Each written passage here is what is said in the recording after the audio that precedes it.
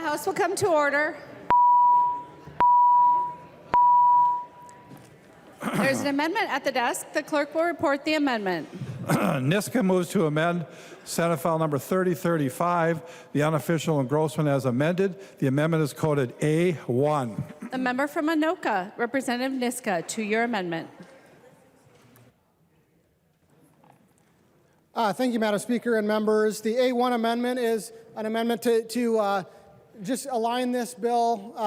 This is specifically targeted at the section that we were discussing before the break about construction contractors, and this would change the way liability is apportioned in this case to make it more consistent with some of the other states that have done this. And in particular, it would allow, clarify the indemnification language and allow a general contractor in their contract with a subcontractor to make sure that the subcontractor has to indemnify and defend them against certain claims, and as well as would allow the general contractor to be able to recoup from the subcontractor such attorney's fees or costs of actually going after them. I appreciate that the bill does go a little ways, as we discussed with Representative Feist, towards providing for some mechanism that the contractor could go after for liability if in the unicorn scenario, I suppose, in which a subcontractor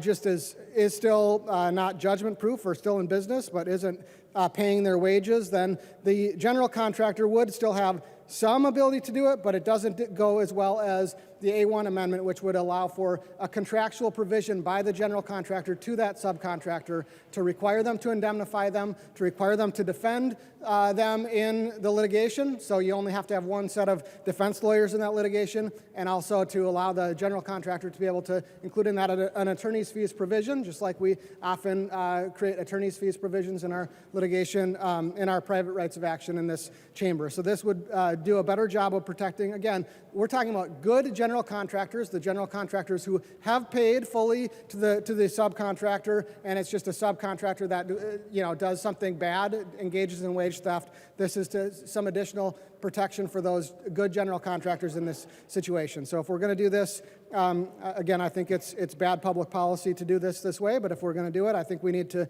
really do a little bit more to protect those good general contractors. So that's why I'm offering the A1 amendment. Thank you. The member from Ramsey, Representative Feist. Thank you, Madam Speaker. Thank you for the suggested language. I do feel like the language that we discussed earlier does provide the necessary protection for the general contractor to be able to assert their rights and recoup any payments that they've made to an unpaid worker. In addition, the language that you've proposed brings into the equation questions of fault and causation, and that creates additional burdens of proof and additional complexity that would make it more difficult for workers to actually get paid. And the purpose of the way this bill is designed is to make it easy for workers to get paid. In addition, in a lot of instances, as I've mentioned earlier, the general contractors will have holdback provisions in their contracts, and so they will have funds that they are owing to the subcontractor that they can then just take those funds out of, so they wouldn't even be out the cost of making sure that those unpaid workers are paid the wages that were stolen from them. And for those reasons, I would oppose this amendment. Thank you. Representative Niska. Thank you, Madam Speaker and members. A couple of points. I want to point members, when Representative Feist talks about a holdback provision, I want to point members to the language that her bill adds in subdivision 5 that says that nothing in this section shall alter the contractor's obligation to pay a subcontractor as set forth in section 33710, except as expressly permitted by this section. There's no reference in section 33710 to allow for a holdback provision of the type of which Representative Feist is talking about. And when Representative Feist talks about creating some additional burdens on the defendant, indemnity among co-defendants is absolutely not at all something that places a burden on a plaintiff, such as a worker whose wages were stolen by a bad subcontractor. It just means that in that lawsuit, where under Representative Feist's bill, the general contractor and the subcontractor are both joint and severally liable. So having an indemnity provision just requires there to be one set of lawyers, because the general contractor, under my amendment, would be able to have an agreement with the subcontractor that they have to indemnify and defend them in that situation. So you would be able to have one set of lawyers for the defendants, against one set of lawyers for the plaintiffs. It actually would simplify the bill, but more importantly, it provides very, very important, necessary protections for, again, the law-abiding, good general contractors who have paid already. These general contractors have paid already, and the bill that we're talking about is potentially exposing them to double payment, it's exposing them to litigation costs to defend it, and it's not allowing them to then, when they do have to sue the subcontractor, be able to require that subcontractor to pay their attorney's fees.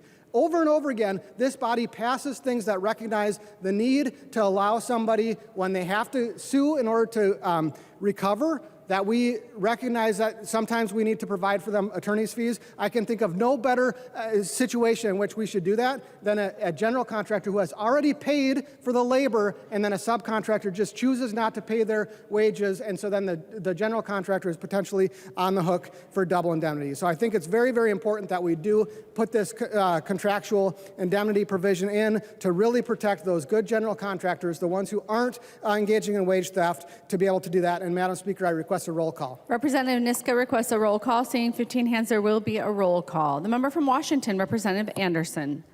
Thank you. I'll be brief. I just want to talk about the holdback provision that the author is discussing. There can be a holdback provision within a contract, but the contract has to be closed out, and it happens quick, be in a construction contract. And it's because you need to get lien waivers from your subs in order for the general to also give lien waivers to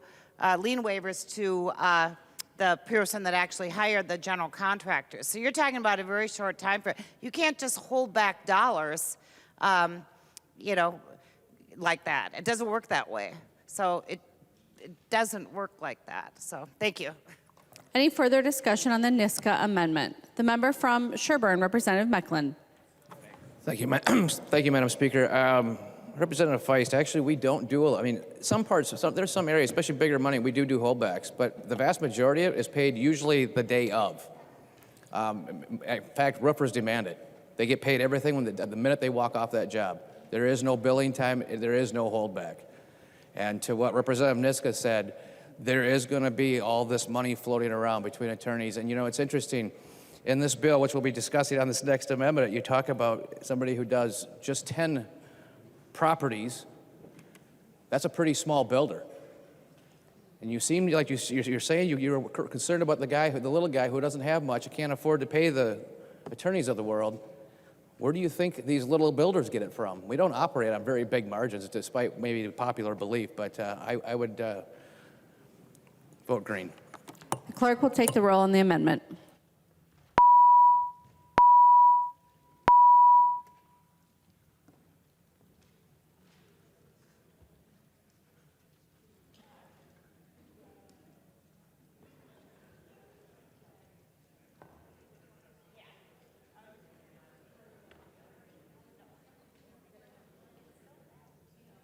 The clerk will close the roll.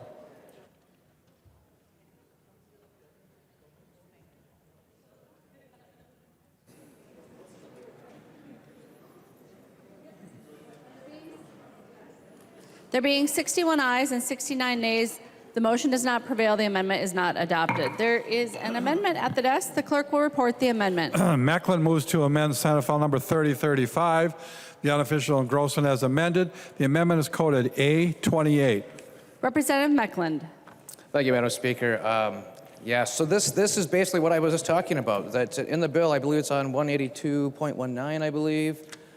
I think. Let me just get there. Correct. 118 to 182.19. You have more than 10 one or two family owner-occupied dwellings. How did we derive at that number 10? I'm not sure who could answer that question, but that's my question. I'm assuming it's Representative Feist, if she will yield to a question. She will yield. Representative Feist. Thank you, Madam Speaker. Thank you, Representative Mecklen, for the question. The number 10 was just settled upon as small enough projects where we believed that wage theft was less prevalent. When you get to construction projects of over 10, the sense was that in that context, wage theft is just as much of a problem as larger construction projects. Representative Meckland. Thank you, Madam Speaker. Do you have any data to show that? I mean, 20 houses a year is a pretty small, very small builder if you're in the building thing. I would just be interested to know if there's anything, if you'll yield to another question. She will yield. Representative Feist. Thank you, Madam Speaker. Thank you for the question. Some reporting has shown that wage theft occurs in over 50% of multifamily construction projects. So it is a very prevalent issue when you get to larger projects, and that is why we settled on 10 as being small enough where we felt that wage theft was less of an issue. Representative Meckland. Thank you, Madam Speaker. So then why did you include 1 or 2 family owner-occupied dwellings, since a 1 would be a single-family home? If she'll yield to another question, Madam Speaker. She will yield. Representative Feist. Thank you, Madam Speaker. A 2-family dwelling that is constructed in isolation would still be a small construction project. Representative Meckland.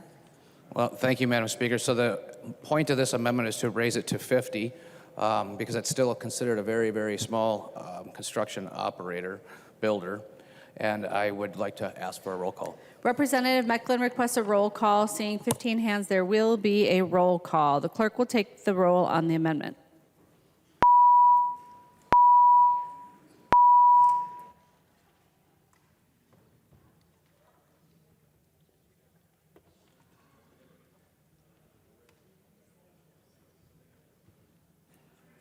The clerk will close the roll.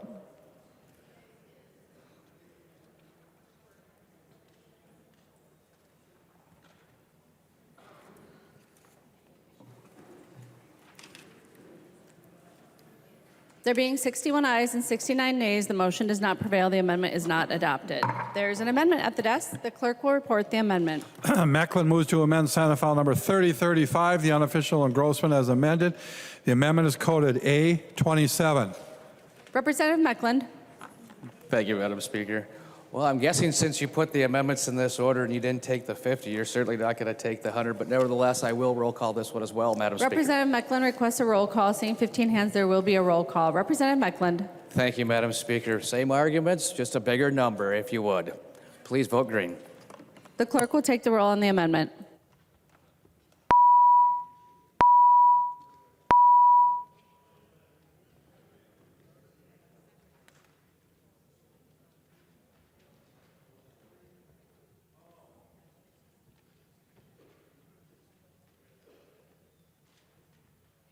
The clerk will close the roll.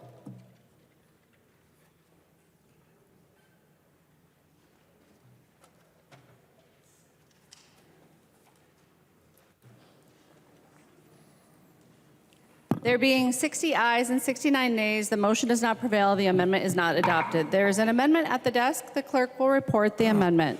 Schultz moves to amend Senate File Number 3035, the unofficial engrossment as amended. The amendment is coded A10. Member from Morrison, Representative Schultz. Thank you, Madam Speaker and members. This has to deal with the earlier conversation that we had regarding registered apprenticeship programs in Minnesota. There is concern in our state and in our community that there are certain registered apprenticeship programs apprenticeship programs that have been introduced in our state and brought to the Department of Labor and Industry. And unfortunately, there have been instances where, despite the fact that they have operated for a year in our state and met the standards, hit the safety issues and concerns, that those particular programs have not been registered and have not been certified. So we are literally changing one word from the 2014 state law on the amendment. If you're tracking with us here, we're 1.10, where we're switching may to shall be approved. And that is my amendment, Madam Speaker. The member from Traverse, Representative Backer. Seeing no discussion, the member from Hennepin, Representative Nelson. Thank you, Madam Speaker. And members, I urge of no vote on this. According to the Department of Labor and Industry, number one, this is adding another section to the bill that's not in the bill. But according to the Department of Labor and Industry, this would put us out of compliance with federal regulations, federal conformity. And just so you know, there are non-union companies out there that have apprenticeship programs. In fact, the ABC, which is the Association of Building Contractors, has an apprenticeship program. So they can be approved, and as was talked about earlier, if everything's done right, it can be done in 2 to 3 weeks. Discussion. Representative Schultz. Thank you, Madam Speaker. And Representative Nelson, I do appreciate that you just mentioned that there was no further discussion on this earlier in session. But let me just say this. This actually is directly dealt with in the statute found in this bill, which is why it's relevant, which I'm sure is why you didn't rise to a point of order on this, is because it's directly before us. This is the way that we make this change to make sure that those in this state, union, non-union, and anyone else under the sun who seeks to bring forward a registered apprenticeship program in Minnesota, that they are able to be granted that registered and certified status based upon the Department of Labor and Industry. To you, Representative Nelson, I'll just say this quickly. In regards to this discussion, we're dealing with state policy right now. The federal government has their own standards over registered apprenticeship programs, and frankly, there are many programs who probably exist here in Minnesota that were federally registered, and so we're working on specifically our state policy, something that you voted for back in 2014, and I'm sure you're rather proud of it. And frankly, you know, again, like I have said earlier, I support registered apprenticeship programs. So let's work with the people who want to do good work in our state, and let's help bring about more registered apprenticeship programs that keep people safe, that properly train the people who are in our workforce. That's what this amendment is about. And so at this time, Madam Speaker, I would ask for a roll call. Representative Schultz requests a roll call. Seeing 15 hands, there will be a roll call. Thank you, Madam Speaker. I appreciate that. And so members, simply vote green on this. This is a great way for us to enhance those abilities for workers across this state to move through a registered apprenticeship program, to enhance safety guidelines across the state, to work with all of those in industry across this state to make sure we have a well-qualified and safe workforce. That's what this amendment is about. Let's vote green on this amendment. Thanks, Madam Speaker. The clerk will take the roll on the amendment.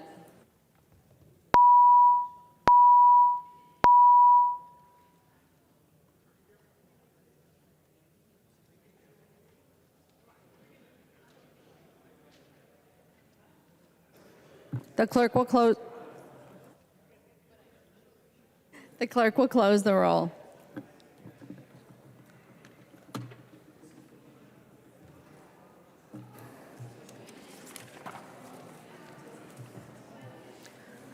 There being 60 ayes and 69 nays, the motion does not prevail. The amendment is not adopted. There is an amendment at the desk. The clerk will report the amendment. Schultz moves to amend Senate File 3035, the unofficial engrossment as amended. The amendment is coded A16. Representative Schultz. Thank you, Madam Speaker and members.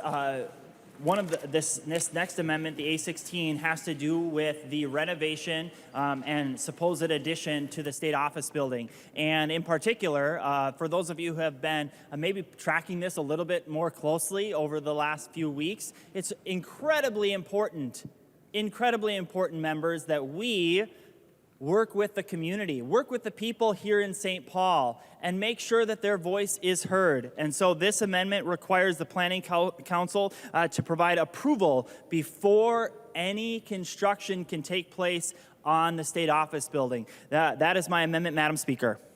The member from Hennepin, Representative Cleavorn. Thank you very much, Madam Speaker. And as my colleague well knows, this is within the jurisdiction of the CAP Board.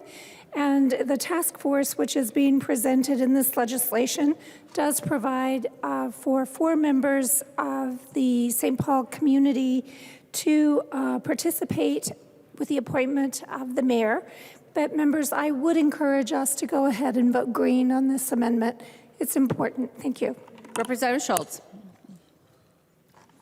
Thank you, Madam Speaker. I appreciate that. And thank you, Representative Cleavorn, for agreeing with me and with the people who live here that it's important to take the input of the people who live here in St. Paul, their community, the place that they live year-round, despite the fact that legislators are only here for a portion of the year, and the importance that it is that we see that they have a vote on whether or not the state office building should see reconstruction, renovation, and addition. And so with that, I urge support of this amendment. All those in favor of the amendment, please say aye. Those opposed, please say no. The motion prevails. The amendment is adopted. There's an amendment at the desk. The clerk will report the amendment. Niska moves to amend Senate File Number 3035, the unofficial engrossment as amended. The amendment is coded A17. The member from Anoka, Representative Niska. Thank you, Madam Speaker and members. This bill is, again, filled with more and more mandates, crushing businesses, trying to drive them out of Minnesota, and it's backed by litigation traps and increased fines. The A17 amendment is dealing with the same issue, the same language that was in the standalone Amazon bill, and so for the same reasons as I offered the amendment on the Amazon bill, I'm offering the A17 amendment, and I ask for your support. Seeing no discussion, all those in favor of the Niska amendment, please say aye. Those opposed, please say no. The motion does not prevail. The amendment is not adopted. There's an amendment at the desk. The clerk will report the amendment. Niska moves to amend Senate File Number 3035, the unofficial engrossment as amended. The amendment is coded A21. The member from Anoka, Representative Niska. Thank you, Madam Speaker and members. Again, this is dealing with the fact that we are over and over in this bill. It's chock full of mandates, crushing businesses, filling and imposing creating litigation traps, creating increased fines. There's no demonstrated need for any of these. It just increases the costs of hiring workers and creating new jobs. Section 4, for example, that this is deleting creates a new civil action that covers just simple notice violations. So if someone doesn't give exactly the right kind of notice, now we are creating an opportunity for some drive-by litigation situation, like the infamous Paul Hansmeier disability situation, and then they'll be able to get attorney's fees and costs. In Section 9, which this also strikes, we're increasing statutory damages. That's just another situation that's going to increase litigation, increase the incentive that abusive litigation is going to happen, and then we're increasing fines over and over again. Again, this is not necessary. If we're going to go down this road of creating these mandates, we need to very carefully calibrate the remedies and carefully calibrate the litigation, the causes of action, not just crush businesses with more threatened litigation, with more fines and more costs of lawyers. And the A21 amendment is doing that, so I'm asking for your support. Seeing no discussion, all those in favor of the amendment, please say aye. Those opposed, please say no. The motion does not prevail. The amendment is not adopted. There is an amendment at the desk. The clerk will report the amendment. McDonald moves to amend Senate File Number 3035, the unofficial engrossment as amended. The amendment is coded A20. The member from Wright, Representative McDonald. Thank you, Madam Speaker. My amendment is page 152 of the bill, if you're following along. Section 15, or no, I'm sorry, we're at Section 152. Anyway, so Section 15. Basically what it does is it takes the fines that you have doubled in this bill and brings them down to the current fine for any mistake made by a job creator or an employer. Currently, the fine in Minnesota for Dolly is for an employer is $7,000, but your bill, Representative Nelson, raises it to $15,625, more than doubles the fine. And although I'll give you some credit where credit is due, in the bill it does say that they may fine this particularly fine, but it is very expensive. And at a time where our businesses and employers are recovering from a very tough 3 years, shutdowns by Governor Walz, employees, a lack of job of employees to find for work, and a time that they're finally recovering, and I'll recover with my speech as well, this fine is onerous, it's way too high, and it doesn't give the job creators an opportunity to watch the laws. The laws here for wage theft and other employers' laws in the state are changing at such a rapid pace that it will be difficult for our job creators to keep up with the laws that you're passing so quickly. The wage theft law that we passed 2 years ago was the strongest wage theft law in the nation, and we haven't even given it an opportunity for that to take root, to see if it's working. And yet there's even more laws that are creating. That's the problem with this place I've observed over the 13 years I've been here. We pass laws upon laws upon laws, and we pretty much forget what we did 2 years ago with the last session and don't even allow those laws that we passed to take root. Instead, we throw more money at it, more regulation, more mandates, more tests, more pilot projects. I've seen that galore here down here. So have a little empathy for the job creators who are trying to keep up with the crazy pace in which we do business down here, Madam Speaker, and give them a break. My amendment does not reduce the current fines on the state statutes right now. It just merely will not allow you to double the fines for a clerical error or mistake by our employers. So give them a break. Let's bring it back to current law. Let's not more than double the fine for our job creators. I hope you'll agree with me, Madam Speaker, and the rest of you would support my amendment and vote green. The member from Dakota, Representative Koznick. Thank you, Madam Speaker. And members, this is another mandate-heavy bill that will actually do more harm to create economic activity and job growth in our state than the bill does to promote it.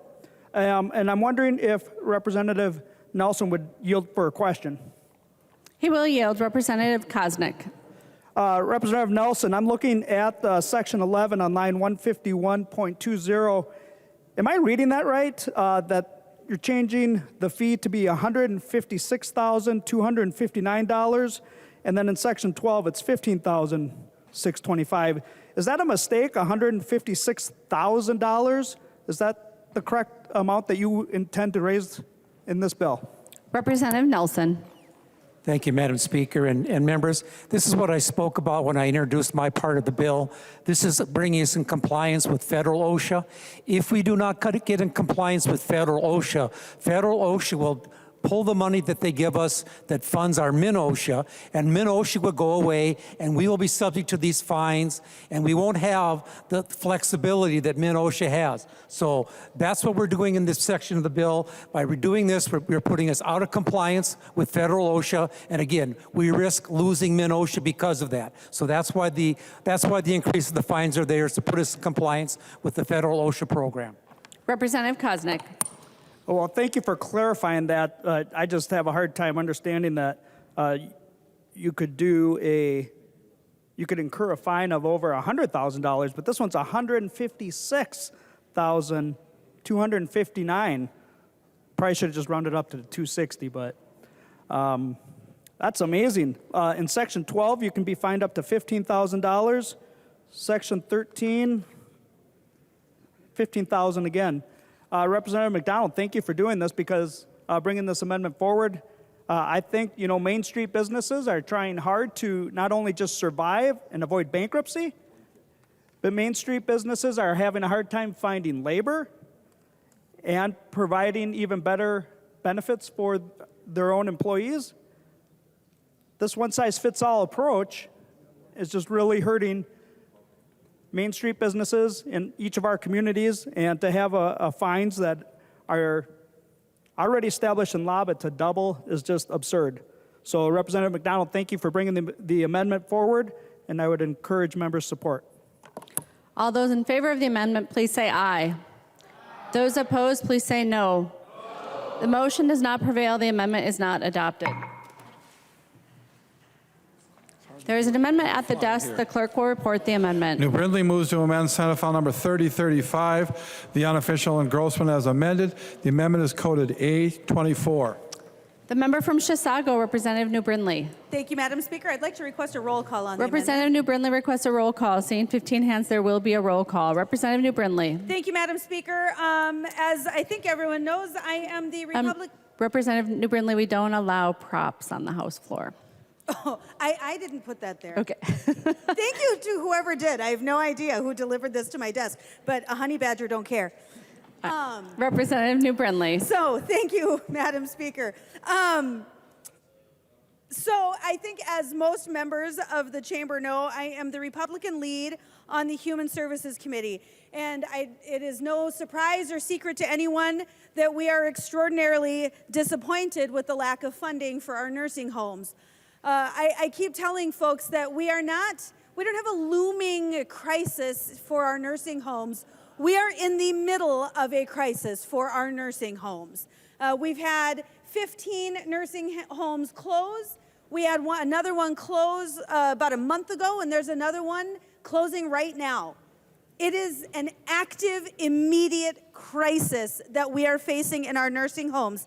So the A24 amendment, I mean, literally, folks, I mean, it's so sad that we are trying to nickel and dime and find any little bit of money that we can that should be directed to our nursing homes. So the A24 amendment, we managed to find about a little over $6 million that we should be able to put into our nursing homes via the nursing home labor stabilization grants. These grants provide additional resources for recruitment and retention grants to nursing homes across the state, and I would ask for a green vote. The member from Hennepin, Representative Nelson. Thank you, Madam Speaker. Members, this is stealing the money from the wage theft enforcement part of the bill, and so I urge a no vote. Further discussion? Seeing none, the clerk will Representative New Brindley. You want to go last? Representative Franson would also like to speak. The member from Douglas, Representative Franson. Thank you, Madam Speaker and members. Recently, it was April 22nd, 2023, so just a couple days ago, the Star Tribune editorial board wrote a scathing piece called More Help Vital for Minnesota's Nursing Homes. And in it, there is a little paragraph in here that basically says, hey, legislature, fund the nursing homes. They need funding now. These facilities, it says, are now facing an existential threat from financial headwinds, and Minnesota lawmakers need to take heed and act swiftly. Specifically, a robust, short-term aid package this session should be a priority to help these facilities weather post-pandemic staffing challenges and inflation. They need help. That's what we're trying to do. I just heard the member over there say we were stealing money. Well, guess what? Nursing homes right now are facing a crisis of closures. This is terrible, awful, what is happening. We may have grandmas and grandpas displaced and homeless because there's nowhere for them to go. So members, we should be supporting the 823 amendment by Representative Ann New Brindley and the 824. Are we on the 24? Yes, the 24. We need to make seniors a priority. So vote for the A23 amendment. And Representative Ann New Brindley, thank you for introducing this legislation. We are not stealing any money. First off, it's the taxpayers' money. So technically, I guess the legislature is stealing the taxpayer dollars.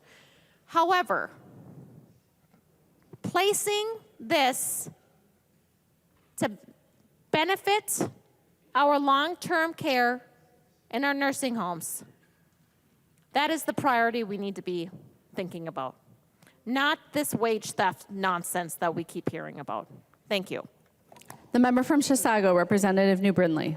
Thank you, Madam Speaker. I would like to address this idea that we are stealing from wage theft. Frankly, the majority has given more money to wage theft than they have to our nursing homes. And that's a pittance at just over $4 million. They gave $4 million to wage theft, but they could only find $3.9 million for our critical access nursing homes, and only for critical access. But guess what? Those are not the only nursing homes that are closing. We have nursing homes closing their doors across the state. But we've given more money to wage theft than we have to our nursing homes. And not to mention that it was just the last budget.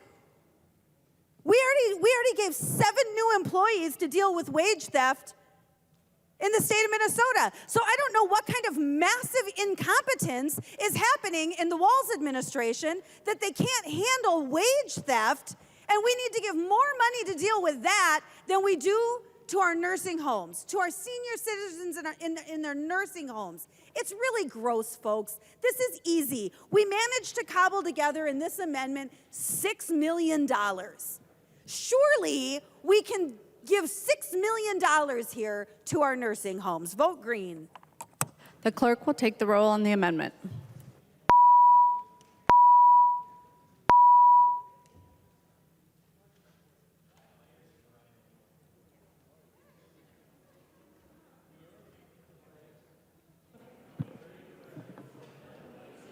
The clerk will close the roll.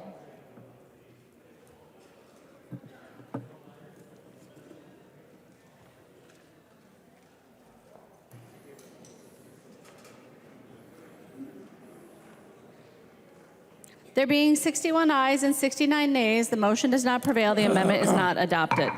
There is an amendment at the desk. The clerk will report the amendment. New Brindley moves to amend Senate File Number 3035, the unofficial engrossment as amended. The amendment is coded A23. Representative New Brindley. Thank you, Madam Speaker. Sadly, this amendment, we managed to just find $1 million. However, it's $1 million much better spent. In the underlying language, we've got this Nursing Home Workforce Standards Board, which frankly is silliness. We can tell you what the problem is in our nursing homes, and it's that they don't have enough money. So rather than spending $1 million for a workforce standards board to tell us that nursing homes need more money, how about we take that $1 million and give it to our nursing homes? It's a much better use of those funds. Again, it's $1 million, but at this point, with the $3.9 million pittance that our nursing homes have been given, I'll take $1 million if I can get it. Please vote yes. Seeing no discussion, the member from St. Louis, Representative Zalesnikar. Thank you, Madam Speaker, and thank you, Representative Brindley. I think the underlying thing is, you know, this session, I'm starting to think somebody needs to have a nonprofit to ask money for nursing homes, and that's how we would best get it funded this session, because we've done child care stabilization grants. We've got nonprofit nursing homes and for-profit nursing homes. We have rate equalization, which I'll give you an education class, means that private-owned nursing homes can't increase the rate. They have to take the same rate as the medical assistance rate. So we set that too here. We meaning myself and all of you, because now I'm here. So the reality is nursing homes have no way to stabilize. We've done child care stabilization. And now we're going to have a new workforce board, and we're going to have ombudsmen, more ombudsmen. We are fixated on seeing how many people can tell us the problem. But we have 2 ears, each one of us, to hear what the problem is. We are giving mandates, and we are not giving money. It's pretty simple. And if you don't want to hear that, that's one thing, but that's the fact. So I'm thinking that I'm going to advise the nursing homes to submit nonprofits, because they're going to have a better chance of funding their nursing homes for the next 5 years. Thank you. The member from Hennepin, Representative Agbaje. Thank you, Madam Speaker. I just want to quickly say that the Nursing Home Standards Board is really meant to support and protect the workers. It is a way for us to standardize across this industry that needs a lot of support, ensuring that the compensation that comes to the nursing homes, which we know they get millions of dollars, is done in a way that all three, the regulators, the employers, and the employees, have a voice here. So I would just encourage members to vote no on this amendment. We are figuring it out, and we are figuring out ways to address our nursing home funding and their shortages as well. Thank you. Representative New Brindley. Thank you, Madam Speaker. I am dying to see the results of working on nursing home funding, because I'm the lead on the committee, been screaming at the top of my lungs this entire session. I have yet to see it. So I hope that is true. Before we go on, Madam Speaker, I'd like to request a roll call Representative on this. New Brindley requests a roll call. Seeing 15 hands, there will be a roll call. Representative New Brindley. Thank you, Madam Speaker. I would just reiterate, this is to protect the workers. You know what the workers want? Wages. They want more money. That's what the workers want. That's what the workers need. Republicans want to give it to them. Let's vote green. The clerk will take the roll on the amendment.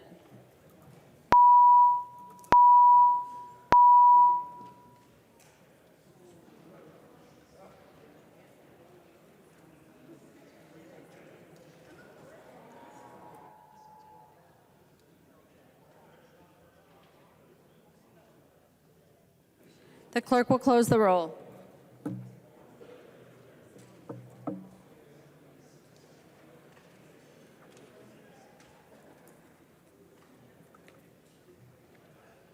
There being 61 ayes and 69 nays, the motion does not prevail. The amendment is not adopted. There is an amendment at the desk. The clerk will report the amendment. New Brindley moves to amend Senate File 3035, the unofficial engrossment as amended. The amendment is coded A22. Representative New Brindley. Thank you, Madam Speaker. I'm going to assume that the last two amendments were voted no because folks were waiting to actually fund nursing homes at a slightly more reasonable number. Now, it's not what our nursing homes need, but it will at least help. And so this final amendment will give a little bit more money to our nursing homes. And, you know, interestingly, this provision in the bill didn't show up until we saw an omnibus bill. It's not something that was ever heard. It was a governor's proposal. And frankly, there's money in this for 5 different sectors. And so we're just going to cut to the chase and not water down all of this money. And we're going to put this money where it actually needs to be spent, and that's caring for our senior citizens in nursing homes. And I would ask for a green vote. Discussion. Representative Robbins.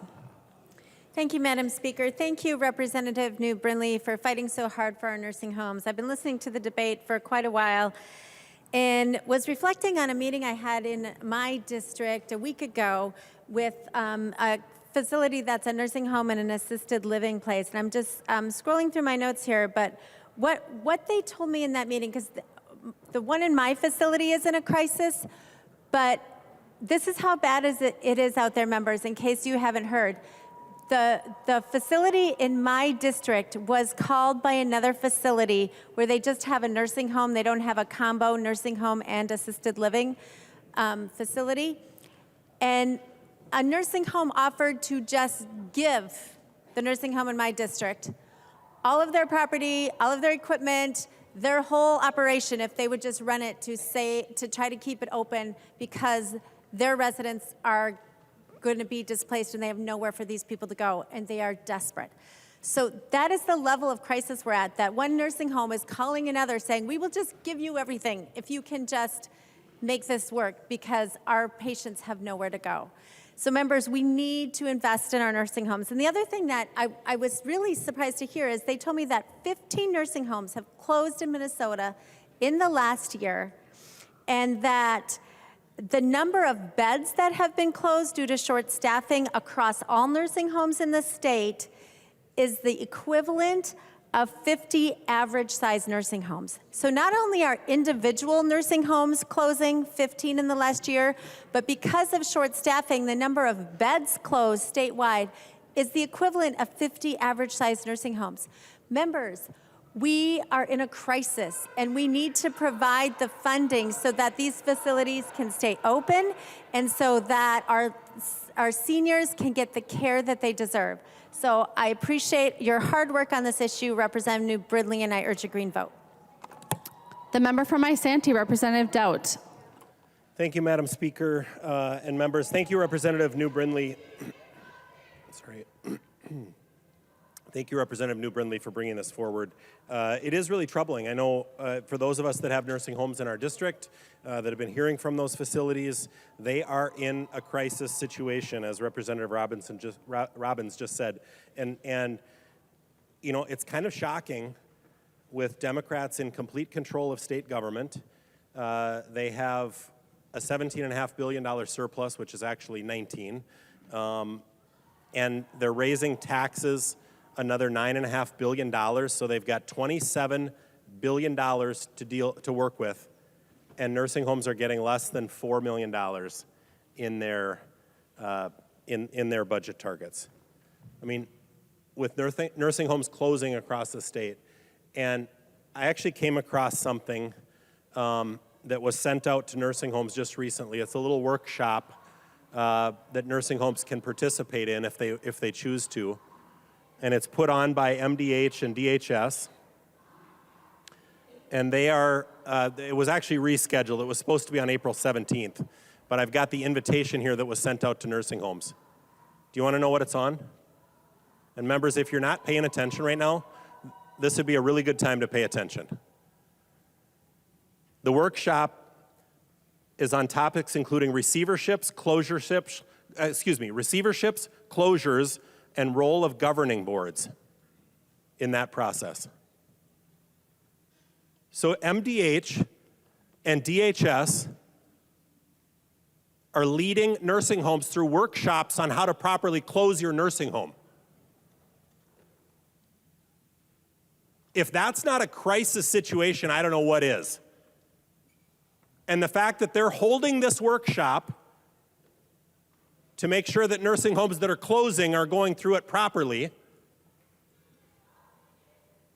and we're sitting here on $27 billion and not intervening? For the most vulnerable citizens amongst us,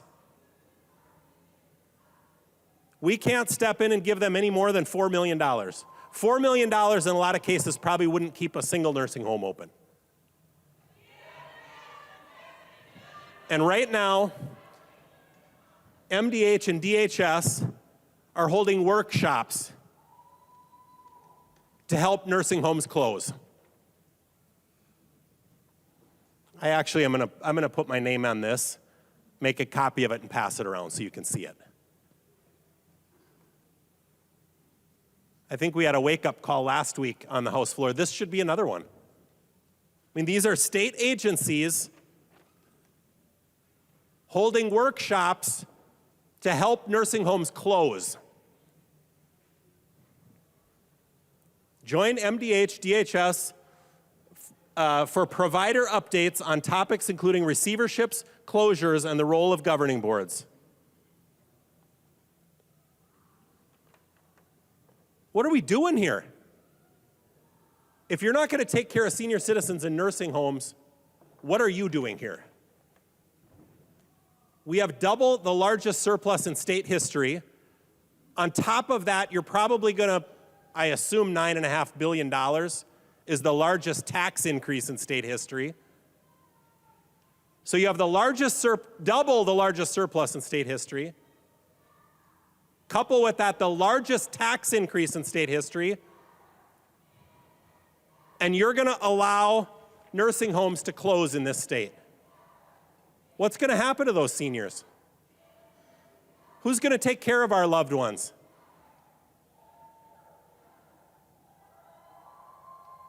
I hope the answers are in your computers that you're looking at right now. But Representative New, thank you for bringing this forward, because this should be a wake-up call. This is an opportunity for everybody to actually put the priority where it should be on taking care of the people in our society who need it the most, who spent their lives taking care of us. And now the least we could do is take care of them. And it's not like we don't have enough money. We have $27 billion. I talked last week on the education bill that that's enough money to double our investment in education. Not just the measly 4% that you're doing that won't fully fund education at your own admission. That's enough money to double the money we spend on education. We're talking real money here.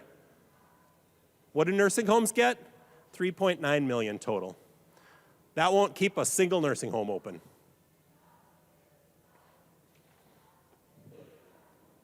And our own state agencies see the train coming down the tracks, and they're leading workshops to help nursing homes close.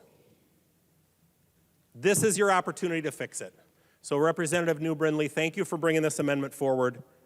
I, for one, am going to vote for your amendment because I think we should help those people. I think of all the people in the state who have helped us is the people that are in nursing homes right now that need our help.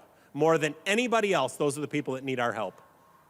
And I haven't, for the time that I have been here, I've never been able to figure out why Democrats don't want to fund nursing homes. The only thing I can think of is it's not the right brand of union. And I don't get it. But it's been consistent the whole time that I've been here. Democrats have been against funding nursing homes. And I just don't understand it. And that's, it's difficult sometimes when you have a $1 or $2 billion surplus, maybe to find the money. But we have a 50% surplus. We have a 50% surplus. Okay, now it's Republicans who are coming through the door. Maybe we could find another door to go through. We have a 50% surplus in our budget, $27 billion. With the surplus you have and the taxes you're raising, and you can only find $3.9 million to give to nursing homes, which won't prevent a single nursing home from closing. And our agencies are conducting workshops on how to close your nursing home. I'd love to see the agenda to see if they're telling nursing homes, what are you going to do with those people? Where are you going to send them?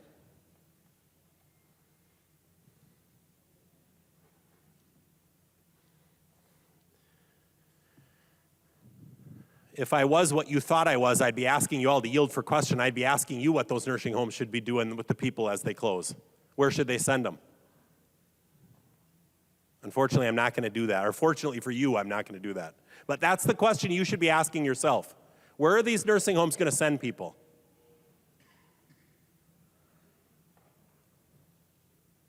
And what are you doing to help the situation? The answer is zero. Here's your opportunity. Vote yes on Representative New Brindley's amendment, and thank you, Representative New, for bringing that forward. I'm going to pass this sheet out. It'll come out to you shortly. The member from St. Louis, Representative Zalesnikar. Thank you, Madam Speaker, and thank you, Representative Dowd and Representative New Brindley. I hope you will support this.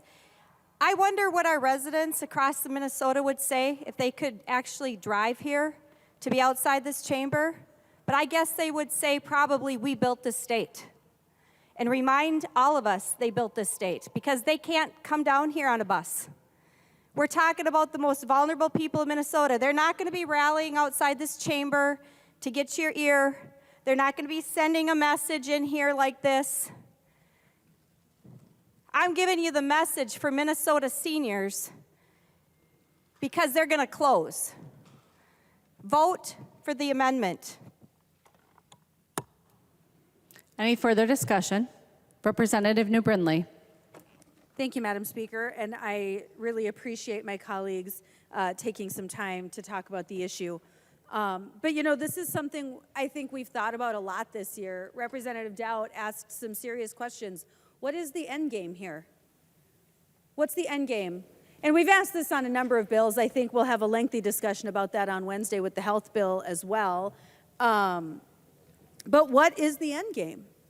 As our nursing homes close, Representative Keel had a nursing home close probably about a month ago now. It's in Crookston, Minnesota. There's nothing. There is no other facility close to Crookston. And every one of those residents is being displaced.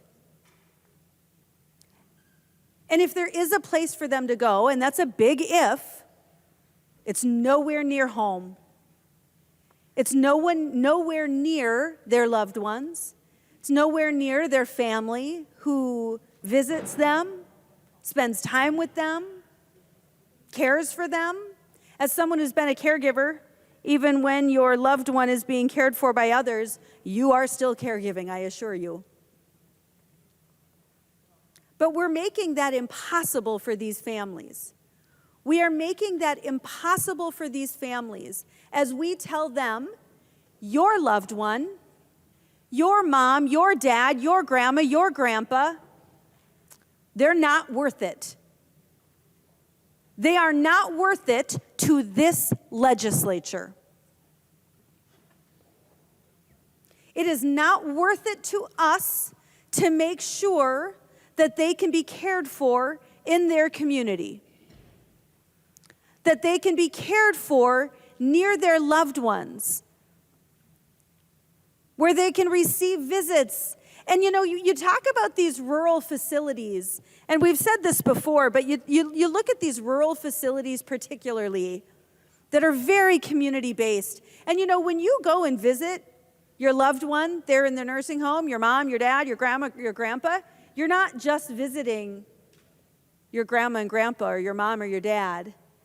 You're visiting your neighbor down the road who helped raise you when you were a kid.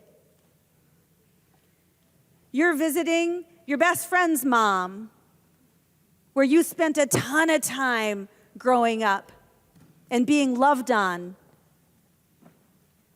by that mom.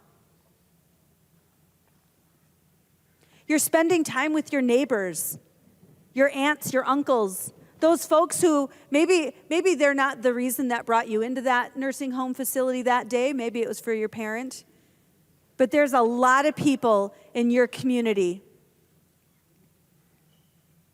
who you've received love from, and now you just want to love on them. And our seniors deserve that. The people who raised us deserve that. In the sunset of their lives, they deserve to feel loved and cared for by us. This amendment, we cobbled together $137 million. And we didn't leave anything in the dust. We took some money out of several different pots to cobble this money together. But frankly, it is the least that we can do to care for and love the people who cared for and loved us. And Madam Speaker, I would like a roll call on the amendment, please. Representative New Brindley requests a roll call. Seeing 15 hands, there will be a roll call. And I ask for compassion. Please think about what you're doing here. Vote yes. Seeing no further discussion, the clerk will take the roll on the amendment.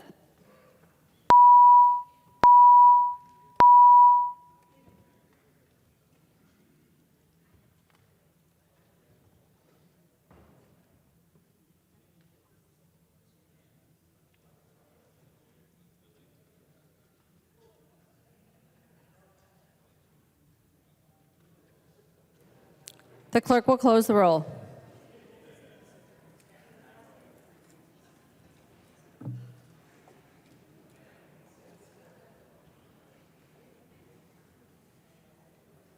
There being 61 ayes and 69 nays, the motion does not prevail. The amendment is not adopted. There's an amendment at the desk. The clerk will report the amendment. IGO moves to amend Senate File number 3035, the unofficial engrossment as amended. The amendment is coded A13.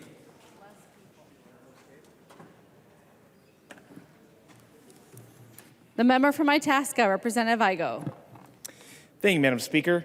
This amendment today is going to be doing something that we need to be doing to bolster our economic development here in the state of Minnesota.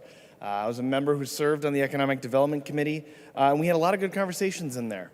But one thing we never talked about or never passed or put into the bill in front of us today is anything to actually help with economic development. We handed out a lot of checks. We talked about spending a lot of money, a lot to those nonprofits that were talked about earlier, but we actually didn't do anything to make this state a state to want to do business in. Representative McDonald earlier tonight talked about the article about Mr. Wonderful in North Dakota and the investments going on there. And one of the reasons why is because of our state's permitting and regulation systems. They are old, they are default, and they don't work for people that want to come here and do business. Now, not only is that fair for the businesses in our state, it's not fair for the communities. One of the biggest conversations we're having in economic development, whether it be here in St. Paul, whether it be back in the communities that we represent, whether it be nationally, is that we need to find ways to have streamlined and transparent systems for us to be able to permit and regulate different types of industries. So the amendment in front of us today is going to be doing just that, in offering transparency to Minnesota's permitting systems. This isn't changing any regulations, this is just having transparency in that system. So a community like Representative Davis and I's Cohasset, when they're talking about building a $500 million wood plant, has the transparency to know that those permits they apply for are going to be set deadlines, and they're going to be able to know where that's at. So that's for a soybean crushing facility in Crookston, is going to know how long it's going to take to get their investment on the road and start hiring people, so they don't leave and go to in North Dakota. For a place like Talon Metals, so they're not going to leave and go to North Dakota. For other Fortune 100 companies that exist here in the Twin Cities that are considering leaving the state over the uncertainties that are in front of them. This is a chance for every member in this chamber to vote for real economic development, to start making Minnesota a place where site selectors, who are national people, can start looking at Minnesota and saying they are open for business. Every member in here agrees that we have the greatest workforce in the country, if not the world. I would say the world. But we need to have a state that's ready to accept the businesses that want to provide those jobs and provide family wages to those people across our state. I was so disappointed that the Economic Development Bill didn't do anything to address this. That's why I'm on the House floor here today offering this amendment, and I'm hoping we can take this on as friendly. But with that, Madam Speaker, I'd like to request a roll call. Representative Igo requests a roll call. Seeing 15 hands, there will be a roll call. Thank you, Madam Speaker. The member from Blue Madam Earth. Speaker, I rise to a point of order under Representative House Rule 3.21. Frederick. Madam Speaker, under House Rule 3.21, motions and propositions must be germane. A motion or proposition on a subject different from that under consideration must not be admitted under the guise of being an amendment. A motion, amendment, or other proposition offered to the House is out of order if it is not germane to the matter under consideration. The A13 amendment introduces a new chapter and a new section to the bill, and I ask that you find this point of order well taken. I find the point of order well taken. Representative Igo. Madam Speaker, I'd like to appeal the ruling of the Speaker and request a roll call. Representative Igo appeals the ruling of the Speaker, requests a roll call. Seeing 15 hands, there will be a roll call. Representative Igo. Thank you, Madam Speaker. Again, I kind of said it in my opening remarks there, but this is offering the chance to the whole Minnesota House to actually invest in something that's going to change economic development. This is directly tied to the Economic Development Committee. I understand that you can get into the technicalities of chapters of law, but this is something we should have heard in committee and should have been working on, instead of talking about how much money we were going to write to different nonprofits around the state. And when we get to third reading, I'm going to talk about the discrepancies in that and talk about the inequities that exist in there. This is a chance to help people that live in my district in the Iron Range, just as much as it would help people that live right here in St. Paul. This is 100% germane and relevant to what we're discussing today. I would urge a red vote on this appeal so we can actually take this vote today and add this to the bill. Thank you. Seeing no further discussion, the clerk will take the roll on the appeal.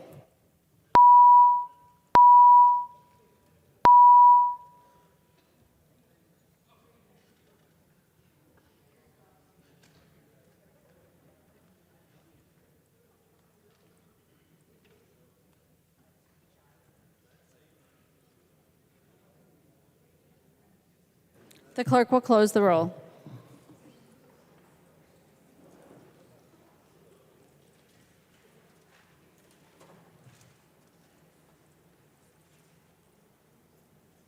There being 69 ayes and 61 nays, it is a judgment of the House that the decision of the Speaker shall stand. There are no further amendments at the desk. The clerk will give the bill its third reading. Third reading, Senate File Number 3035, as amended. Third reading as amended. The member from Washington, Representative Weens. Madam Speaker, Chair Zhang, and other members of Workforce, it's been my pleasure to work, and I was very excited about all the different prospects that came in, all the opportunities for workforce training. Yet I thought, there's a problem here. Kuwachi, Uchipao. What the problem and how to solve it. And I went back to a time in a land far away of which my call sign was Monster. That's a two-beer conversation for a later time. But I did strategy, plans, and policy, and we always had a problem statement to figure out how we were going to achieve victory in the situation. My boss was Voodoo 6. That's a three-beer conversation for later. And I would approach Voodoo 6 and read the problem statement is how to attain full employment, achievable, sustainable, by which we have the environment in order to do this. Voodoo 6 would give some initial guidance, like, hey, we've got to win this thing. How do we win this thing? What are the key waypoints in this? And then finish with the desired end state. And the desired end state is we've got to do this as a team. We've got to achieve this and stay together. I would take that guidance, work it through a couple of different planning mechanisms we would use, and I would come back. And we would have a conversation about what the challenges are, the obstacles, and what our resources were. We use the familiar term in our group as Schlitz, and I'll keep this clean. Schlitz is resources, so that can be time, that can be money, that can be personnel, to achieve the particular goal, which is this achievable, sustainable, thriving business community as well as full employment. And to achieve that, we need to have all team members moving forward. And in that, there is the issue of uncertainty with our business climate. How do we afford to move forward so that we're generating all this workforce, whether it's graduating kids from school or students from school, or it's our new Minnesotans, or it's people transitioning in the workforce going through programs. They have to have a landing spot. It's a system where we have a place for them to go and to be not only productive workers in our society, but enjoying that, and also thriving in our business community. At the end of the conversation, as we would come to a point where we have a decision how to employ those resources or the Schlitz on this environment, I would get probably a word similar to this, is retain a little bit of the Schlitz that we're applying in the workforce generation, and also comforting those that are uncertain in the business community through strategic communication from our leadership. Our business community, we need to understand if they're leaving, why they're leaving, if they're having troubles here, how can we alleviate that? And that strategic communication needs to come from the top, and it needs to be continually sent. And Voodoo 6 would say something like, retain a little bit of that Schlitz. Since this is about workforce, why don't we retain a little bit of that resource and apply it to those who have been in the resource or been in the workforce their whole lives? And why don't we stop taxing Social Security? Why don't we honor those in the workforce? So at the end of the day, as we go forward, I would just ask that we honor the workforce that has gone before us, and that we continue to work together to find equitable solutions for the business community as well as the workforce generation. Thank you, Madam Speaker. The member from Hennepin, Representative Sensor Murrah.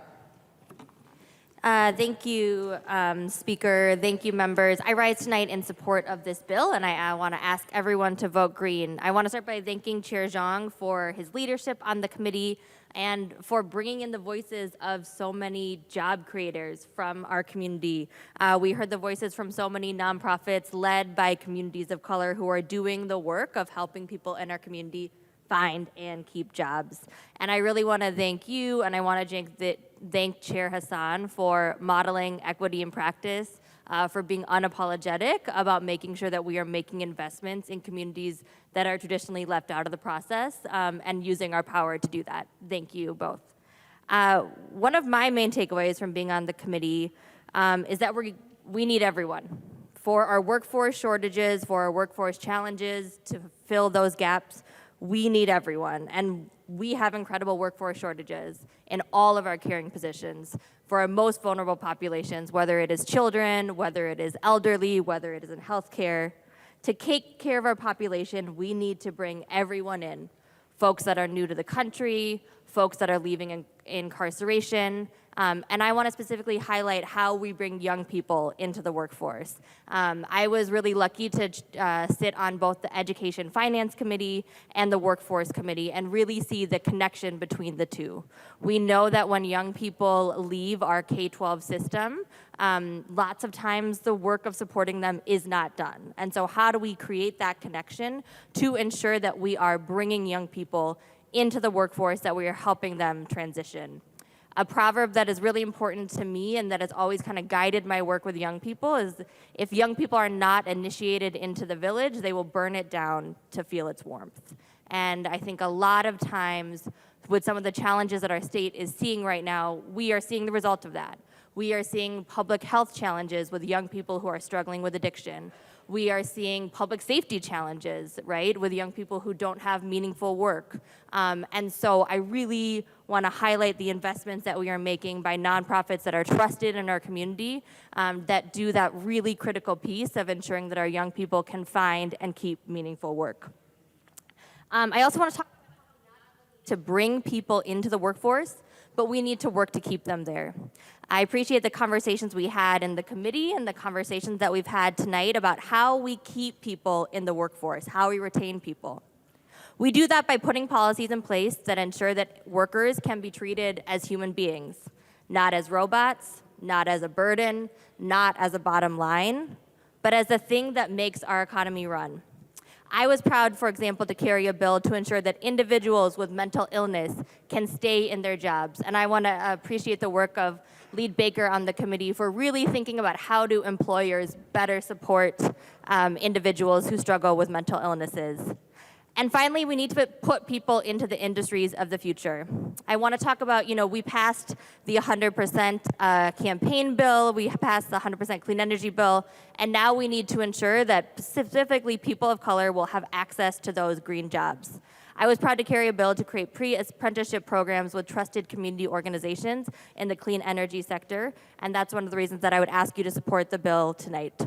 For our workforce, we need everyone. For our workforce, we need to keep everyone. And we do that by investing in workforce development, training, and policies that create workplaces where everyone is treated with dignity. Members, please vote green. Thank you. The member from Itasca, Representative Igo. Thank you, Madam Speaker. Speaking to the bill as a whole now, I'll just kind of get back to what I was talking about when I wish we could have taken that amendment. In the Economic Development Committee, which all the provisions that we had in there in this bill today, we spent a lot of time talking about disparities, inequalities, differences, and the struggles that not only do we see here in Metro Minnesota, but also Greater Minnesota. And there was good conversation on both sides. I won't deny that. But the thing that was lacking that we're getting that was forgotten along that way is that the needs of all Minnesotans are different. In that sometimes it's more than just investing $176 million into Minneapolis and saying, oh, well, we can give this part of the state $5 million, $10 million. If there was a theme for the Economic Development Committee, it would have been the big, gigantic checks that you get from Publishers Clearinghouse. That was the Economic Development Committee this year.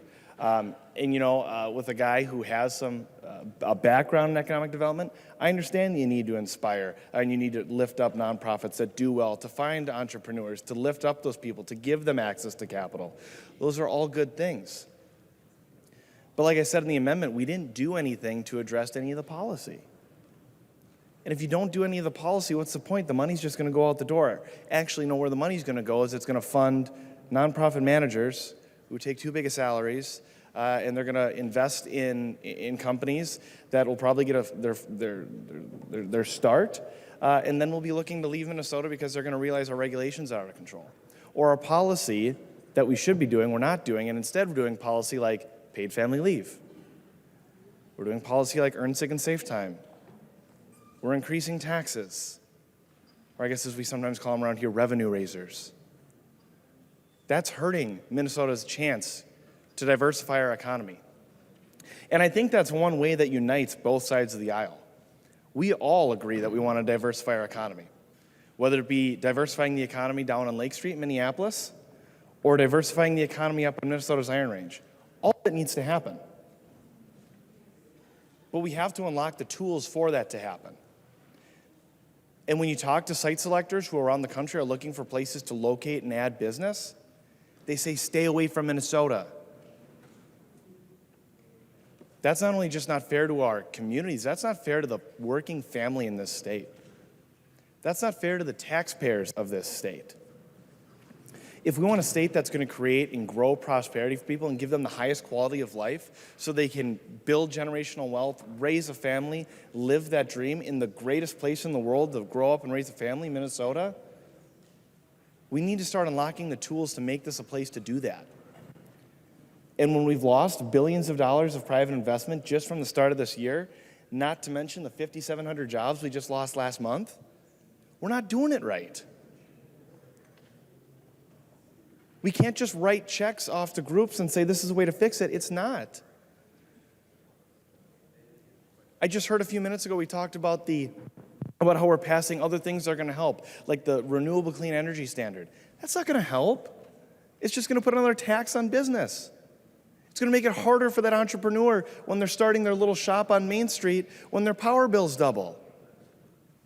That's going to mean they can hire one less employee. That means their margins become that much closer. The bill that we have in front of us today is a huge missed opportunity.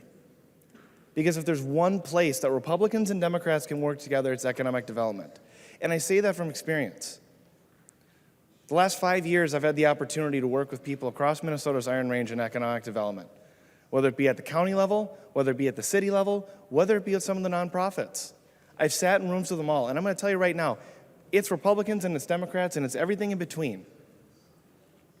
But we all agree that we need to do something. And the biggest ask isn't, can we get more money? That's never the first ask. It's how can we be more attractive? How can we bring people here to live here and thrive here? Part of the conversation we had tonight was about making sure we can stabilize our home prices. This bill is going to increase the price of owning a home. So now if our housing prices are going through the roof, our electric prices are going through the roof, and we have permitting and regulations that are standing in the way of business doing anything, I guess that's right. I guess the only thing left to do is write checks at the cost of the taxpayers where they're not going to see any return on investment. One of the big proposals in the bill is to invest a lot in the city of Minneapolis and help them rebuild. I have no problem with that. We need to support those communities. They went through a lot out of no fault of their own. Minnesotans need to take care of each other. But what about my communities?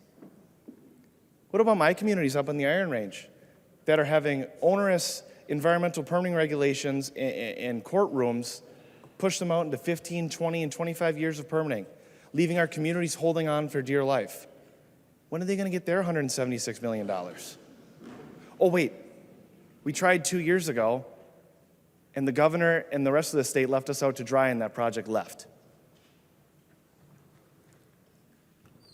I'm passionate about this, just like everyone on the other side of the aisle. But we got to start working together on this, or Minnesotans are going to suffer. The next generation is going to suffer. So I'm pretty sad in this bill today because I wanted to support an economic development bill. I really did. It's one of my greatest passions. It's why I went to college for that. It's why I've been working with people for the last 5, 6 years on it. It's why I'm proud to be a part of the IRRB. Because we find ways to create partnerships and grow and find ways to utilize our state agencies.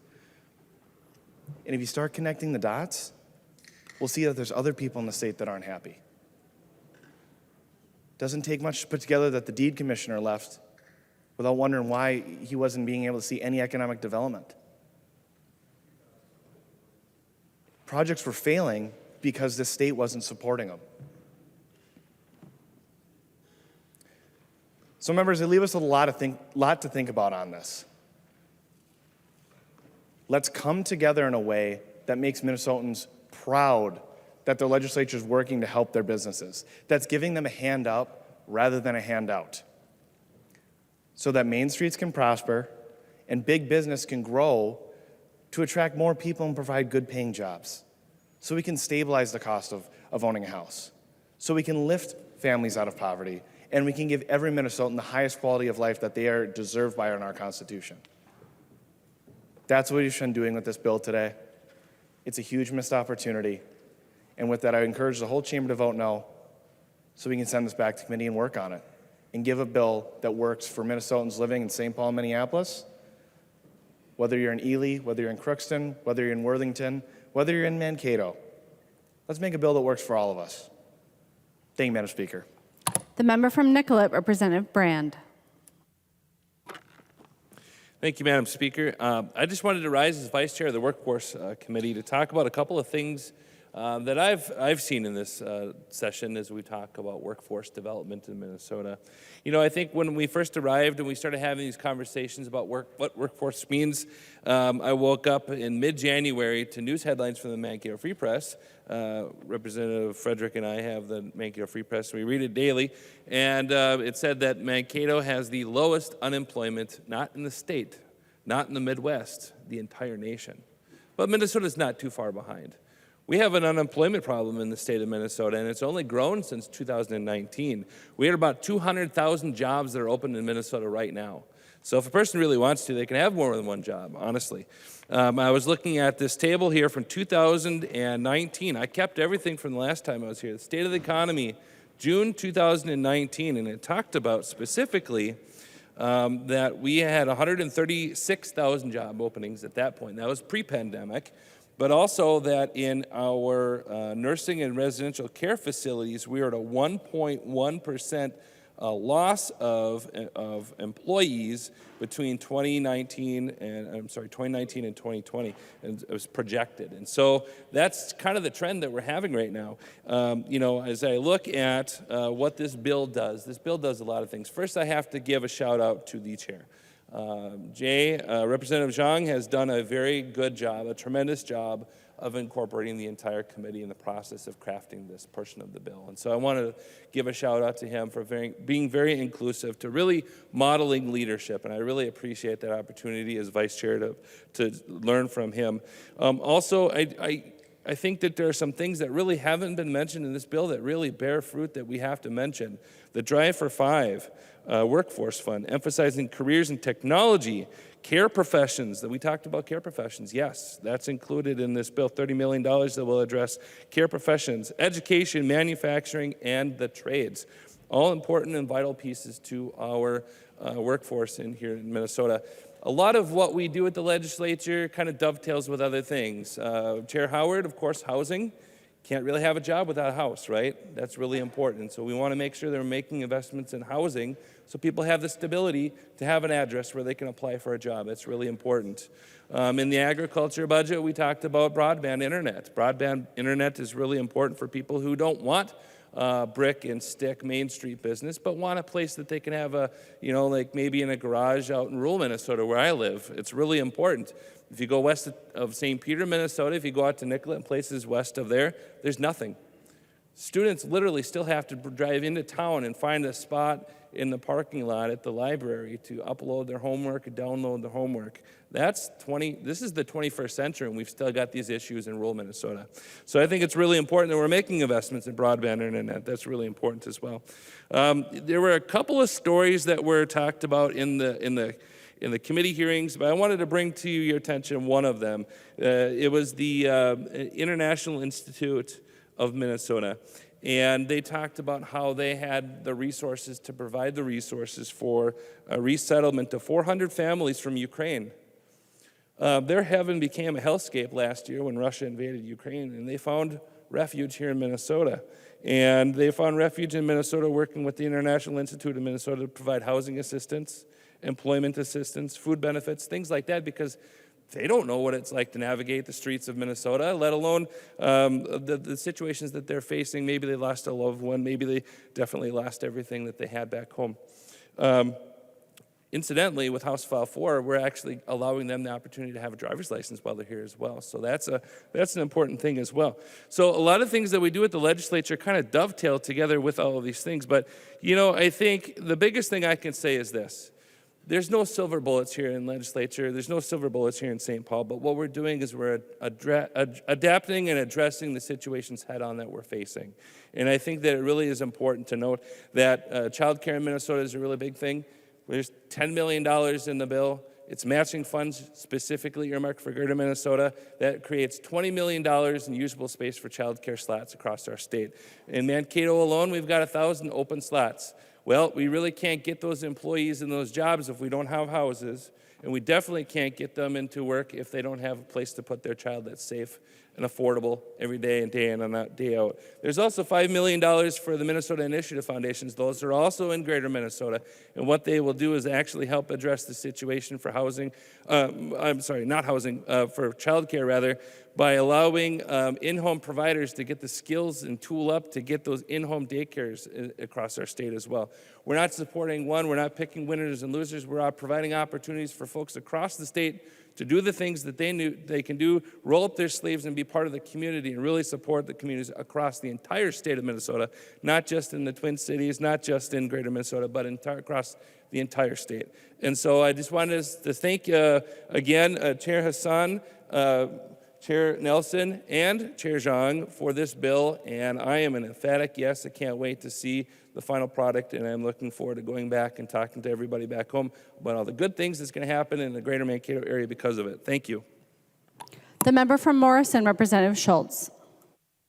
Thank you, Madam Speaker and members, for the conversation and debate tonight on this bill.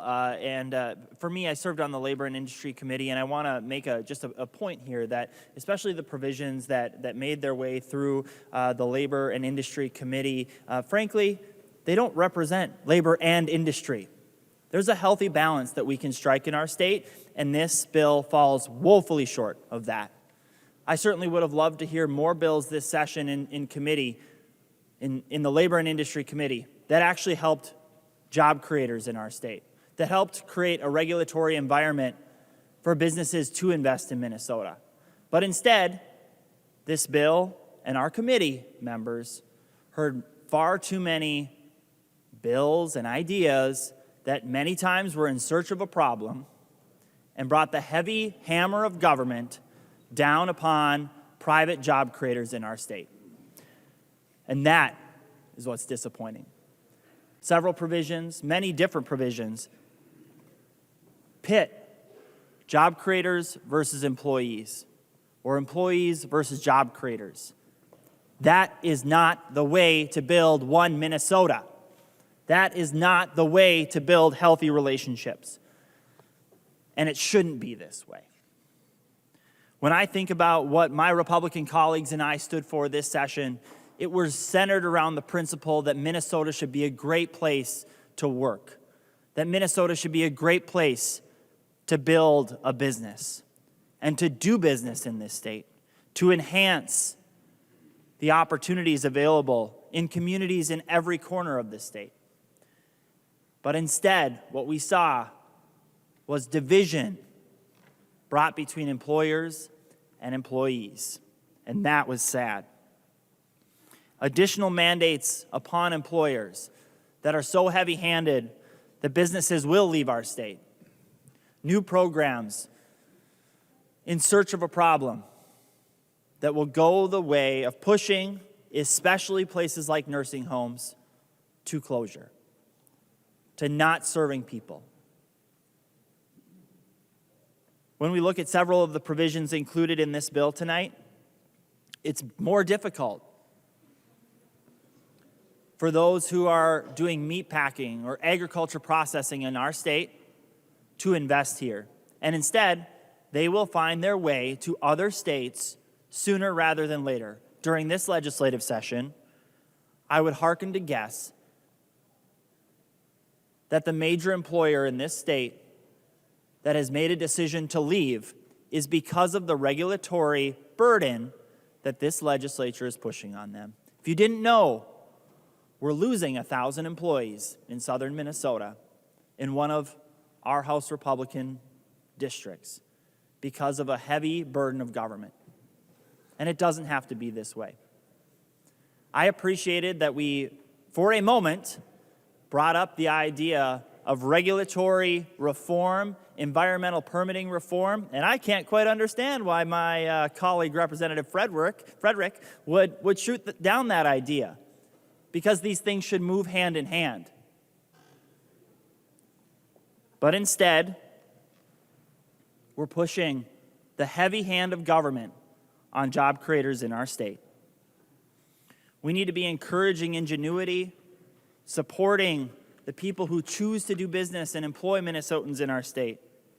Make Minnesota competitive for business to help us thrive so that we have rising wages in our state, not through government, but through the private marketplace.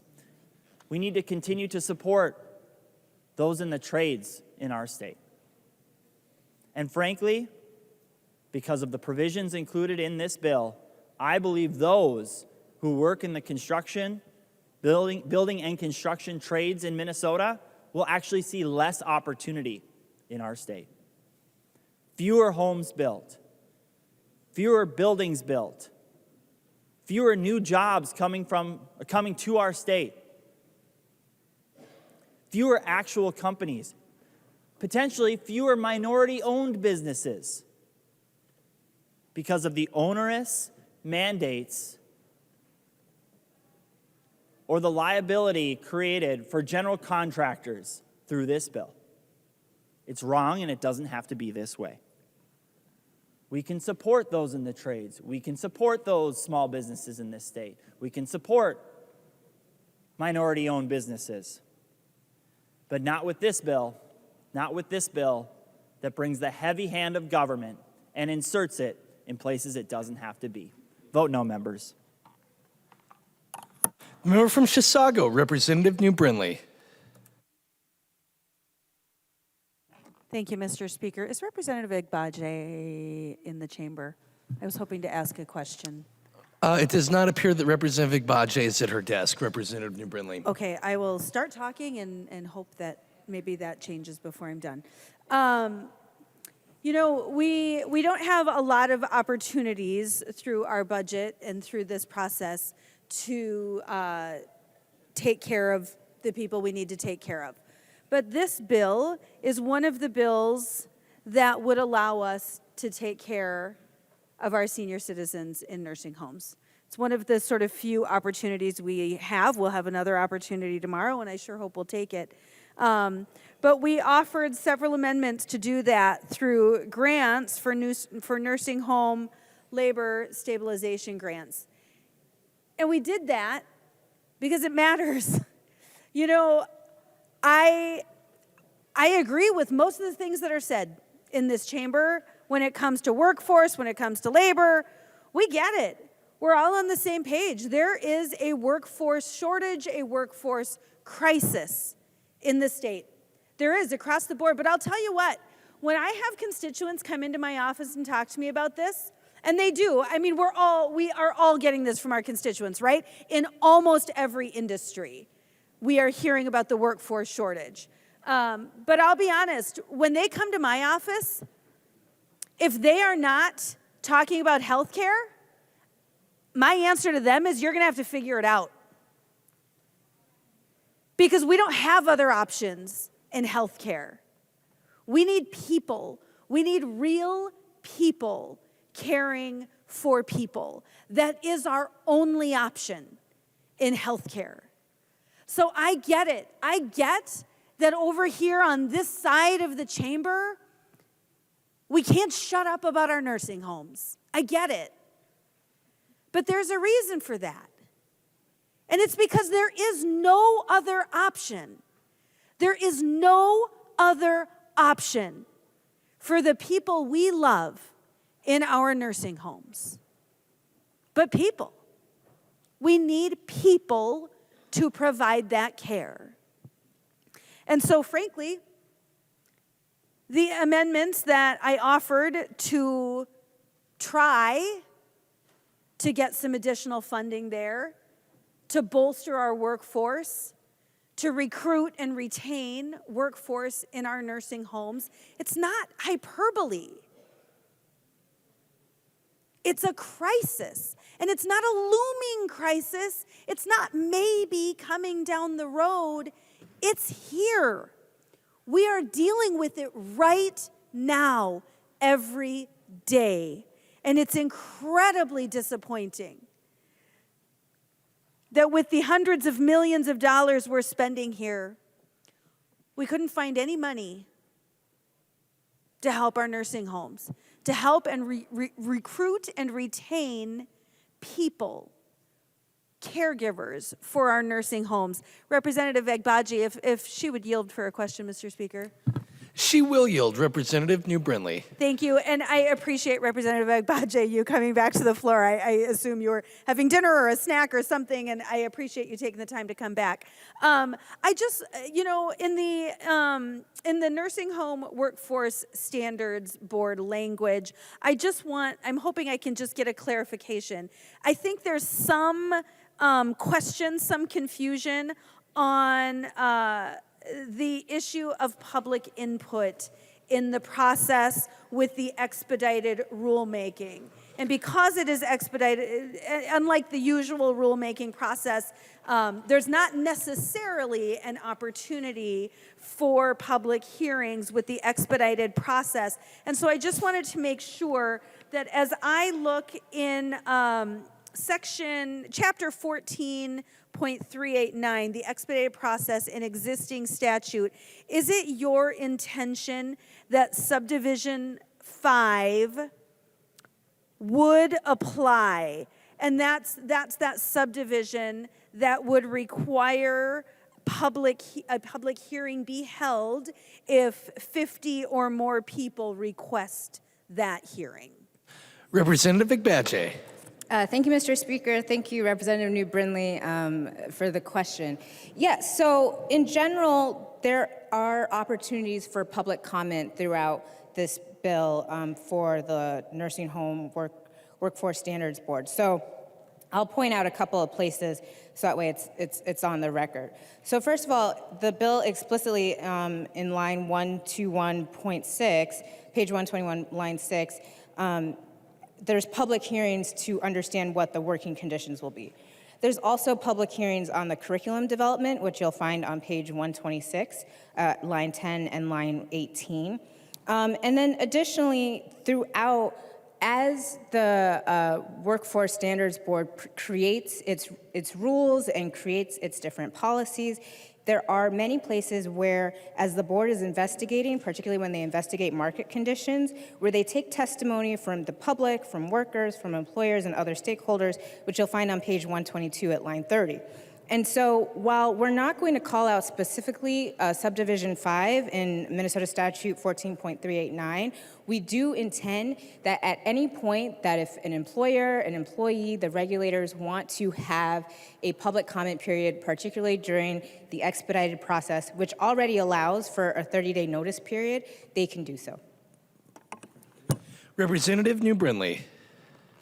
Thank you, Mr. Speaker. So this is specifically referring to, on page 124, subdivision 3 of section 5, no, excuse me, of section 6. It's specifically referring to subdivision 3 with the review of standards. Under this review of standards, at least once every 2 years, the board, one, needs to conduct a full review of the adequacy of minimum nursing home employment standards. So these are the things that have already been established by the board. And this is an additional review process of those standards that have already now been established by the board. And then subdivision 2 uses the expedited rulemaking process. So if Representative Agbaje would yield to another question, Mr. Speaker. She will yield. Representative New Brindley. Thank you, Mr. Speaker.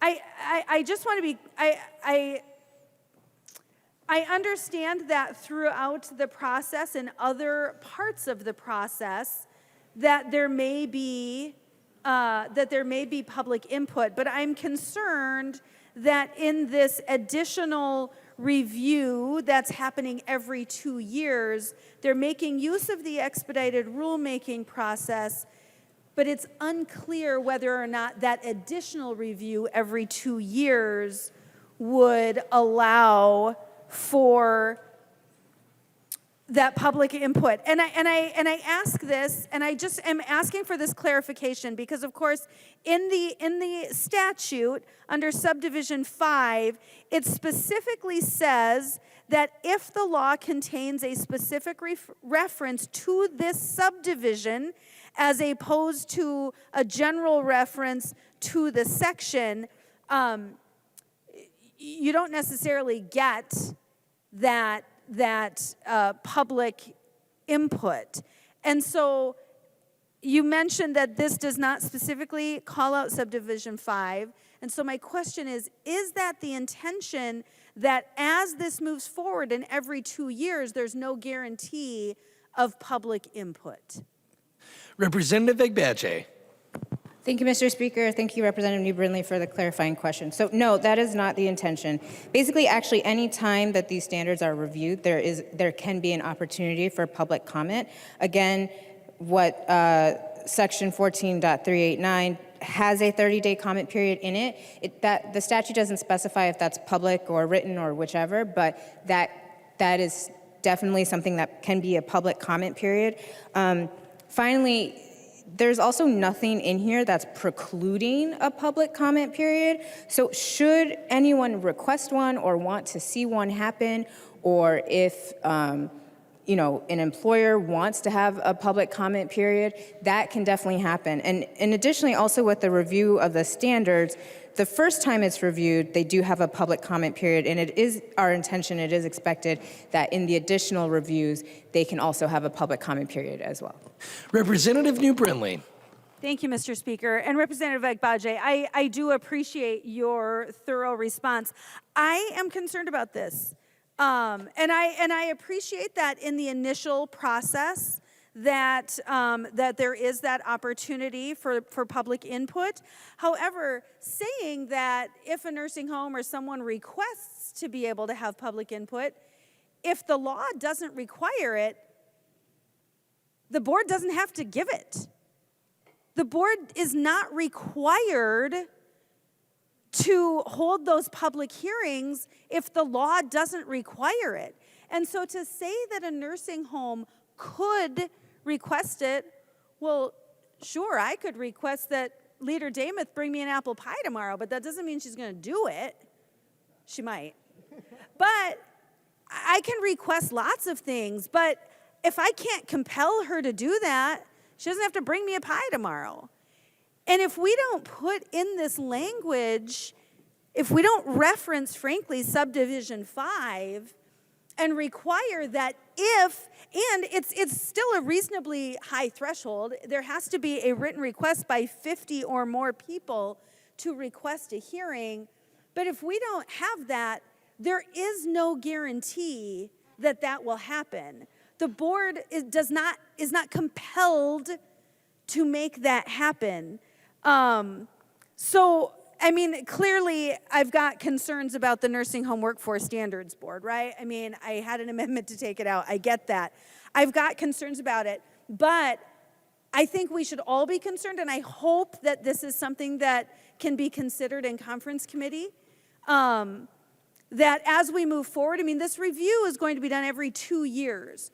So 10 years from now, thinking further out, 10 years from now, if we're going to have this board doing this review and there's no guarantee of a public hearing, I think that is really problematic.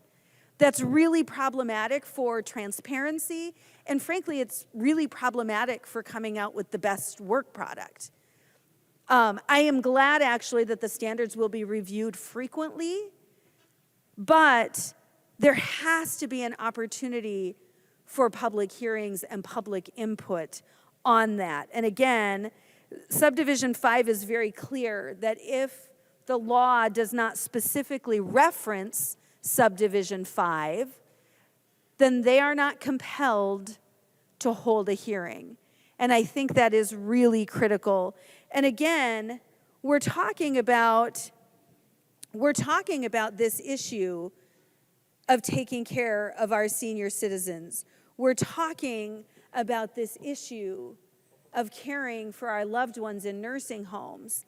And you look at how quickly that is evolving now. again, you know, I mean, we're talking 300-ish facilities across the state. 15 of them have closed in the last couple of years. And more are slated to close now. Again, you know, Representative Dow referenced the fact that the departments are holding a Zoom meeting on this to show our nursing homes how to close. They're expecting it. And so the landscape on this is changing, and it's changing quickly. And frankly, with the lack of nursing home funding in the budgets that are moving forward, that change is going to accelerate in bad ways that are going to be really destructive to families and to our loved ones. And so as we move forward, we need to make sure that our families, our loved ones, the nursing homes that are being affected by this have an opportunity to ensure that there are public hearings and that public input. This bill is simply not ready for prime time. It makes me sad. Like I said, we all understand the workforce issues that we are facing in our state. And yet with all the money we're spending in this bill, and boy, as legislators, we can find all kinds of ways to spend money. We just throw it around, right? Money everywhere. And somehow, it's not landing in our nursing homes. And we had an opportunity to do that in this bill, and we didn't. And for that reason alone, that reason is enough to say no, this bill is not good enough. This bill is not good enough for Minnesotans. If it's not going to take care of our most vulnerable, it's not worth it.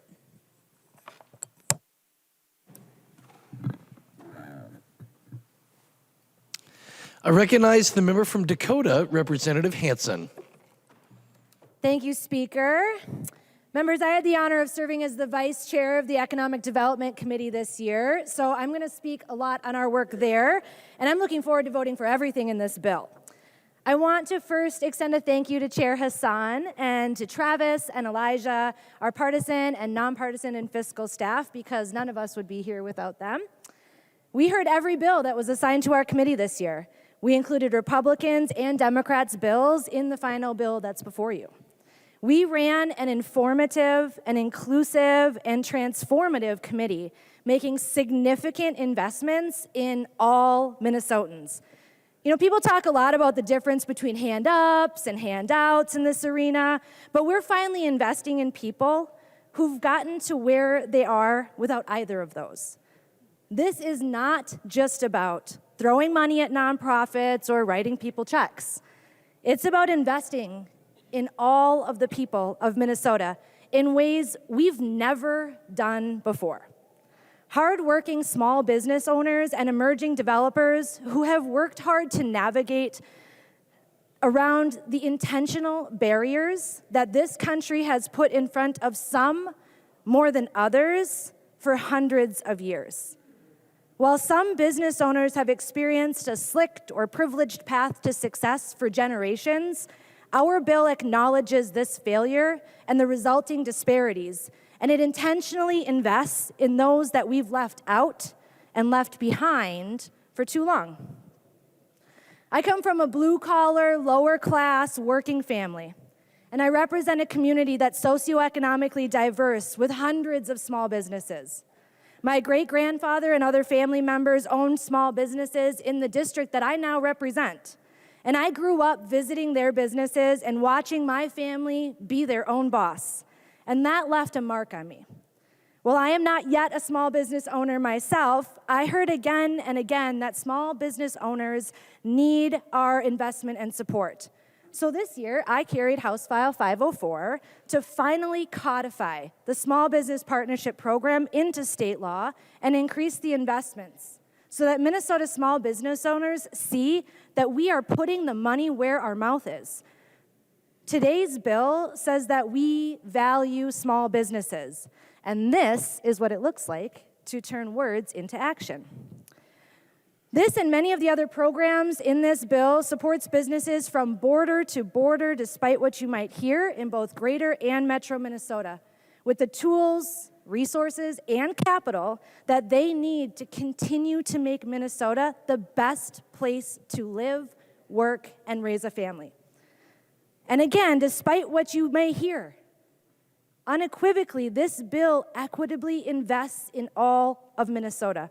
From Canadian border relief, World Expo investments, the Forward Fund, Initiative Foundation, America's Seed Fund for research and development investment, and to every part of the bill before us, this is a responsible and equitable investment in all Minnesotans' businesses, including a first-of-its-kind investment in LGBTQ businesses. So thank you again to our fearless leader, Chair Hassan. I am a better leader because of how you led this committee this year. And I want to highlight how fabulous it was to get to do this work with you and with all the members who took the time to represent their communities, to bring bills forward so we could hear every one of them and incorporate them into our bill.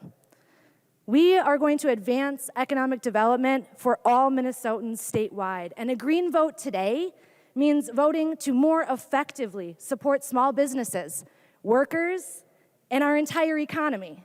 It means investing in Minnesotans from border to border and investing in all of us. So please join me in voting yes today. Thank you, Speaker.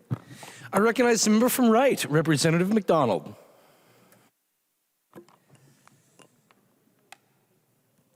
Mr. Speaker, thank you very much. I just rise as the lead member of the GOP. I want to say a couple of thank yous. And first of all, Leader Dameth, I want to thank you for asking me to be on the committee as the lead. It was a tough decision because it took me off taxes that I really enjoyed for the last 6 years. But I appreciate the respect and the opportunity to be the lead. I'd like to thank also our chairman, Representative Nelson, a true gentleman. Very respectful of the minority, gave us ample time to ask questions and to make comments. He let us have good, robust debate with our fellow colleagues on the other side of the aisle. You know who you are. We agreed on some bills and we disagreed on other bills, but we did it respectfully. Sometimes we got a little feisty, but it was always with respect and admiration for our positions in the legislature. I'd like to thank also our fine Mr. Kennedy, who really kept us on track and kept us informed and helped us immensely do the job that we do. As you all know, we cannot, especially freshmen, we cannot do what we do if we don't have a good staff. And those experts in the field, particularly in labor and industry, are just help us do and look better and be better. So thank you, Mr. Kennedy. I'd like to thank the members. We had Mr. Schultz, Representative Schultz, Representative Mecklin, Representative Daniels, and Representative Myers, the new freshman there. You did a fine job, Representative Myers.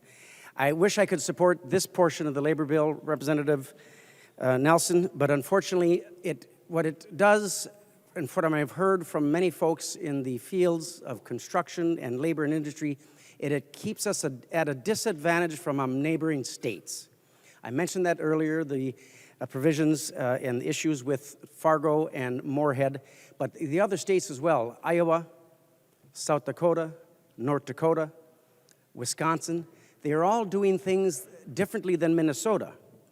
Minnesota's passing more regulations, more mandates, more taxes, more fees, more fines, and makes it more difficult in the field and to be prosper and to allow our businesses and our job creators to be prosperous with their employees. And it puts us at a very economic disadvantage. That's just the facts. If you look at the numbers, those states, surrounding states, are doing better job economically with their numbers because they're more friendly. They're more business friendly. They're not treating our job creators like criminals, fining them, mandating them, regulating them. They have a little trust. I think that's the one thing that we lack here. We don't trust enough. As Ronald Reagan said, trust but verify. And it appears that some of the bills in your bill, Representative Nelson, don't trust the job creators whatsoever. And boy, if you make a mistake, we're going to fine you. No, not $7,000. We're going to triple that fine. So it's really unfair for our job creators, and it puts us at a disadvantage with our neighboring states, and it could potentially drive businesses to go to a state that's more economic friendly, that doesn't have as much fines and mandates and allows more freedom and prosperity. So for that, I will be a no on your bill, unfortunately, and I just, again, thank the members on the committee and the good work that we do here on the House floor, and sometimes the bad work on the House floor. Mr. Speaker. I recognize the member from Ramsey, Representative Zhang. Thank you, Mr. Speaker. This bill is for all Minnesotans. We are developing businesses, our workforce, and our community all at once. When Minnesotans learn job skills, they can get a job, and when they have a job and have labor protections, they're able to put food on the table and have a roof over their heads. And most importantly, our economy grows. This bill will raise all Minnesotans up. We're making meaningful investments in people and their social capital. We are training our youth into the workforce of tomorrow. We are spearheading innovation and fostering new leaders in business and labor force. And we are doing it in the greatest workforce, economic development, and labor bill Minnesota's leaders has ever envisioned. And I can't be more prouder to support this bill, and I hope you can stand with me to ensure we have the brightest future yet. Thank you, Mr. Speaker. I recognize the member from Candy, Ojai, Representative Baker. Representative Baker.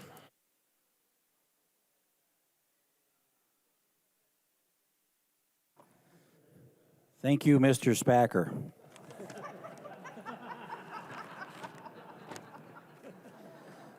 Yeah, I had to do that. Thank you. Mr. Speaker, thank you, with all due respect. I want to also a lot has been said tonight. I know we've got another major bill ahead of us tonight, so we got to get to it. And a lot of things have been said. I have been very clear that I am disappointed in the mandates in this bill. We should not have looked at any mandates for struggling industries, for anything that's going to make it harder to hire people in Minnesota. This bill fell far short of my goals, what I wanted to do, and I'm sorry for that. There are some good things in the bill. Chair Zhang did a good job leading the department and leading our committee this year. Great CA. Thank you, Travis, for your work on that. And again, we had a great team as well. There's some things in there that I like with education, some ProStart stuff with our hospitality folks. And again, Minnesota, we have the greatest workforce in the country. I really believe that. But what we are doing, though, members, is we are at a very dangerous place right now, coming off of a 2.5, 3-year shutdown, slowdown, rebuilding ourselves after a horrific pandemic just about wiped it all out, and businesses are still recovering. It's our job now to start putting on the right kind of policies, the right kind of ideas that actually get people to want to go back to work, that want to make sure that they find it in their heart and their gut to want to stand up and get back to work. We did a lot of damage, the government did a lot of damage to extend longer than we should have people that stayed at home longer. We tried to help out, and I think sometimes we went too far, and it made it hard for people to go back to work. So the policies that we're doing today have to really be careful that it doesn't ruin good people and the work ethic that we must have in Minnesota to make Minnesota number one. One of the biggest things that we're missing is a strong head coach. The head coach that is supposed to represent everybody in the state of Minnesota has an office over here underneath the Senate chamber. I'm worried that businesses do not feel heard by the governor's office. I'm worried they are not feeling understood because everything that passes off the bodies with the trifecta is quickly and gleefully signed into law without having some balance. To me, one Minnesota means it's good for all, and we'll do our very best to bring us together. That is the one thing that has not been happening this session. In my 9th year, this has not happened yet. And I'm looking for some serious leadership to come out of that side of the Capitol, and I hope it happens soon. But it's not because you're not doing your jobs. We all represent our own footprint, our own district, and they're different from each other. But the governor's district is the whole state of Minnesota, and I hope he doesn't forget that. So, again, I'm just going to say good work to all the members. The staff was great. Chair Zhang kind of recognized everybody, so that's terrific. I'm just worried about the future of Minnesota if we keep scaring away small business, medium-sized business, and large business. I'm worried one day we're going to wake up, and it's not going to be next year, might even not even be 2 years, but when these policies and this tax stuff that's coming and the lack of us incentivizing people to come into Minnesota versus leave Minnesota, we're going to wake up one day and we're going to ask what happened here. It's funny, I'm texting my wife and my neighbors right now on a small lake back out in Wilmer, and we had a large number of fish kill this year. A lot of ice, no light getting through, and a lot of the rough fish are all of a sudden floating on the top of the water. And the birds are eating well. That could be us as our businesses, folks. They're going to slowly rise to the top, and they're just going to float to the side, and they're going to go away. And we're not going to have the number of job creators and producers in the state that will make those lakes vibrant.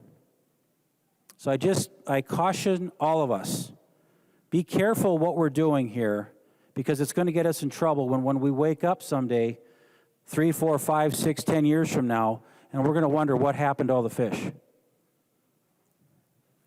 So I wish I could support this bill. We worked really hard this year to try to bring a lot of good dialogue and questions, and again, very good, robust conversations.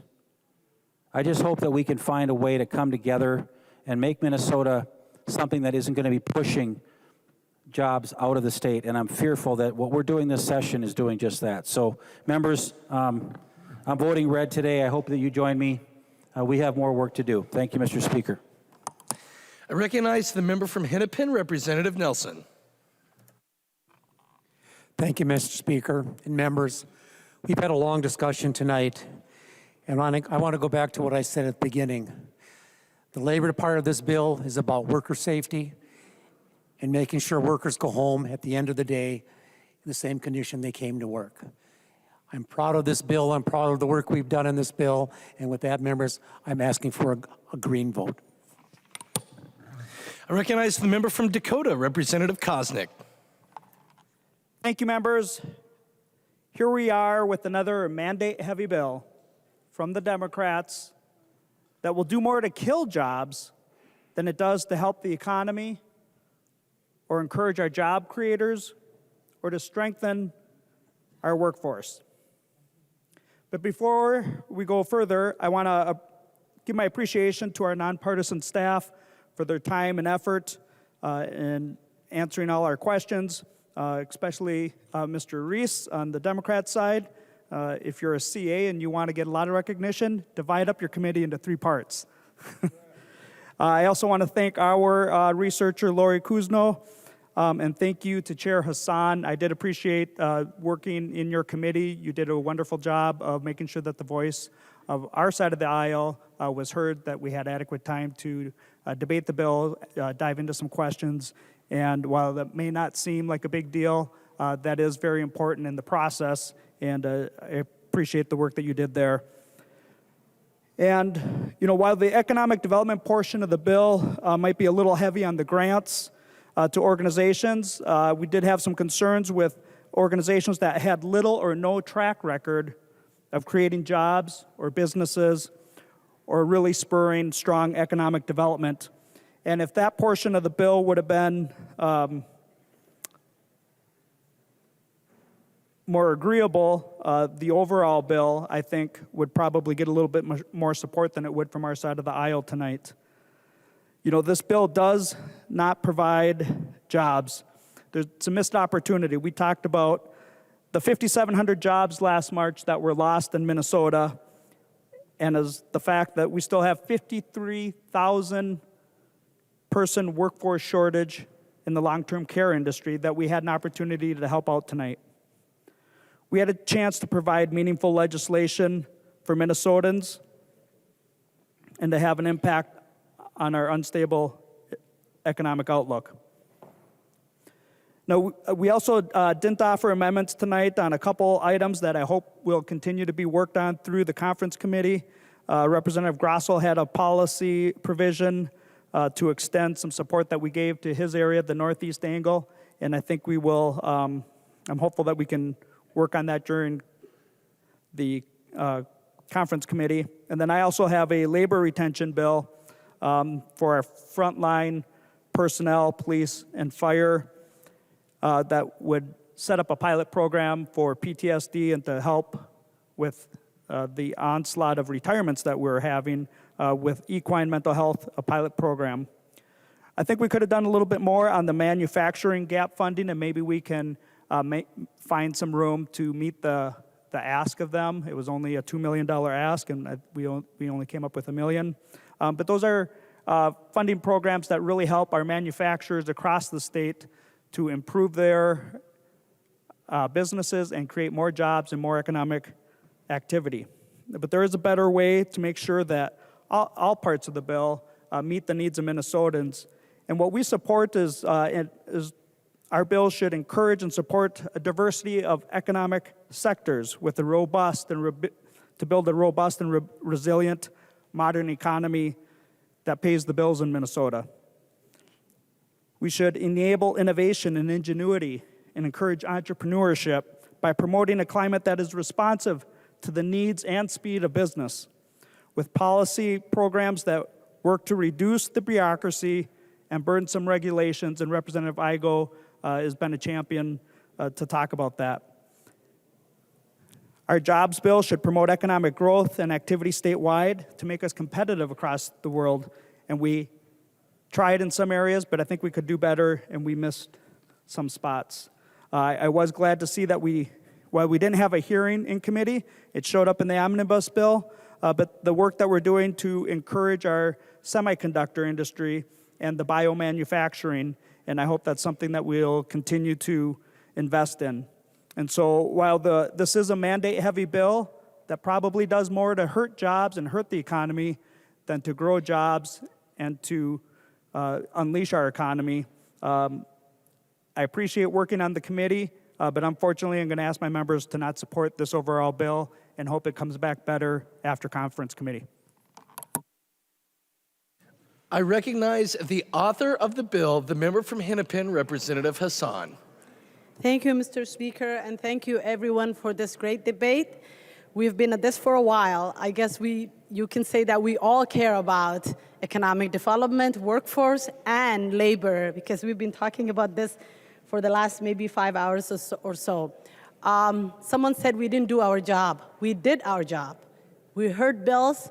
We heard from our communities from across the state. We heard their needs, and we responded with a bill that is comprehensive, transformational, and intentional about equity. Please vote green. Thank you. I recognize the member from Stearns, the minority leader, Representative Damath. Thank you, Mr. Speaker. I agree, members, with a number of the comments from my colleagues that this bill is actually a wasted opportunity. It's an economic development omnibus that won't spur economic development, and it's a workforce omnibus bill that does nothing to help our workforce shortage in the state. And Mr. Speaker, I'm wondering if Chair Zhang would yield to just a question. He will yield, Representative Damath. Thank you, Mr. Speaker. On lines 8.29 through 9.2, it creates an Energy Transition Advisory Committee. Chair Zhang, can you tell me when that was heard in your committee? I recognize the member from Ramsey, Representative Zhang. Thank you, Mr. Speaker. Leader Demuth, that was actually heard in the Economic Development Committee, and that is part of the big workforce economic development bill.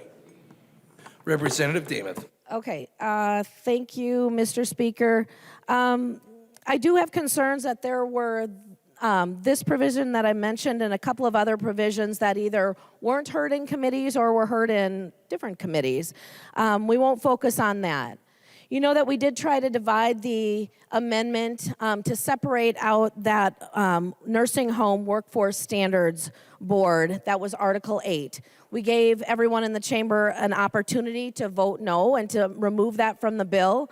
Unfortunately, that did not happen. As you've heard from the beginning of session, the importance of nursing homes and the crisis that they are facing. And there has been nursing homes, as you've heard multiple times tonight, that are close to closing or they already have closed. We're going to be discussing nursing homes at length tomorrow, I'm sure, during the HHS bill.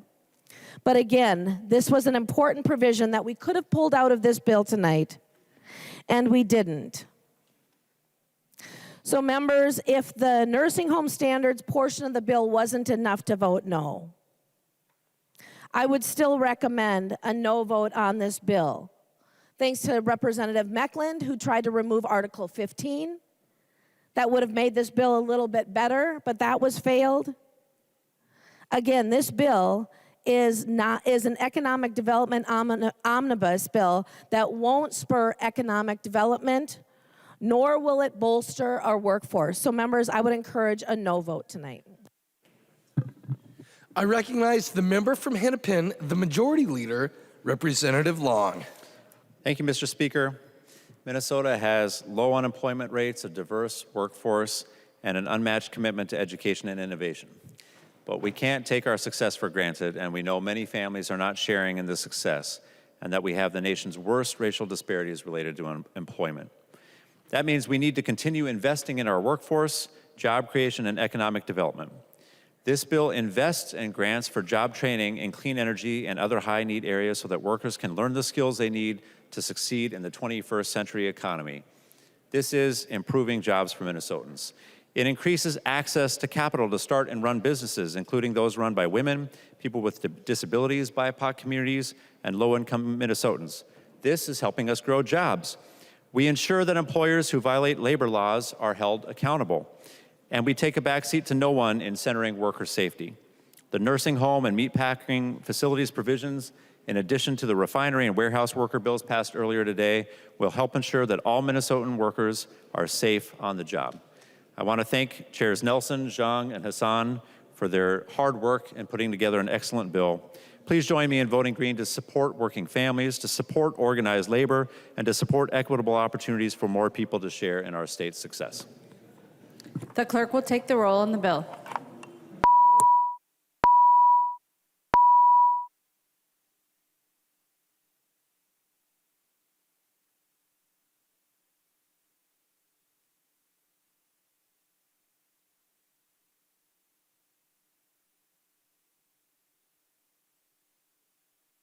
The clerk will close the roll.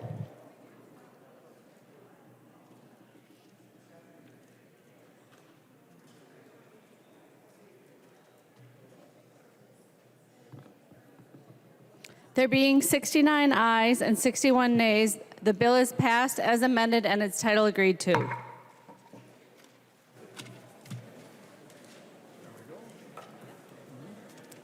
The next bill on the calendar for the day is House File 100. The clerk will report the bill. House File number 100, number 4 on the calendar for the day, an act relating to cannabis, the 10th engrossment. I recognize the member from Anoka, Representative Stephenson, to explain the bill. Thank you, Madam Speaker and members. Well, this is the bill to legalize adult use cannabis in Minnesota. Members, it's time. Minnesotans deserve the freedom and the respect to make their own decisions about cannabis use. Our current laws have failed. We have decades of data to support that conclusion. They're doing more harm than good. Minnesotans want a different approach to our cannabis laws, and this bill delivers. Now, the bill has been through 16 committee hearings just this year. That's right, I said 16 committee hearings this year, and I think probably almost every member in the chamber has had the opportunity to look at it in committee, so I won't go into the details now, but I'm looking forward to a great debate on the bill tonight. There is an amendment at the desk. The clerk will report the amendment. Stephenson moves to amend House File Number 100, the 10th engrossment. The amendment is coded A95. The member from Anoka, Representative Stephenson, to your amendment. Madam Speaker, excuse me. I'm glad we can start tonight with a little bit of levity and a little bit of gratitude. The A95 amendment says that if any police dogs are retired due to the passage of this bill, they have to be first offered to our wonderful staff. And you know, I'm not going to ask the chamber to vote on this amendment. This amendment was just really an opportunity to talk about how wonderful our staff is and how above and beyond doesn't even begin to capture the work that they did on this bill. I heard some people chuckling when the clerk reported the bill and he said it was the 10th engrossment. And for people who don't know who are watching, that means that this is the 10th version of the bill, okay? And each time we have an engrossment, our staff have to prepare that, they have to write the amendments, they have to process them. There's so much work that goes on behind the scenes and so much work that's been done on this bill. I mentioned 16 committee hearings this year. There were 13 in 2021. This bill is the 10th engrossment. The bill in 2021 made it to the 9th engrossment. So think about the amount of work that went into that from our staff. And I want to thank every single researcher who ever touched this bill, of which there are many. I want to thank Emily Adrians, our House Fiscal Analyst, Jack Dockendorf, my LA, Simon Brown, my CA, but most of all, the incredible, the fantastic, the wonderful Ben Johnson, the House Reacher, who's responsible for the overwhelming majority of the words in this bill. If I could give each and every one of you a puppy, I definitely would, but we're not going to do that today, so I'll withdraw the amendment.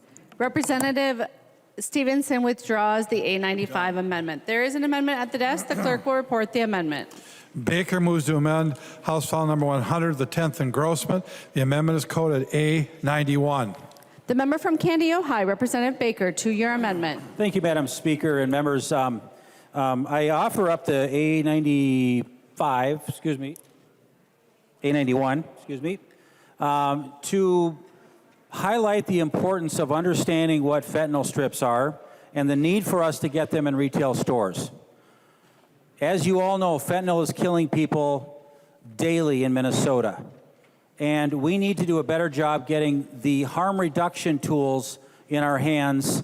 And one of the ideas that I've been working with, again, with colleagues across the aisle, I want to thank many of you for doing that, is to make sure we put them in areas and locations that people might be most either at risk or possibly in an area where they might be using maybe alcohol alongside of other things if someone is in active use. So members, I hope this is going to be a friendly amendment to the author. This is important. We're offering fentanyl strips available in liquor stores and other fine retailers, but we want to make sure we have them for sale. This is an important part of getting in front of people where we think they're most vulnerable. So with that, I hope that our members see this as a friendly, and I look forward to hearing from our chair, Rep. Stephenson. Thank you. The member from Hennepin, Representative Sensor-Mura.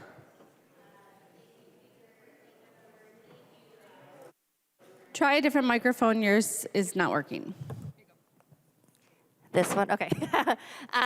Thank you, Speaker. Thank you, members. Thank you, Representative Baker, for bringing this amendment. I've talked to the author of the bill, Representative Stephenson, and I would encourage members to accept this amendment. Representative Baker has spoken to the same constituents from my district that I have spoken to who shared a very tragic story about their daughter who died from fentanyl. She was using a substance that she did not know had fentanyl in it. And that day, she had actually texted someone to say, does anyone know where I can get fentanyl strips? So, there's lots of things that we can do around harm reduction, lots of things that we can do around education about really the dangers of fentanyl. And It's in lots of substances when people don't know that. But I think in the meantime, making fentanyl strips more available, trying to remove some of the stigma around fentanyl strips is really important. I want to thank Representative Baker for making sure that this amendment is not just about dispensaries, but also, about liquor stores. We know that there's not evidence that people who are partaking in marijuana are more likely, to use a substance with fentanyl than people who are, partaking in drinking alcohol. But we need to get fentanyl strips in more places. It's one of the harm reduction measures we can do. So please vote yes for this amendment. Thank you. Further discussion? Seeing none, the member from Isanti, Representative Dowd. Thank you, Madam Speaker. If Representative Baker would yield for a question. He will yield. Representative Dowd. Baker, thanks for your leadership on these issues over the years. You really are an expert on this. And as somebody who doesn't even, you mentioned in your opening remarks that you were going to tell us what these were. I don't know. Could you tell us just a little bit about what fentanyl strips are and why they're important? Representative Baker. I'd appreciate that. Thank you.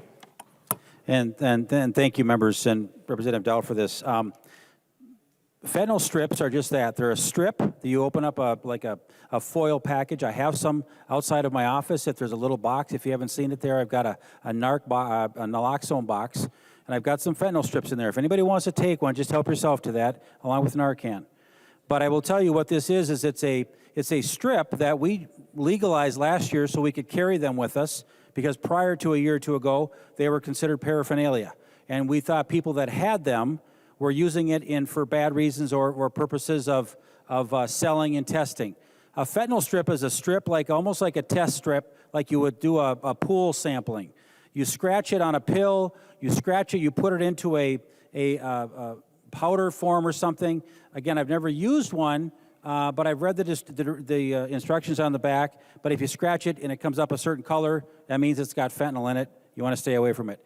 It's not perfect, because pills sometimes have fentanyl deeper inside the pills, but if people want to break it apart a little bit, they'll know it's one piece of a very complicated component to make sure people, at least if they're using this, if they're trying to do this, if they want to stay healthy and stay alive, it's another option. So we want to get them out for more. But thank you for the question, Representative Dowd. Any further discussion? Seeing none, all those in favor, please say aye. Those opposed, please say no. The motion prevails. The amendment is adopted. There is an amendment at the desk. The clerk will report the amendment. West moves to amend House Law Number 100, the 10th engrossment as amended. The amendment is coded A93. The member from Anoka, Representative West, two-year amendment. Thank you, Madam Speaker. The A93 amendment deletes the two-driver requirement for hemp products. Currently, as we legalized in the last session, hemp edible THC is delivered to gas stations, all sorts of other stores, with the same as anything else. This bill, as it stands right now, treats it like it's some sort of incredibly dangerous narcotic.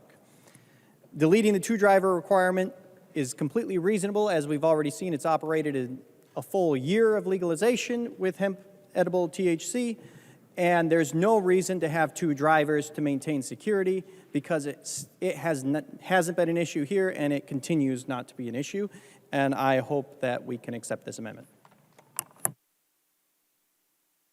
The member from Anoka, Representative Stephenson. Thank you, Madam Speakers and members. Thank you, Representative West. This is a good amendment. It's a good idea. Please vote yes. Any further discussion? Seeing none, all those in favor, please say aye. Those opposed, please say no. The motion prevails. The amendment is adopted. There is an amendment at the desk. The clerk will report the amendment. Robbins moves to amend House Law Number 100, the 10th engrossment as amended. The amendment is coded A111. The member from Hennepin, Representative Robbins. Thank you, Madam Speaker and members. This is a simple amendment, and I hope it will be accepted. But before I forget, I'd like to ask for a roll call. Representative Robbins requests a roll call. Seeing 15 hands, there will be a roll call. Representative Robbins. Thank you, Madam Speaker. So basically, this amendment just prohibits the director of the Office of Cannabis Management from registering as a lobbyist after they leave the position at the Office of Cannabis Management. Representative Stephenson. Madam Speaker, this is a good amendment, a good government perspective. I encourage a yes vote. Any further discussion? Thank you. I look forward to a green board. The clerk will take the roll on the amendment.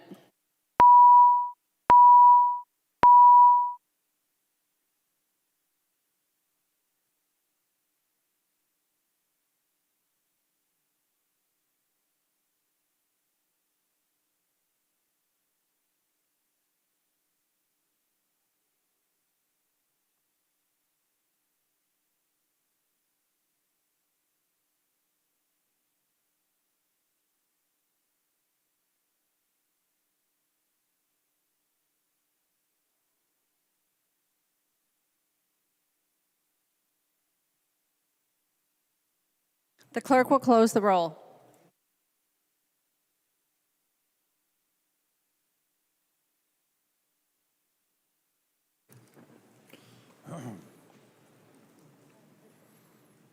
$130 now. There being 130 ayes and 0 nays, the motion prevails. The amendment is adopted. There's an amendment at the desk. The clerk will report the amendment. Mueller moves to amend House File Number 100, the 10th engrossment as amended. The amendment is coded A106. The member from Mauer, Representative Mueller. Well, thank you, Madam Speaker. And before I forget, I would like to request a roll call on the amendment, please. Representative Mueller requests a roll call. Are there 15 hands? Seeing 15 hands, there will be a roll call. Representative Mueller. Thank you, Madam Speaker. And I do want to be able to just kind of read very briefly what this amendment does. It says say that we are not allowed to have any type of school bus or Head Start bus, that a person who drives that bus cannot have any consumption of alcohol, and we are adding cannabis flower, cannabis product, artificially derived cannabinoid, and the big long word that I can't pronounce, which also has to do with cannabis. Now, members and Madam Speaker, we do know that right now there is no current test to make sure that we are not have any like a roadside test like we do with alcohol for cannabis that our law enforcement officers can use. Since we have such a high standard for our school bus drivers, the ones that take care of our most vulnerable, our children, and since we have such a high standard with them and an element that we already have a roadside test, seeing that we don't even have the technology to see what's going on here, I think that it is very wise and prudent for us to hold to a very high standard of making sure that we don't have any type of cannabis in our system. We've heard statistics that cannabis can stay into your system for up to 30 days. And so that means that we want to make sure that those who are going to be driving our school buses, who are in charge of our children, that they are held to the same standard as alcohol, which is zero tolerance whatsoever. So with that, members, I would ask for a green vote. Thank you. The member from Anoka, Representative Stephenson. Thank you, Madam Speaker. Thank you, Representative Mueller, for the amendment. I'll encourage members to vote yes. In particular, I'll note that school bus drivers have commercial CDLs, which under federal rules means they can't consume cannabis. So I think this is a good amendment. I'd ask for a yes vote. Would you still like a roll call? Representative Robbins. Thank you, members. And I just want to rise in support of the Mueller amendment quickly. I know that there is the CDL federal requirements, but I just want to point out that these amendments were offered in committee and failed, so we want to make sure we get this on the record that we want our school bus drivers to have zero tolerance, so that's why we're asking for this amendment. Thank you. Seeing no further discussion, the clerk will take the roll on the amendment.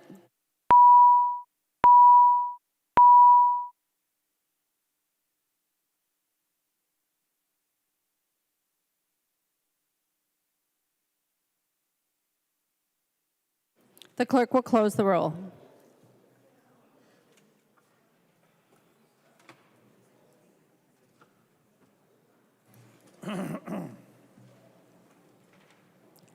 There being 130 ayes and 0 nays, the motion prevails. The amendment is adopted. There's an amendment at the desk. The clerk will report the amendment. Gilman moves to amend House File Number 100, the 10th engrossment as amended. The amendment is coded A109. The member from Meeker, Representative Gilman. Thank you, Madam Speaker. Can I please request a roll call just to get things started? Representative Gilman requests a roll call. Seeing 15 hands, there will be a roll call. Representative Gilman. Thank you so much. So I'd like to explain my amendment here a little bit and why it would be very important and very proactive for Minnesota to do an environmental impact study. There is a Clark Hill packet that's been handed out or is getting handed out right now. And I'll just note some of the concerns and the side effects associated with cannabis. So pesticide usage is one that we've just done a lot with in committee and in our environment committee. And just, taking seriously the repercussions of pesticides when used next to bodies of water. It can be a direct threat to wildlife and fish. Also to consumers and employees, because so it's still classified, of course, as a legal drug to the federal government. So the EPA hasn't approved any pesticides. So that's a big concern. There's land use and habitat impacts, waste management issues, water issues, and two of them being it's hard to obtain sufficient supply of water, and two, how do you process water discharges? So for an outdoor grower,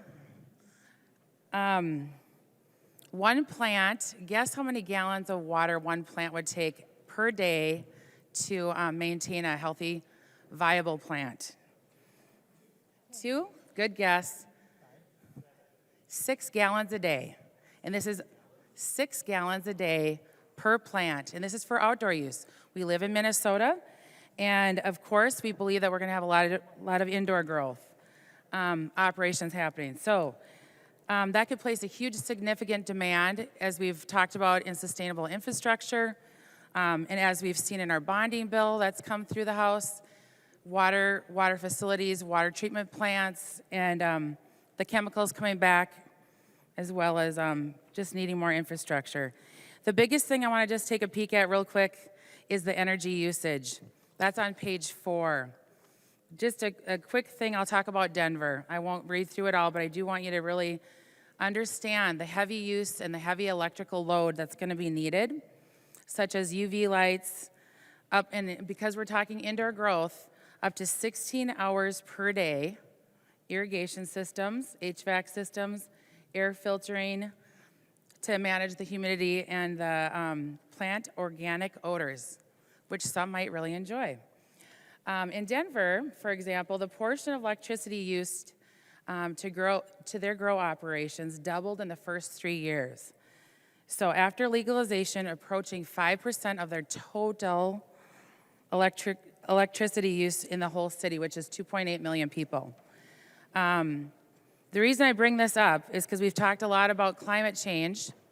We've talked about how we can combat that, how we can be responsible and be good stewards of the land.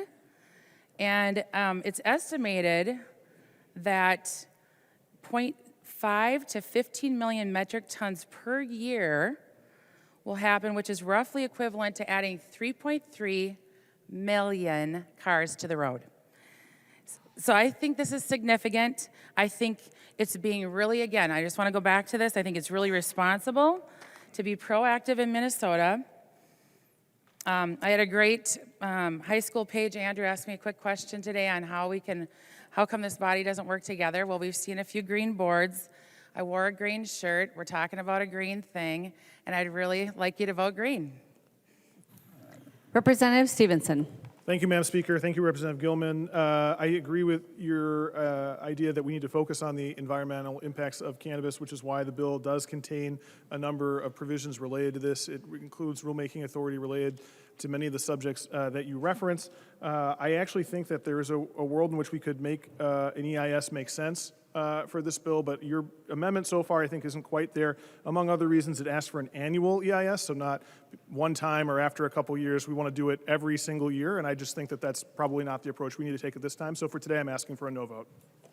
Discussion. Seeing none, the clerk will take the roll on the amendment.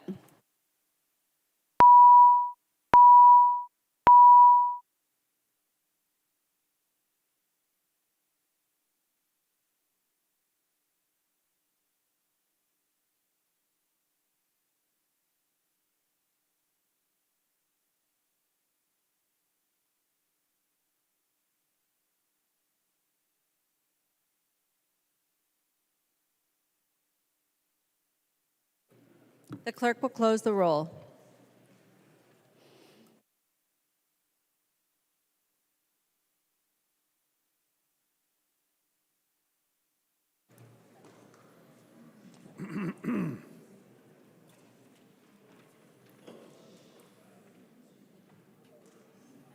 There being 60 ayes and 70 noes, the motion does not prevail. The amendment is not adopted. There's an amendment at the desk. The clerk will report the amendment. Robbins moves to amend House File Number 100, the 10th engrossment as amended. The amendment is coded A113. Representative Robbins. Thank you, Madam Speaker. I think there's been a mistake. That's the Nash amendment. So I will allow him to speak to the amendment. Representative Nash, would you like to speak to the A113? Thank you, Madam Speaker. The A13 I would request a roll call on. Representative Nash requests a roll call. Seeing 15 hands, there will be a roll call. Thank you, Madam Speaker.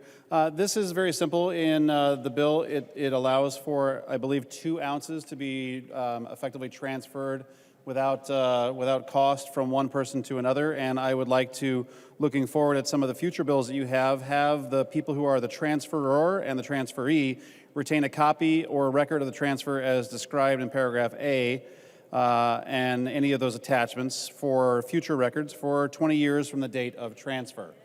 So I think this is by the standard that you're bringing forward to us in a bill I think is coming up one day this week.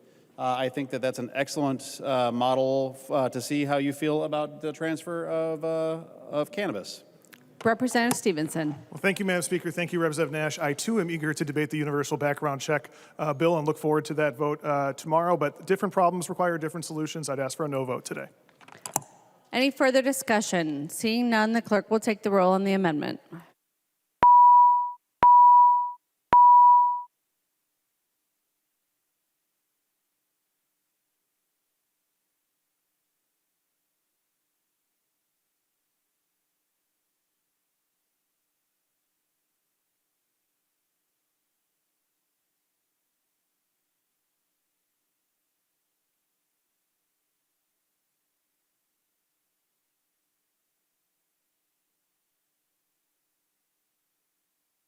The clerk will close the roll. Is this one okay? There being 57 ayes and 71 nays, the motion does not prevail. The amendment is not adopted. There's an amendment at the desk. The clerk will report the amendment. New Brindley moves to amend House File 100, the 10th engrossment as amended. The amendment is coded A110. Representative New Brindley. Thank you, Madam Speaker and members. I think there are actually a lot of people in this chamber, maybe not all, but I suspect most people in this chamber would agree with decriminalizing marijuana, certainly for personal use, but decriminalizing marijuana generally. And in fact, that is in many ways effectively the policy of our state. The data that I've seen says that there are literally 34 people in prison right now for crimes related to marijuana, 34. So it is effectively decriminalized in the state of Minnesota already. However, there are still plenty of people who have marijuana crimes on their record and marijuana-related convictions on their record. And so this amendment literally gets rid of the massive atrocity that is House File 1.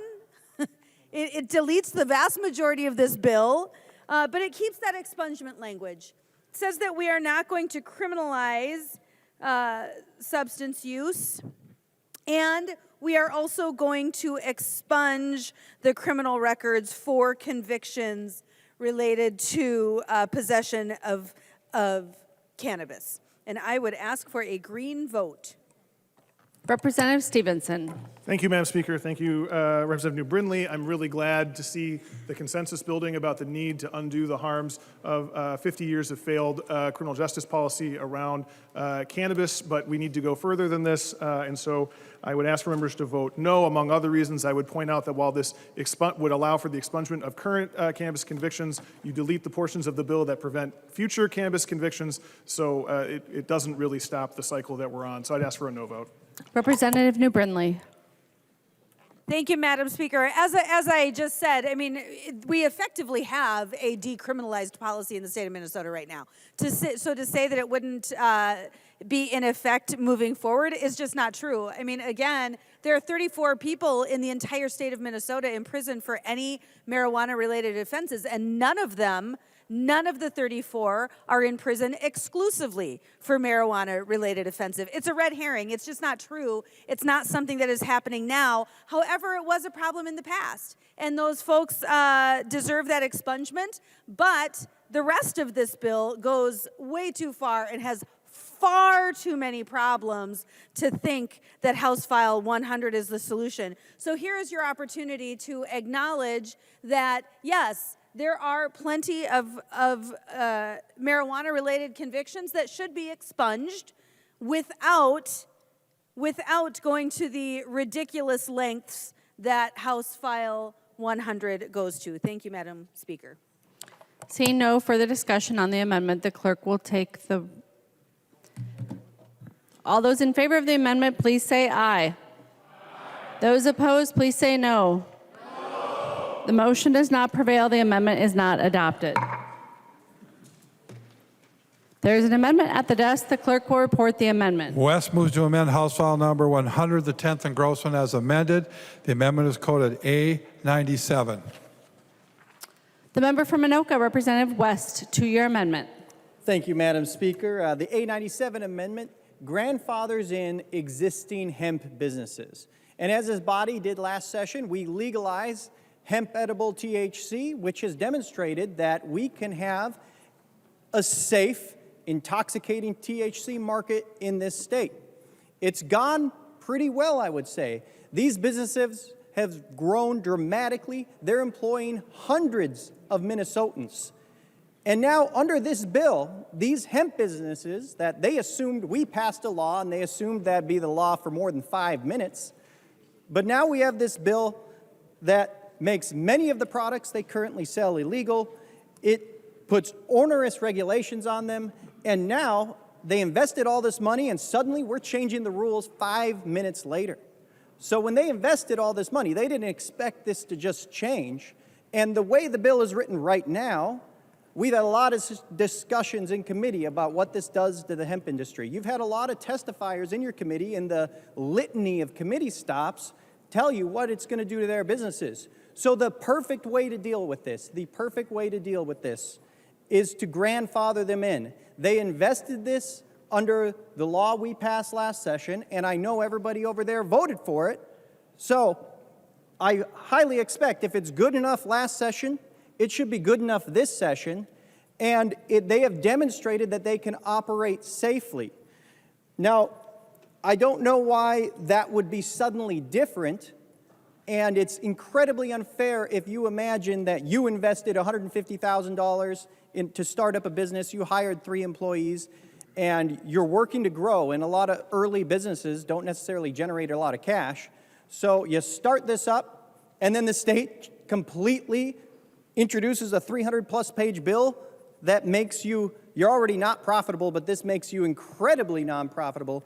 The best way to deal with this is to grandfather those who trusted this state not to jerk them around, is to grandfather them in so they can continue to operate as they have, because they have operated safely, and there's no reason we should punish them by the way this bill stands right now. So I would ask that members support this. A vote for this amendment protects the many hemp industry stores and retailers in your districts. You've seen them, they're everywhere, and it doesn't make any sense to pass a bill just last year that is good enough, that the majority party agreed was safe.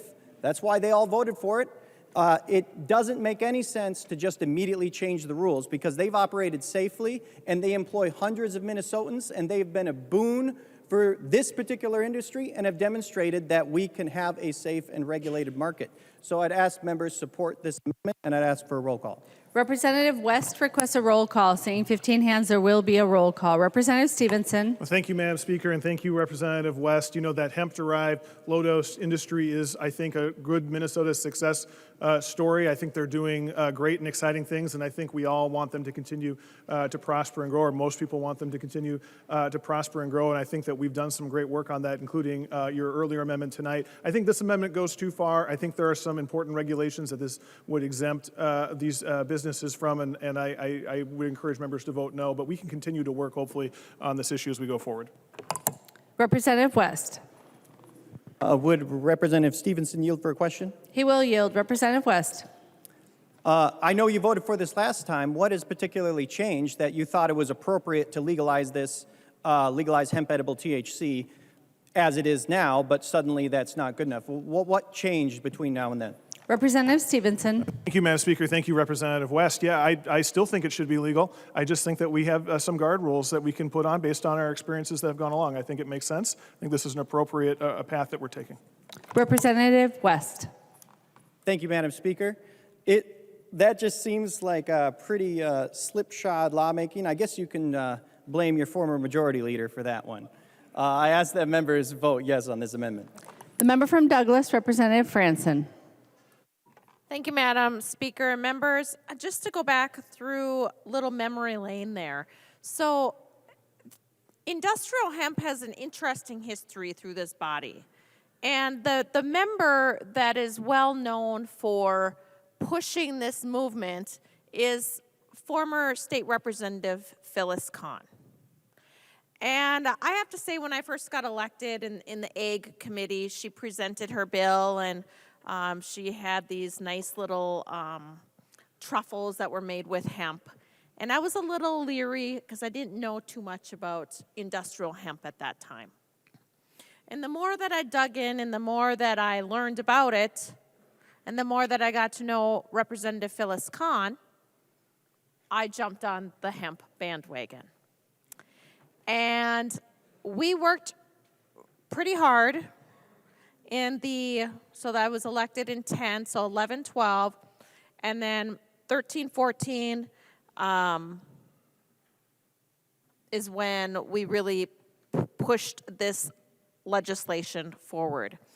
And in fact, I had to do a lot of educating for my district, my previous district at that time, because there was a whole lot of people that thought that I was going to be bringing the drug lords to Douglas and Otter Tail County, and I had to do a lot of educating on industrial hemp.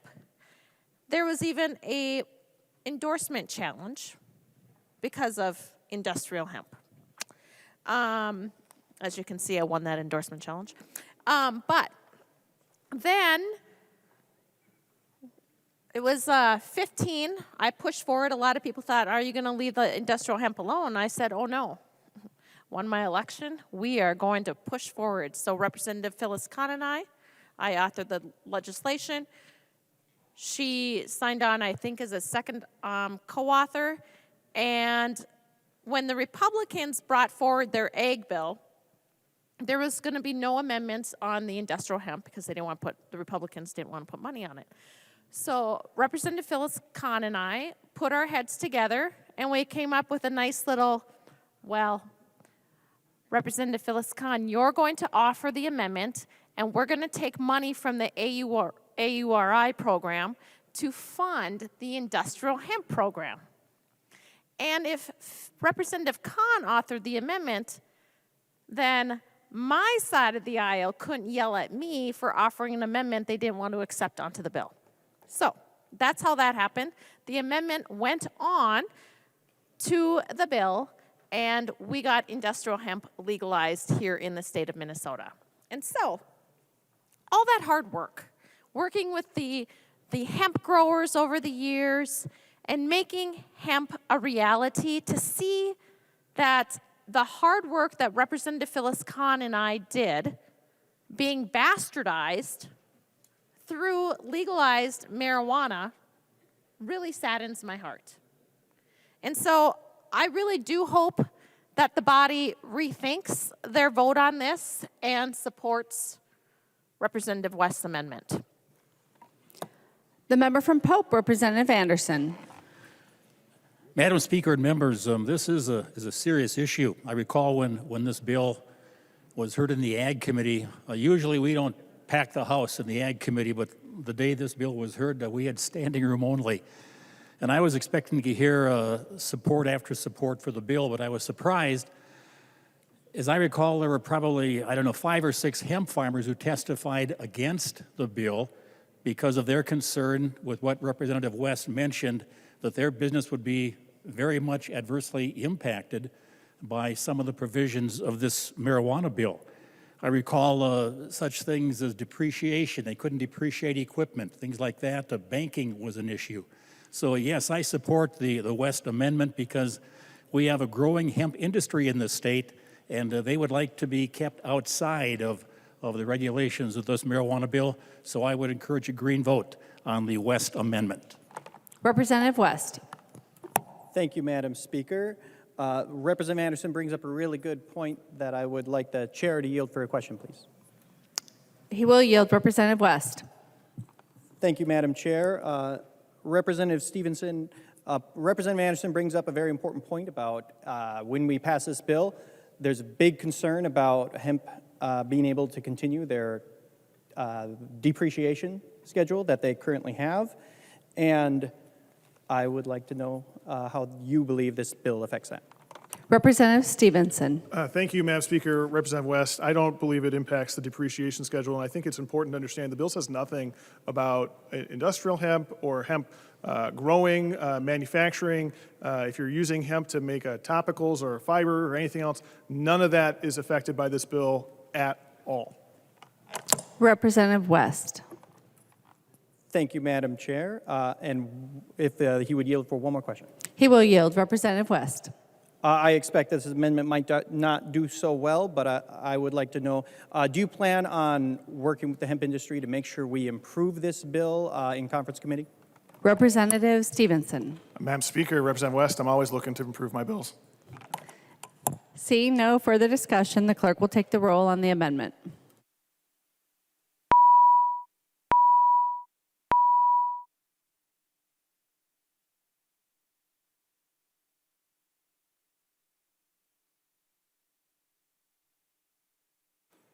Members, please vote. The clerk will close the roll.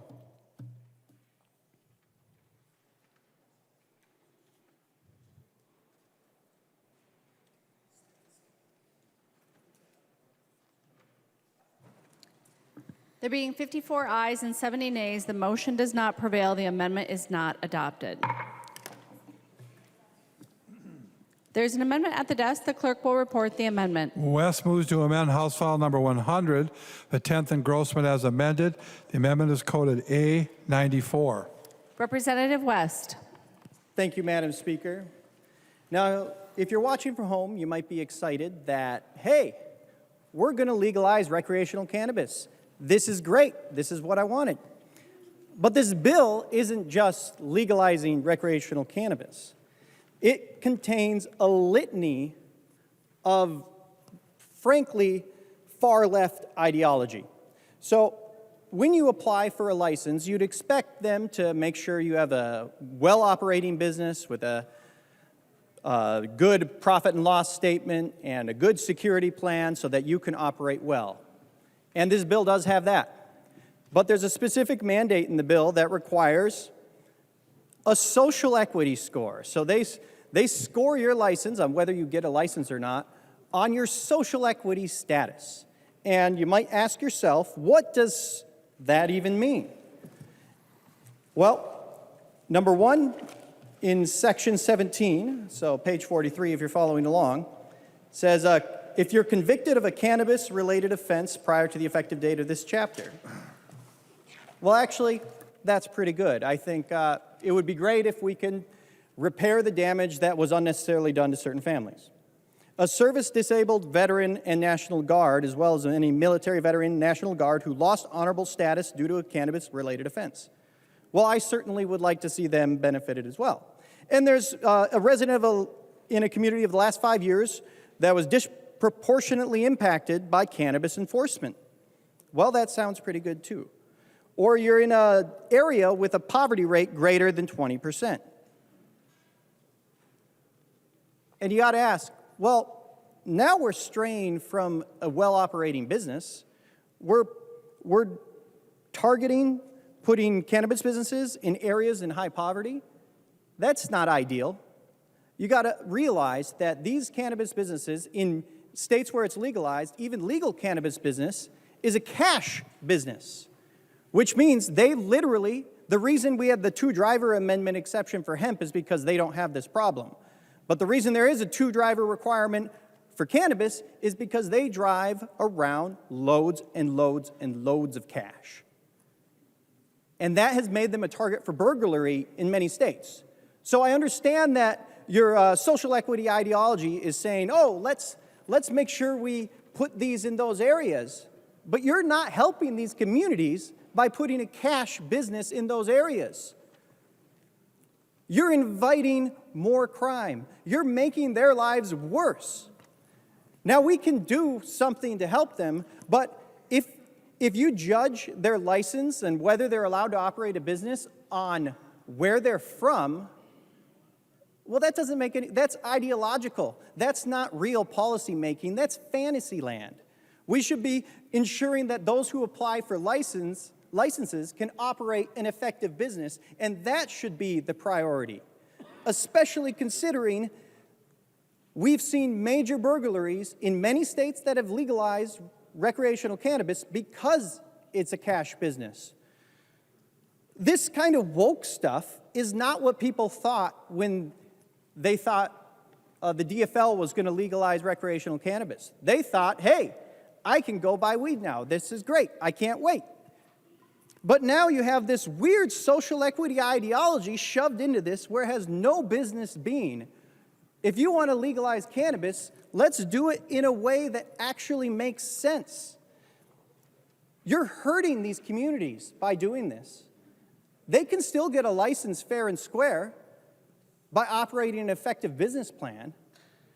By stacking the deck and choosing winners and losers, it's unfair to other people applying for the licenses, but it also makes those communities worse that you're trying to help. So this needs to come out of the bill. And this is one of the things where you would have broad support. And especially, I know you have some trouble in the Senate. This is one of the biggest things that's a barrier there. Rather than hurting these communities, let them apply for a license, but they can compete on their own merits. They don't need this kind of deck stacking that's unfair and puts a target for burglary in communities that are already having a difficult time in this present environment. So I'd encourage your support of this amendment. Representative Stephenson. Oh, Representative Hassan. Thank you, Speaker. Members, I could say so much about the issues that I have with this amendment, but I'm going to mention just 2 things. First, on a value premise, deleting social equity from this bill after Minnesotans have overwhelmingly asked us to be sure that our legal market is equitable for the people who were most harmed by prohibition would be irresponsible. We would be going against what the vast majority of Minnesotans who contributed to this 3+ year conversation have asked us to do. Lastly, just on a basic policy premise, this amendment offers no definition for the term in need of economic stimulus like there is for the definition of a social equity applicant. This is absolutely not what Minnesotans have asked us to do as we stand up the best model for full legalization in the country. There is every moral reason to keep this in our bill, so I would ask you for a no vote. Representative West. Thank you, Madam Speaker. Would Representative Hassan yield for a question?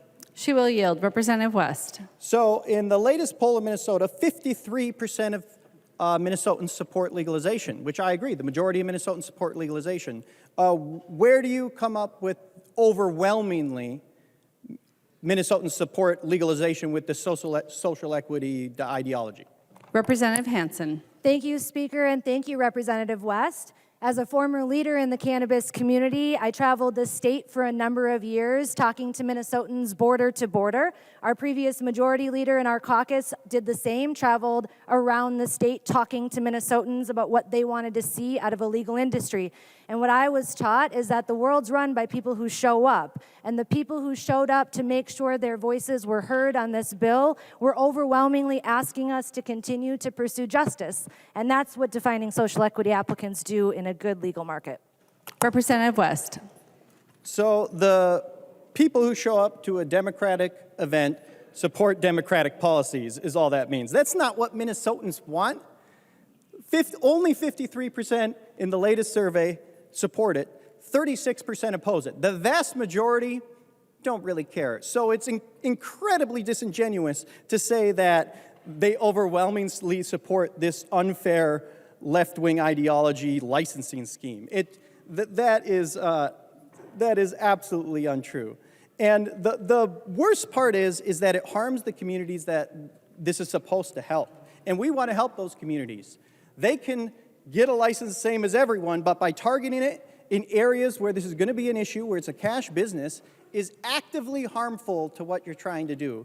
And Minnesotans definitely don't overwhelmingly support that. Thank you.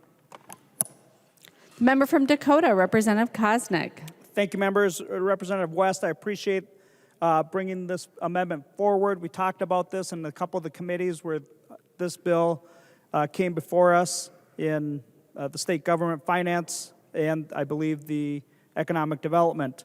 What I heard from across the aisle is that, this is a payback to campaign supporters is really what it is, that only you're going to be able to get licenses if you support us.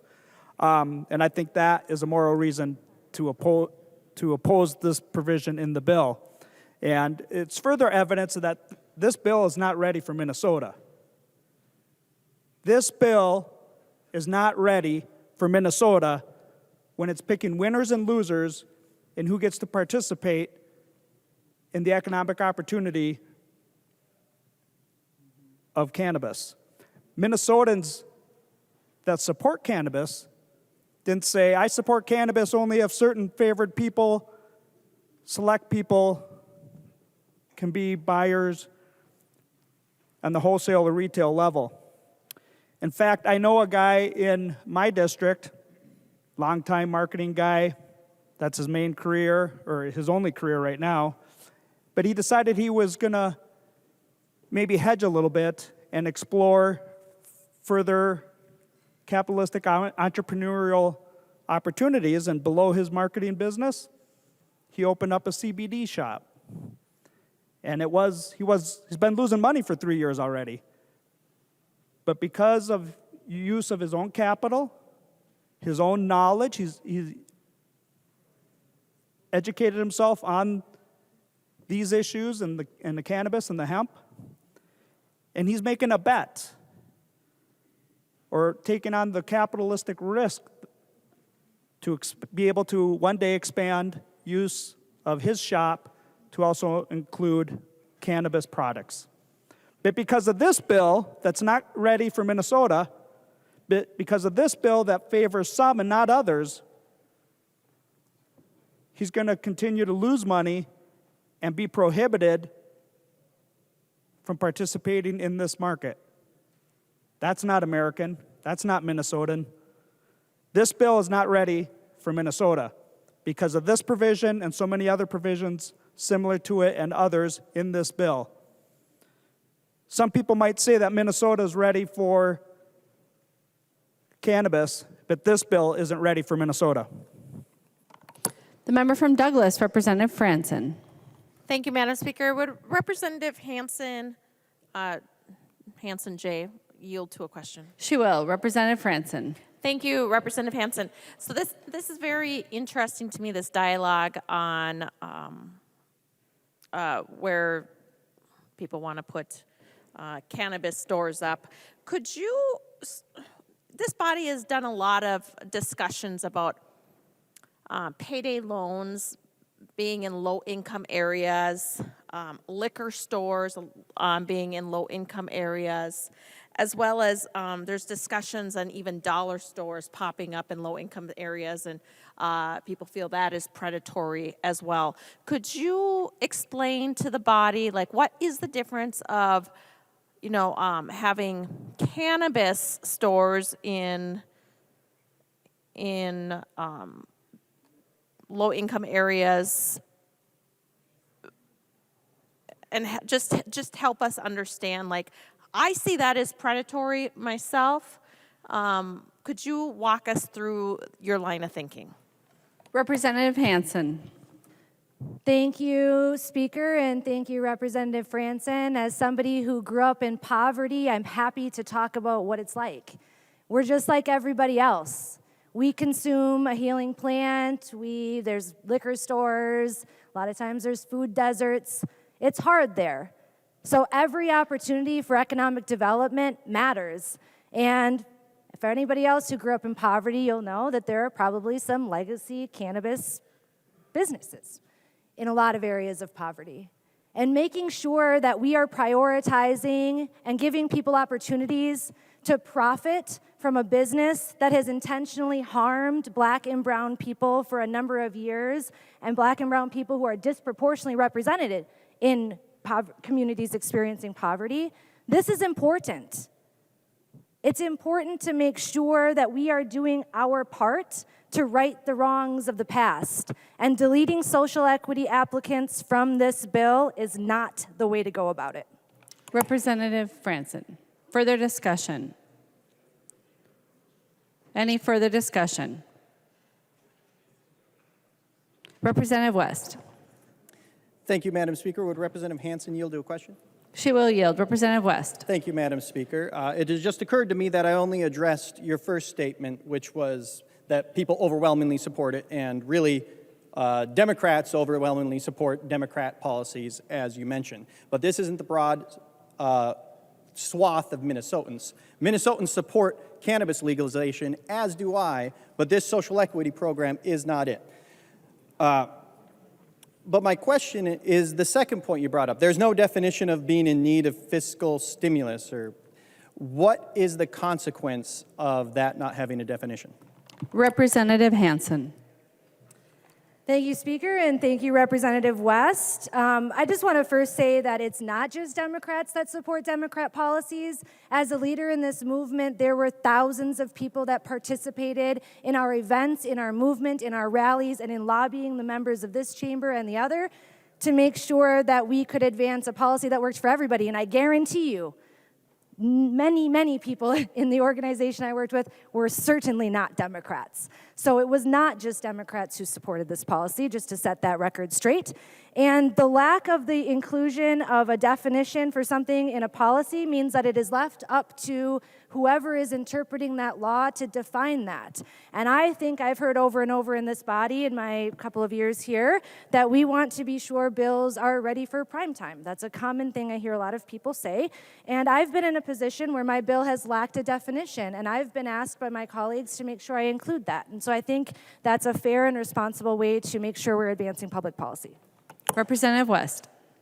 Thank you, Madam Speaker. So there is no consequence, and that's why I agree. It's just in need of fiscal stimulus. The Office of Cannabis can determine with that what they will, and we can make sure we help people. But the social equity portion of this bill is just woke nonsense that is completely unnecessary. We can legalize cannabis without doing this complete and total nonsense. So I'd urge members to support this amendment.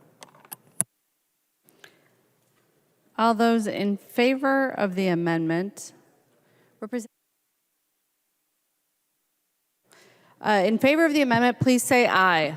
Aye. Those opposed, please say no. No. The motion does not prevail. The amendment is not adopted. There is an amendment at the desk. The clerk will report the amendment. Baker moves to amend House File Number 100, the 10th engrossment as amended. The amendment is coded A99. The member from Candido High, Representative Baker. Thank you, members and Madam Speaker. This is an important amendment I want you to, we'll have some conversation about here. My amendment is asking you to consider raising the age of 21 to the age of 25. And this is an important one, so I want you to understand why this is so important. We have heard through the last 10, 15, 20 years with the really diving in deep with the opioid epidemic and how it is affecting people that went in for an opioid pill with an injury, and it's affecting and how it has affected people that still have a developing brain. And science, if you're a science person, this is where you need to listen to what the scientists are saying. Anybody under the age of 25? Thank you. Anybody under the age of 25 is extremely susceptible to a far greater negative outcome when you're using a substance that is affecting the neurons in the brain. So I'm asking members to please consider raising the legal age of this bill to 25 from 21.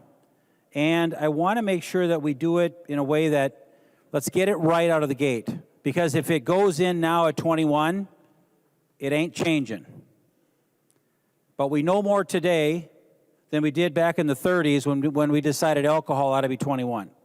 So just because we're doing it, because that's the way alcohol is teed up, and that's what we're used to, let's be that state that recognizes what we know today to be way more cognizant of how dangerous this is for somebody with a brain that's not developed. So I hope members look at this important amendment to recognize this for our youth going forward. Thank you.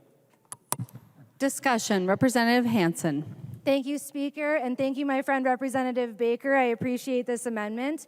And while we receive research that tells us more and more about brain development every day, it's important to note that we allow 21-year-olds to legally consume toxins like alcohol, nicotine, and tobacco. We allow 18-year-olds to gamble, join the military, work in dangerous facilities, and to serve those toxins to other people, and in my opinion, one of the more dangerous ones, to get married, right? Unless and until we are going to stop all potentially life-altering decisions from happening before 25, we really can't start with cannabis. Because as a reminder, cannabis has no lethal dose on its own. It's a non-toxic substance on its own, unlike things that we already have in our society. Also, our goal is to shut down the legacy cannabis industry and to bring things above board.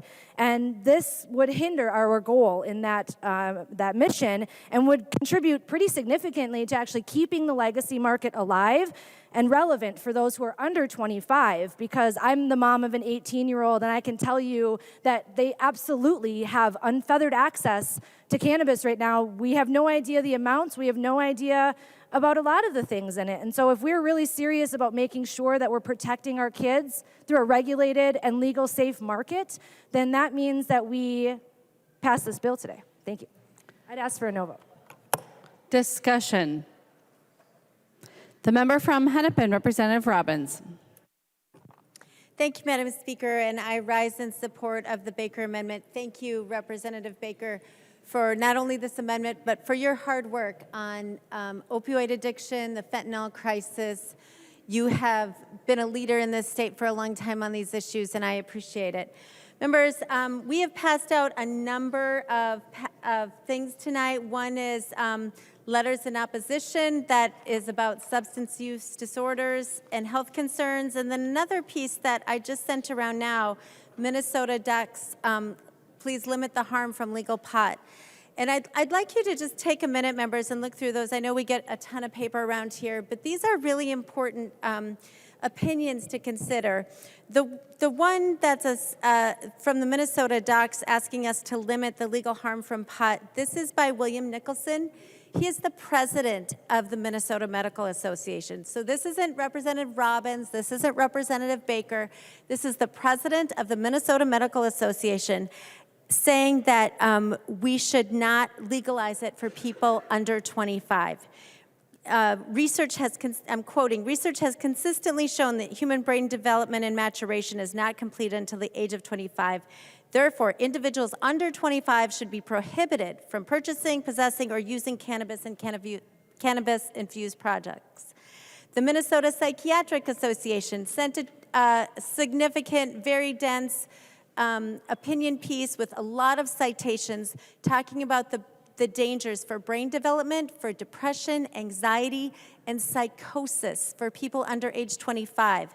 And we heard testimony, and I'm sure you guys have also received the emails of people who have gone into psychotic episodes because of cannabis use and committed suicide. I have a mom who regularly emails me because this was what happened to her son, and she is begging us not to do this. Another piece that's really important to check out is from the Minnesota Society of Child and Adolescent Psychiatry.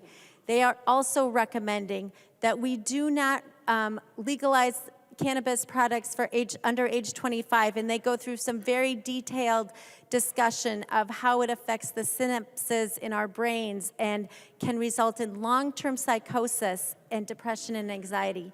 Members, our young people in our state and around the nation are in a mental health crisis, and this will exacerbate it. And there are reams of studies about the impact of cannabis use on young people's brains. And so I know alcohol is 21, I understand the arguments, but this science is here in front of us, and we didn't have it back then. And so, members, we need to help our young people, and I support this amendment. Thank you, Representative Baker. Further discussion. Representative Baker. Thank you, Madam Speaker and members. Thank you, Representative Robbins, for pointing out many of the things in the packet that members were given. These are the smartest people on this issue about how it affects others. You need to pay attention to this stuff because we do nationally with SAMHSA, we do nationally with the RX summits that we've been attending, and the understanding of just substance use disorder and how much pain has gone through families of young ones and kids that have tried this, they've gotten addicted, and they've lost so much time, members, when you're 17, 18 through 23, 24, and they almost kind of like are sitting in the parking lot for a few years at a critical time in their life. So our professionals in the world, our Hazelton friends, Project Turnabout, members from March that are looking at this every day, they're saying that is a critical piece of information. You're sitting here today thinking about passing a cannabis bill, recreational marijuana, with no THC limits when it comes with the flower. There are hybrids that are really potent. This is a new kind of a marijuana. And I don't know why you won't seriously consider this request to start out the state of Minnesota at 25 years old. Be that state that takes it slow. Be the state that says, you know what, we know this today, and we know it better today than we did even 5 years ago, 10 years ago, when other states were really rolling into this. Don't do it just because alcohol is at 21. Don't do it because it'll be easier for the retailers and the dispensaries. Because you know when it comes to the argument of the black market or the illegal market, as Representative Hassan was mentioning, it's not going away either way. It's going to be around. And the closer we get to 21 means the closer it's going to get down to the 17, 18, 16-year-olds. But 25, I think I remember when I was 25, I was married then. I was certainly not ready for that, 19, 20, 21. There was a big transformation at that point. We learn a lot in those few years, in that 20 to 25 range. Members, the two most important letters in the packet are the ones from the parents that just reached out to me at the last minute. And if there were 100 families standing in this room, all lined up, and they were to ask the question about what should we do with this age thing, 95 out of 100, first of all, 95 out of 100 would say, we don't want this bill passed, period. But 98 out of 100 would say, at least listen to the stats. Don't go below the age of 25 because we know clearly now our kids found something earlier in life and it affected them much greater than they ever imagined. The one responsible thing to do here, members, is to take this amendment to conference. Taking it to conference allows us to talk about it further. Of every amendment I've ever carried on a bill like this, this is one of the most important because I'm telling you, it makes a huge difference. That 4 years from 21 to 25 will make all the difference in the world. I don't know why we can't take this to conference. Because once this gets out at that age of 21, nothing will change it as bad as things will get. The black market isn't going to go away. It hasn't on any other state. It's not going to here in Minnesota. So members, look at the packet. Look at what families are saying. Look at what our providers are saying. Madam Speaker, I think I forgot. I want a roll call on this, please. Representative Baker requests a roll call. Seeing 15 hands, there will be a roll call. With our green or red votes, we can see who's paying attention to what the families are saying. We can pay attention to what we're hearing in committee. Chair Fisher, when we were in their committee this year, we heard a lot about this. We heard a lot about the 25 as a magical number. Please support what our professionals, what the science are saying. Please vote green on making the age to 25. Let's take it to conference and keep talking about it. Thank you, members. Any further discussion on the Baker amendment? Seeing none, the clerk will take the roll on the amendment.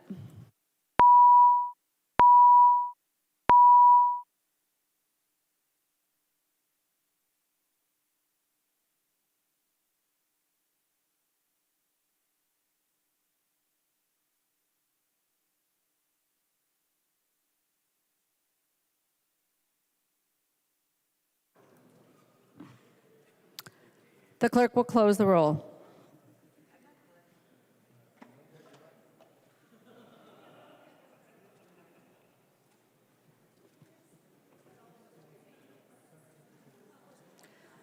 There being 57 ayes and 70 nays, the motion does not prevail. The amendment is not adopted.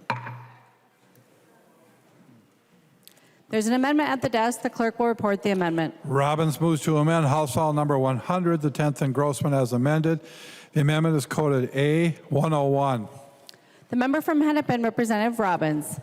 Thank you, Madam Speaker and members. This amendment simply deletes the money for the workforce grants and reallocates the appropriation to drug recognition experts. We had extensive conversation earlier and will again about the lack of a threshold or a standard for impairment with marijuana, and also there is no roadside test available to test for intoxication. So given that, one of the reasons the Sheriff's Association and MPPOA and other law enforcement agencies oppose this bill is because there are studies that show it increases fatal crashes and injury crashes. There's a study from the National Insurance Institute that says crashes for injury accidents were up 6%, and fatal crashes were up 4% in the states that have legalized marijuana. Our fiscal note, however, refers to a Canadian study that shows crashes in Canada, fatal crashes, not just injury crashes. Fatal crashes are up 15%, members. So if we are going to be able to deal with the onslaught of harm from impairment and driving while impaired, we need more drug recognition experts to be trained for the State Patrol and local police. And my police chief in Maple Grove and other chiefs put together some language about what that would need, and they expected about 250 new drug recognition experts on the low end, and they expected it would cost about $10 million. And I know that the bill does appropriate $10 million in the first year for the State Patrol, which is great, and $5 million in the second. But I guess I just have a question for the author, if he would yield. He will yield. Representative Robbins. Thank you. So thank you, Chair Stephenson. We've had these discussions before, but where I'm having trouble is there is the appropriation in the bill that's not really specific to drug recognition experts, but the fiscal note takes $6 million from the Trunk Highway Fund that would provide for 5 drug recognition experts in the State Patrol, and then it provides $40,000 for training 200 officers, which is incredibly low. So how do you square the $10 million in appropriation with how the fiscal note says we're going to actually provide for drug recognition experts? Representative Stephenson. Thank you, Madam Speaker, and thank you, Representative Robbins. The fiscal note predates the adoption of the amendment in Amazing Means, where we had appropriated $10 million in the first year and $5 million ongoing, which explains that discrepancy. I would just note the fiscal note does clarify how much it costs to train a drug recognition expert. It's 4 hours. They approximate it would cost $50 an hour, so we're basically talking about $200 per drug recognition expert. And then, as it mentions, there's the instructor time as well. So if you think about $10 million, that will fund an awful lot of drug recognition experts. This, I will note, is the amount that members of the minority asked for in several committees, and we did adopt it in the Ways and Means Committee because I thought it was a good idea, and which is why I still think that that's the correct appropriation. Representative Robbins. Thank you, Madam Speaker, and thank you for that explanation, Chair Stephenson. And I do appreciate that the money is there, but when you look at the language of the bill, it really does not say for drug recognition experts. And the fiscal note, which I do have the most recent version of it, still says 5 drug recognition experts. So I would like to request a roll call on this because I think it's very important that we specify where this money is going to go. So thank you, members. Representative Robbins requests a roll call. Seeing 15 hands, there will be a roll call. Further discussion. Representative Stephenson. Thank you, Madam Speaker. Representative Robbins, I'm just puzzled by the comment that the amendment, the language doesn't specify that. I'm looking at subdivision 21 of Article 9, starting on line 297.30, and it says $10 million in fiscal 24 is appropriated for drug evaluation and classification program for drug recognition, evaluator training, additional phlebotomist, drug recognition training for peace officers as defined in Minnesota statutes, and so on. So I think it is pretty explicit in that section of the bill. As I mentioned, this is the amount that the minority offered in several committees and that we adopted in Ways and Means. I think it's the correct amount. The money that you're appropriating comes from the grant programs, which will help drive the industry, and so I would ask members to vote no. Representative Robbins. Thank you, Madam Speaker, and I do appreciate the additional funding, Chair Stephenson, and I do appreciate the clarification, but just to be clear that the section you were reading from says that $10 million goes for lots of things, including drug evaluation and classification program for drug recognition, evaluator training, additional phlebotomists, recognition training for peace officers, and I believe setting up more toxology things. So I just want to make sure that we put the money where it's most effective, and that's the reason I'm asking for a green vote. Thank you, members. Seeing no further discussion, the clerk will take the roll on the amendment.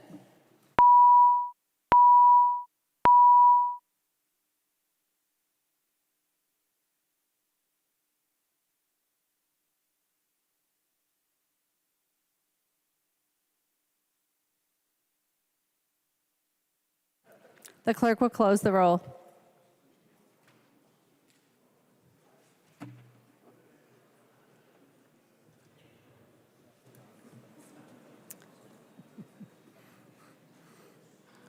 There being 61 ayes and 69 nays, the motion does not prevail. The amendment is not adopted. There is an amendment at the desk. The clerk will report the amendment. Robbins moves to amend House File number 100, the 10th engrossment as amended. The amendment is coded A104. Representative Robbins. Thank you, Madam Speaker and members. The A104 sets a potency cap, and I think this is very important that we have this discussion. So currently, as we've discussed, there is no test for impairment, and there is no standard of what impairment is.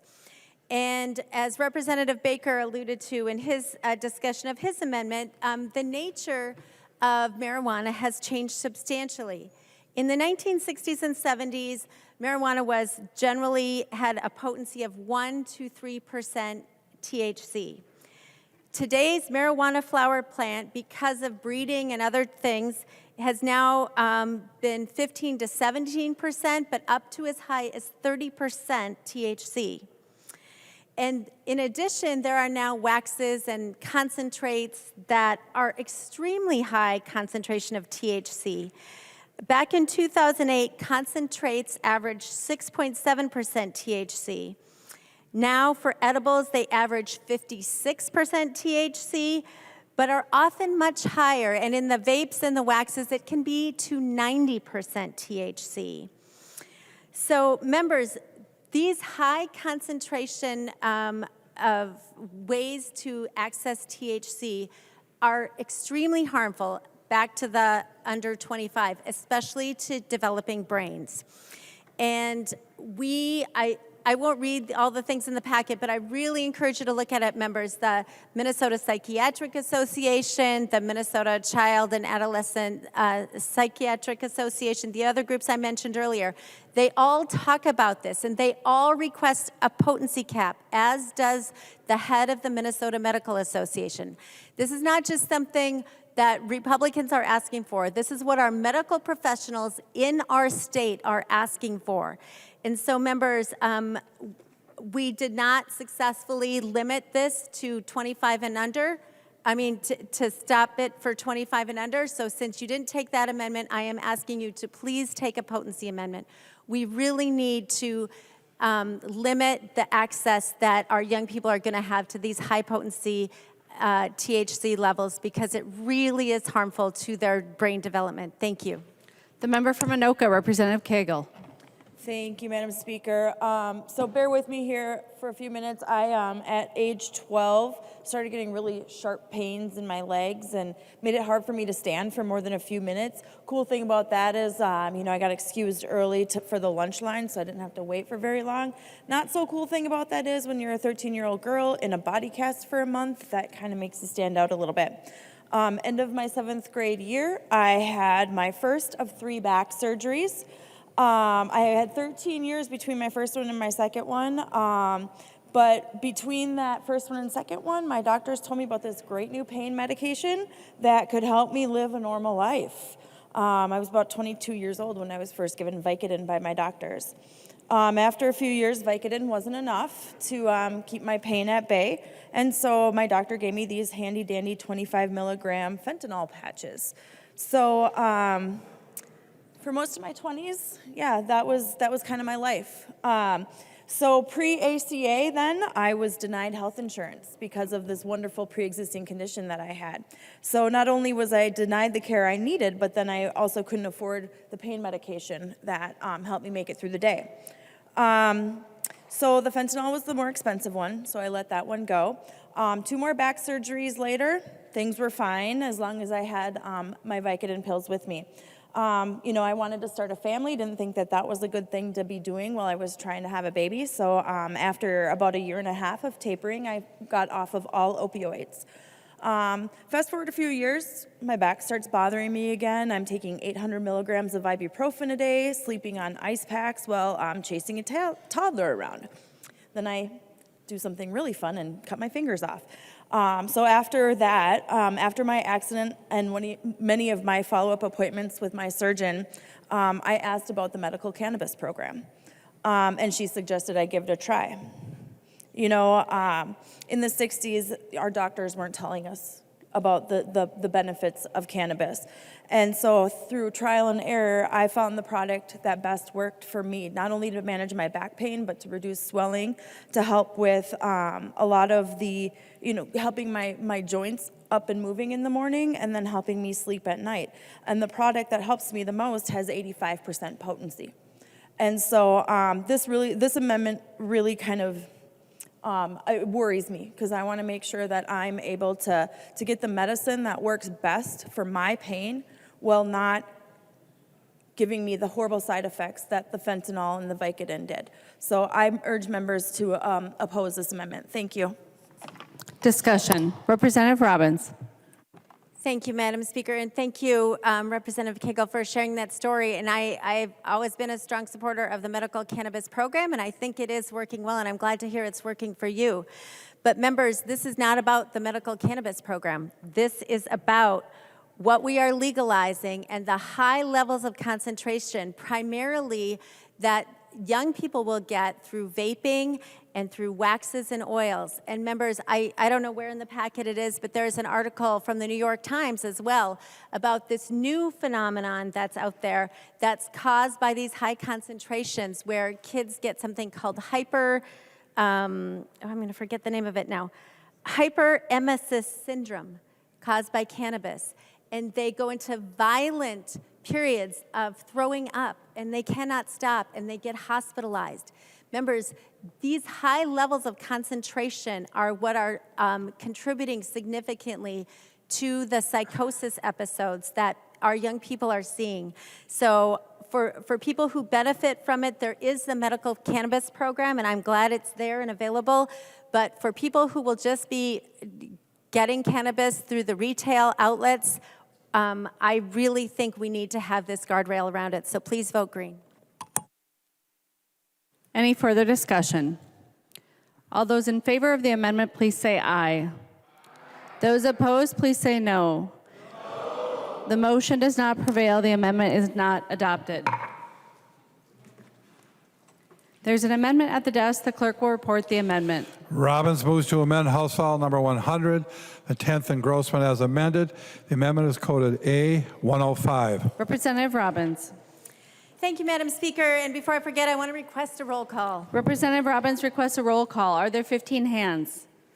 Seeing 15 hands, there will be a roll call. Representative Robbins. Thank you, Madam Speaker and members. This is the A105, which prohibits public transit drivers from having marijuana in their systems. It's similar to the school bus amendment that Representative Mueller carried. Again, this amendment was rejected in the Transportation Committee, and we want to make sure that we are on record as a body of having zero tolerance for our Metro Transit bus drivers and light rail drivers and people who drive Metro Transit dial-a-rides and Metrolink services, that we do not want to have them impaired. There is no, as I've said many times, no level of impairment, no standard of impairment in the bill, and no tests for impairment. So we cannot risk our public who are traveling in our Metro Transit system by having impaired drivers. Please vote green. Representative Stephenson. Thank you, Madam Speaker. Representative Robbins, I think if this amendment was just confined to transit, it'd be one conversation. But as I'm looking at line 1.4 of this amendment, it says it's a crime for any person to operate a motor vehicle or vehicle that operates on rail to provide public transit. So I think this amendment would apply to anyone who's driving a motor vehicle. That does not work. We've had a discussion here before about how cannabis is detectable in your blood long after impairment, which is why we have not adopted a zero tolerance basis for motor vehicles. That's a position that's supported by the nonpartisan DWI task force, among many other groups. So I'd ask for a no vote on the A105. Further discussion. Representative Robbins. Thank you, Madam Speaker, and thank you, Representative Stephenson. I had not had that objection to this in earlier discussions, but clearly the statement is, it is a crime for any person to operate a motor vehicle or vehicle that operates on rail to provide public transit. So the operative phrase is to provide public transit. So it's whether you're driving a motor vehicle providing public transit or operating a rail vehicle that provides public transit, but it modifies both. So that is really not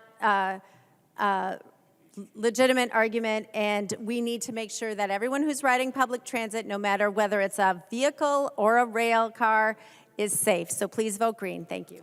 Representative Dowd. Thank you, Madam Speaker, and Representative Stephenson. That's not even, you're an attorney. Read the whole sentence. It literally says to provide public transit as defined in section 174.22. This is specifically only for those people who are providers of public transit and operators of public transit. This is a good vote, and we should be taking it. And don't let that excuse by the author or misinterpretation or misrepresentation of this amendment by the author sway your vote. Further discussion. Representative Robbins. Thank you. And to further amplify that point, I just want members to know that the section is entitled Cannabis-Related Transit Operations, and where it's a gross misdemeanor cannabis-related transit operation and a misdemeanor cannabis-related transit operation. In every instance, it's referred to as transit operation. Vote green. Any further discussion? Seeing none, the clerk will take the roll on the amendment.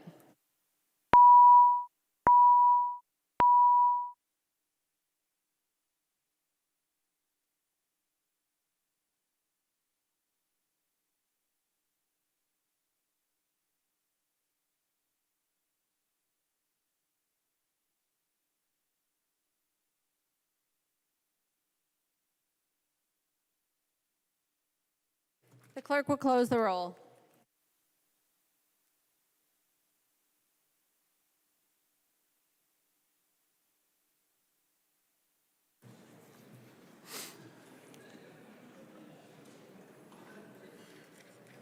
There being 61 ayes and 69 nays, the motion does not prevail. The amendment is not adopted. There is an amendment at the desk. The clerk will report the amendment. Robbins moves to amend House File Number 100, the 10th engrossment as amended. The amendment is coded A114. Representative Robbins. Thank you, Mr. Speaker and members. This amendment prohibits the Commissioner of Revenue from purchasing, leasing, or taking occupancy of a building for purposes of providing a facility to collect cash payments.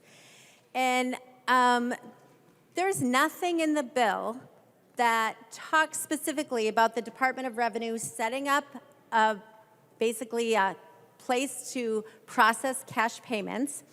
But when we were in the tax committee, this came out, and I just was fascinated. The Department of Revenue, according to the fiscal note on page 133, wants to spend $1 million in the first year and then ongoing operations to have an off-site facility to collect cash payments.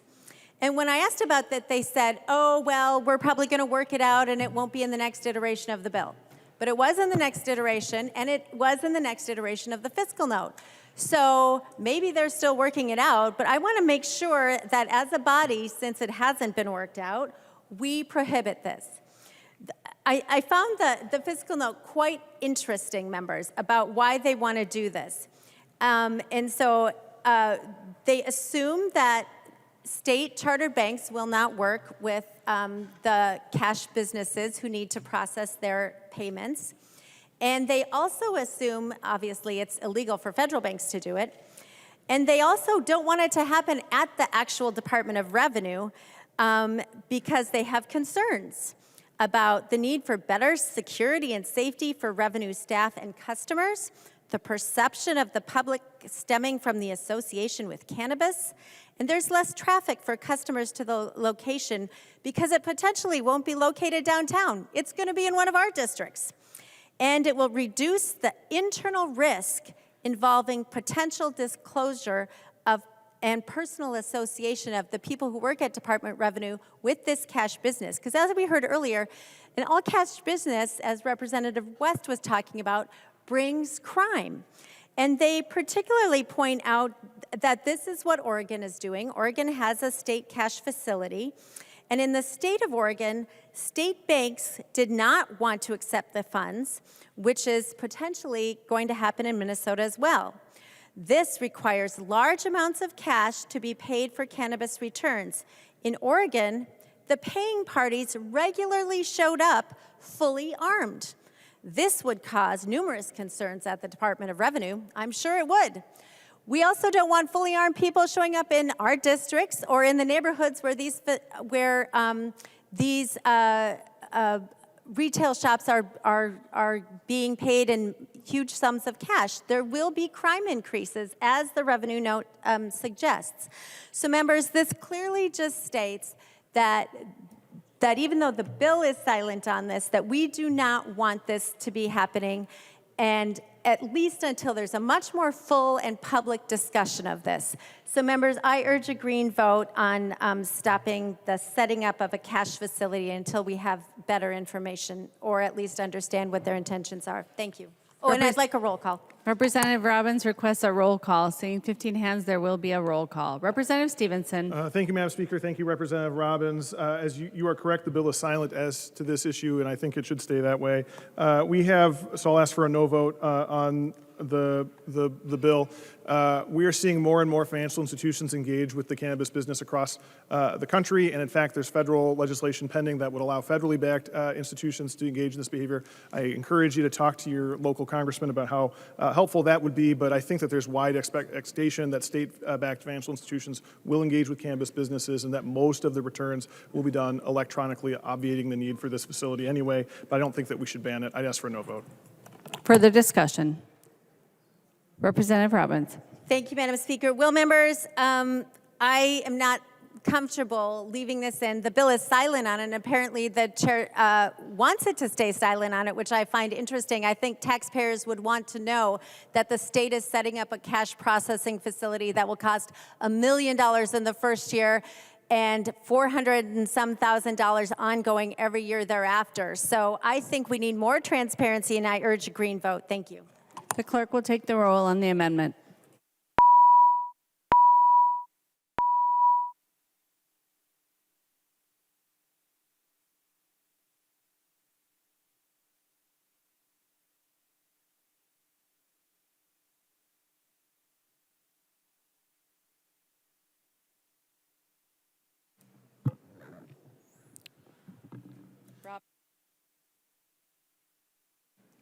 The clerk will close the roll.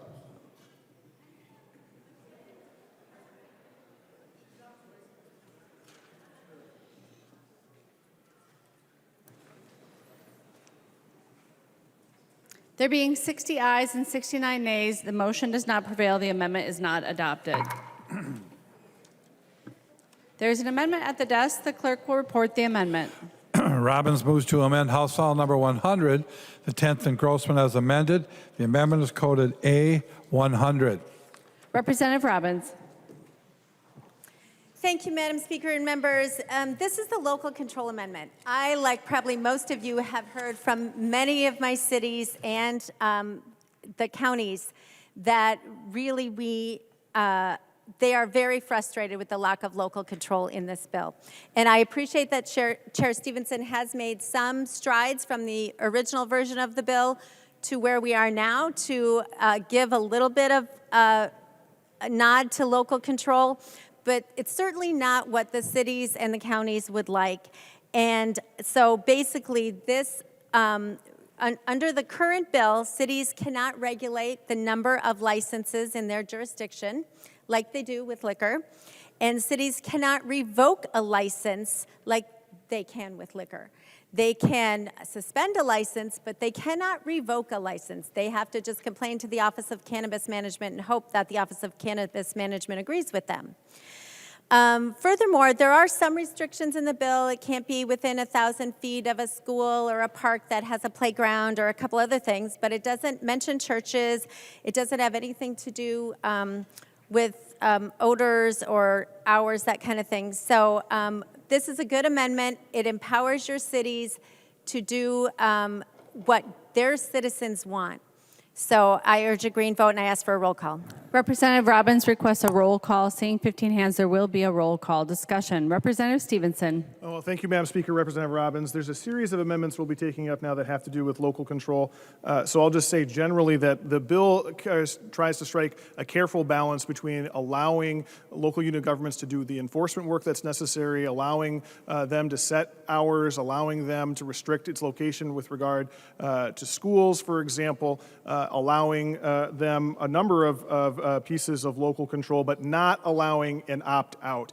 And for example, when we talk about revoking licenses, we are careful to not give them the power to revoke, though they can suspend, because we don't want local units of governments to opt out by revoking licenses without good reason. We don't want opt-outs by having very restrictive zoning requirements, by having very restrictive licensing fees, which is why the licensing fee is specifically articulated in that local units of governments can charge. So there's a careful balance in the bill that has been maintained between having some local control but not enough to allow local units of governments to opt out. Why are we focused on not having the opt-outs? Because in states that have allowed opt-outs, that's where the illicit market continues to thrive and grow. We need to have a uniform set of cannabis standards across the state to make sure that we're doing the best we can to curb the illicit marketplace and move to a legitimate marketplace with consumer protections and controls. So I don't support the A100 amendment and the other amendments that have to do with allowing for opt-outs. Any further discussion? Representative Robbins. Thank you, Madam Speaker. Members, I urge a green vote. Our cities want local control. They have asked for it. The little bit of progress that we've made is not enough. The citizens elect their city councils and their mayors to make these decisions so that it fits local culture, local sensibilities. And we saw that one size does not fit all in the pandemic, and we certainly don't want to have something like cannabis forced on our individual cities if they don't want it. If they want it, they can certainly, embrace it, but not everyone will want it. And as for it's sort of a red herring about the illegal market. I do understand your point, Chair Stephenson, but the bill is in effect creating the illegal market by allowing people to give away 2 ounces to anyone 21 or older at any time and growing up to 4 flowering plants, 8 plants total at home, and keeping 1.5 pounds of cannabis in your home anytime. So we are, by the way the bill is allowing for, it's not, the proponents of the bill like to say, oh, well, we're regulating, we're testing, we're having retail licenses, it's going to be very regulated. That part is regulated. But when you can give away 2 ounces to anyone at any time who's over age 21, and you can have 1.5 pounds in your home, that is where the illegal market is going to come from, whether we have local control or not. And just so members understand how much this is, 2 ounces is enough for 168 joints, members. 1.5 pounds that you can keep in your home is enough for 2,043 joints, which would be the equivalent of 6 a day. No one's going to keep that much in their home, and no one's going to pass that around. Members, the bill itself is creating the illegal market, and we should be able to empower our cities to have local control. Please vote green. Representative Baker. Thank you, Representative Robbins, for this. This is a really important one, and I hope you're paying attention to the need to bring this home to our local leaders that really actually care about this. We really did a poor job, the legislature did last session, to roll out, the edible cannabis, really messed it up, didn't give them any direction, no taxing, just nothing. And all we're asking for now is give us a chance to sort of set up our own system here, if it's 1 or 2, but you're not going to force them to not deny anybody. Let me remind you, there's still going to be a black market here after this bill passes. It's going to happen. No other state has stopped it. So don't think that what you're doing here today is going to stop it either. But why not give our local folks a little bit more credibility, a little bit more respect to allow them to set up what's important in that community? Come on, members, this is a local control thing that you should get behind. We're going to need their help to do this right. And they know their communities better than anybody. Please support the Robbins Amendment. Thank you very much for bringing this forward. Let's do this for our local little towns. Thank you. Discussion. Representative Demuth. Thank you, Madam Speaker. As we have been debating this, I have local people that are texting me right now from my community, constituents, and thank you for this amendment, Representative Robbins. I would like to support this, and I would encourage a green vote. We have got to give our local communities more input. They are the ones that know the best of how to represent their community.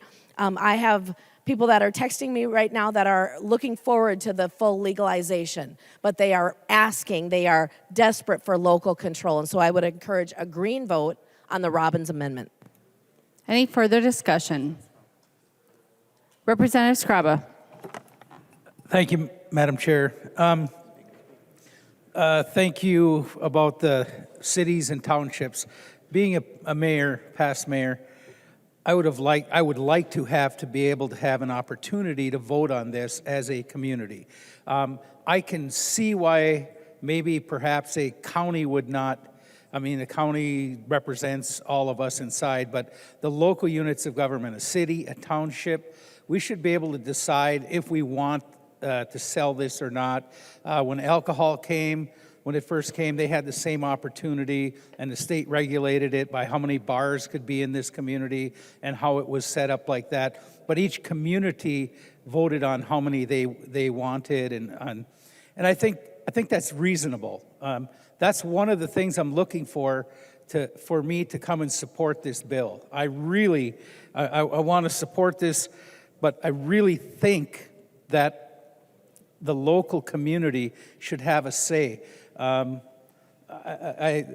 friend of mine gave me an example. It's like a candy bar. You know, you can buy them anywhere you want. You should be able to buy marijuana everywhere you want. But a candy bar is different. You know, it is a product, and you should be able to go. I look at our tourism community, what I represent, and I truly believe that from what I've talked to and the people in Canada, when it first got legalized, there were thousands of stores selling marijuana. Now there's hundreds. And what happened is the market will determine where the stores are going to be and what's going to happen. I mean, each community might want it, but I think if we give the cities and the townships, it'll settle itself out. It'll be decided who gets what, where, how, and that should be part of this bill. And I look forward to a green vote. Thank you. Representative New Brindley. Thank you, Madam Speaker. I have been listening, but I don't think I heard anyone talk about the fact that, you know, there is actually a really pragmatic reason for local control over this, and that's that our local cities are the ones who are going to bear the brunt of the consequences of this. When there are increased public safety needs, those costs are covered by our local municipalities. They are the ones paying for additional law enforcement time. They are the ones paying for our local jails who are going to need to house people who have a problem, who are driving intoxicated. There is a cost to our local communities, which is exactly why our local communities should have control over whether or not they choose to incur those costs for the community. Local control is a basic principle that most of us agree with on both sides of the aisle. Most of us believe that our local communities should be able to make these decisions for themselves. You know, we talked about how in committee, you know, we had a lot of really small towns around this state, and a lot of those small towns have unique identities. They have a community that does care, that is unique to their local city or township. And I get it, the big cities don't have that quite as much, although certainly they make attempts to do so, but that sense of community can get a little bit lost. But in these small towns where there is a real sense of identity and community, it could be that they just don't want it. And guess what? They shouldn't have to. If their local elected representatives, and if the local constituents and people who live there don't want it, they shouldn't have to have it. It's just silly for us to force a community to take this on when, one, they don't want it, and two, they certainly don't want the costs associated with it. This is a great amendment. Vote yes. Representative Dowd. Thank you, Madam Speaker. And if Representative Stephenson would yield for a question. He will yield. Representative Dowd. Thank you, Madam Speaker. Representative Stephenson, I offered this same amendment in Commerce Committee. I know this bill made probably 12 stops, maybe more, after Commerce, so I've lost track of the different iterations of the bill, and I think you're on the 10th engrossment, so I know the bill changed. At the time, as I recall, there was not even a provision that would allow a city to issue a license for this, which meant they could put no restrictions. We do offer the ability for cities in our state statute to offer licenses for tobacco and for liquor. What is the current status of what's in the bill? Representative Stephenson. Madam Speaker, Representative Dowd, the bill actually requires these retail-facing businesses to get local licenses. They have to grant a local license if the license is granted by the state, but it's an enforcement mechanism. As I mentioned, there's a careful balance here between wanting some elements of local control and an ability to enforce and make sure the rules are being followed, but not allowing opt-outs. So the bill does require a local license now. Representative Dowd. Thank you, Madam Speaker, and if he would continue to yield, I would like to know, are they able to make some revenue off of that? Can they charge a license fee? Can they set specific hours? Can they deny a license? Representative Stephenson. Madam Speaker, Representative Dowd, taking the last question first, no, they cannot deny a license if the license has been granted by the state. They can suspend the license if there's evidence that they find the person is selling an illegal product or selling to minors, et cetera, but they can't deny it straight up. You asked about hours. They can set hours limitations in the bills, and I believe Representative Nash maybe offered an amendment to constrain that further to allow more hours impact. Sorry about that. And your first question was about fees, and yes, they can charge a licensing fee. We spell it out in the statute. It's 50% of the amount that the state can charge. Representative Dowd. Thank you, Madam Speaker, and thank you, Representative. I appreciate the clarification. And it was somebody was talking over here in the alcove, so that's why I was having trouble hearing you. It wasn't your fault. Members should really pay attention to this. If we're going to let local municipalities offer licenses, it's not that we're letting them offer it, it's we're requiring them to issue a license. They have no choice. I mean, they have to issue the licenses. And as so many other members said so eloquently, we shouldn't force a municipality to do this if they don't want to do it in their city. And we should let them set the restrictions that they feel are necessary for this. So I would ask members to vote in favor of this amendment. Thank you. Seeing no further discussion, the clerk will take the roll on the amendment.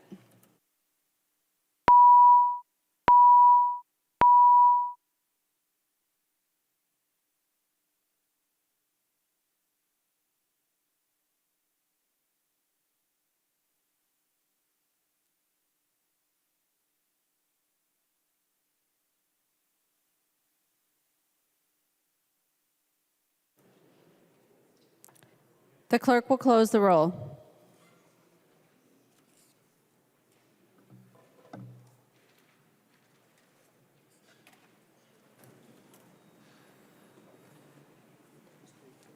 There being 59 ayes and 69 noes, the motion does not prevail. The amendment is not adopted.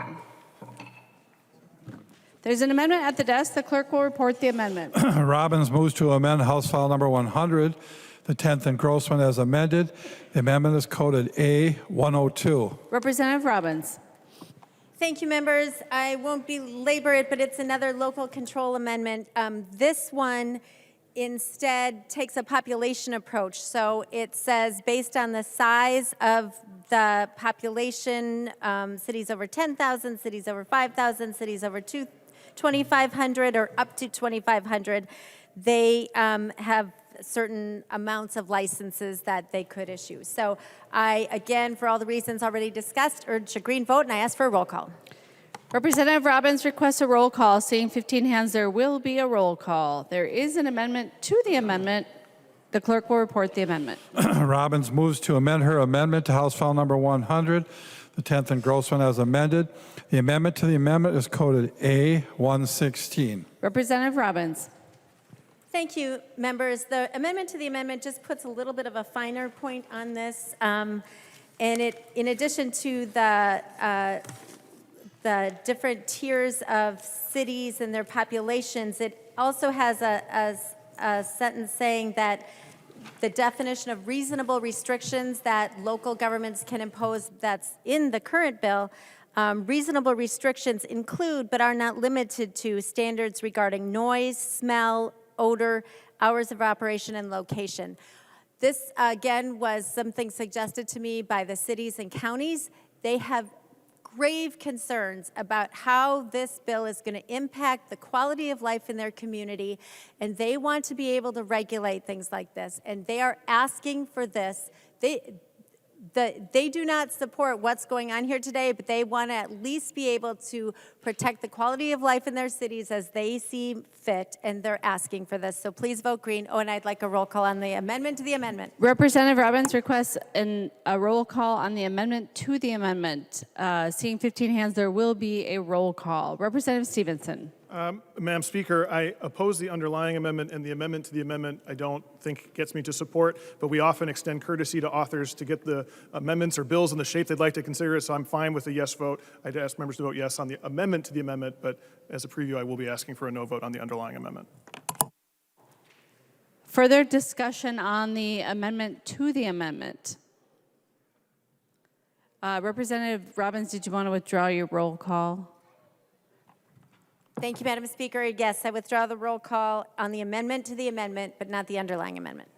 All those in favor of the amendment to the amendment, please say aye. Those opposed, please say no. The motion prevails. The amendment to the amendment is adopted. On the underlying Robbins amendment, Representative Stephenson. Thank you, Madam Speaker. Representative Robbins, as I indicated, I'd ask for a no vote on this. Again, it's another local control issue, and again, we have a careful balance in this bill that this amendment would disrupt, so I'd ask for a no vote. Representative Robbins. Thank you, Madam Speaker. As members, we have gone over this. This is what our communities are asking for. Please support your local community and support the amendment. Thank you. Representative Scraba. Thank you, Madam Speaker. Would the author yield to a question, please? The author of the bill or the author of the amendment? Mr. Stephenson. Representative He will Stephenson. yield. Representative Thank Scraba. you. I missed it before. I wanted to ask, being a small town and the license, you brought up the license, the city issues a license. Do we as a city have to print the license, do all the license, make the license up? Do we have a committee that reviews licenses? Do we do all of that? Or is it a state license that runs through the community? I'm curious. Representative Stephenson. Madam Speaker, Representative Scraba, the bill contemplates that the bulk of the licensing work is done at the state level, so they'll be the ones reviewing whether the person has met all the things they need to do to obtain a license, but they also need to achieve a local license and apply for that. As I mentioned when I was talking with Representative Dow, the city does not have discretion to offer that license if the state has approved a license, but they can then suspend the license if the business is not in compliance with any of various state or local regulations. Representative Scraba. Thank you. I'm still confused because small communities cannot or do not have the ability to have licenses. I like a business license. There's a lot of communities that you just show up in town and you start a business. There's no city business license. There's nothing. It's just there. So what I'm curious about, Madam Speaker, if I could ask him, continue the question. He will yield. Representative Scraba. How does a community that doesn't have licenses issue a license? Representative Stephenson. Madam Speaker, Representative Scraba, the bill says that the applicable local unit of government has to issue the license. So in some communities, maybe that's a higher level of government like a county. But in most places where you have a city unit of government that would license a liquor store or a tobacco shop, they would be the ones issuing that local license. Representative Scraba. Once again, maybe I'm not clear on the way I'm asking the question. Would he yield? He will yield. Representative Thank you. Scraba. So if a city does not have a license and the county is the next up, does the city have to go to the county to get the license for the business? Representative Stephenson. Madam Speaker, Representative Scraba, no. It's the applicable local unit of government, so if it's the county doing the licensing, the county would license. Madam Chair, it's, again, I'm sorry, Madam Speaker, it is getting late for me too, but one of the things I'm really concerned about is I want local control. I would like to see the license. I would like to see that Representative New Brindley brought up the fact that the law enforcement and everybody that has to deal with the businesses in the community, it is a unique business. I'm not saying it's a bad business. It's a unique business. It's an opportunity perhaps to move forward in something that should have been done a long time ago. But I'm curious. I'll save it for the other one. But thank you, Madam Chair. I urge everyone to vote for Representative Robbins' bill. Thank you. Representative Stephenson. Madam Speaker, Representative Scraba, so whoever is doing the licenses for a business like a liquor store, a tobacco shop, whether that's the city or the county, they would be the ones issuing the license.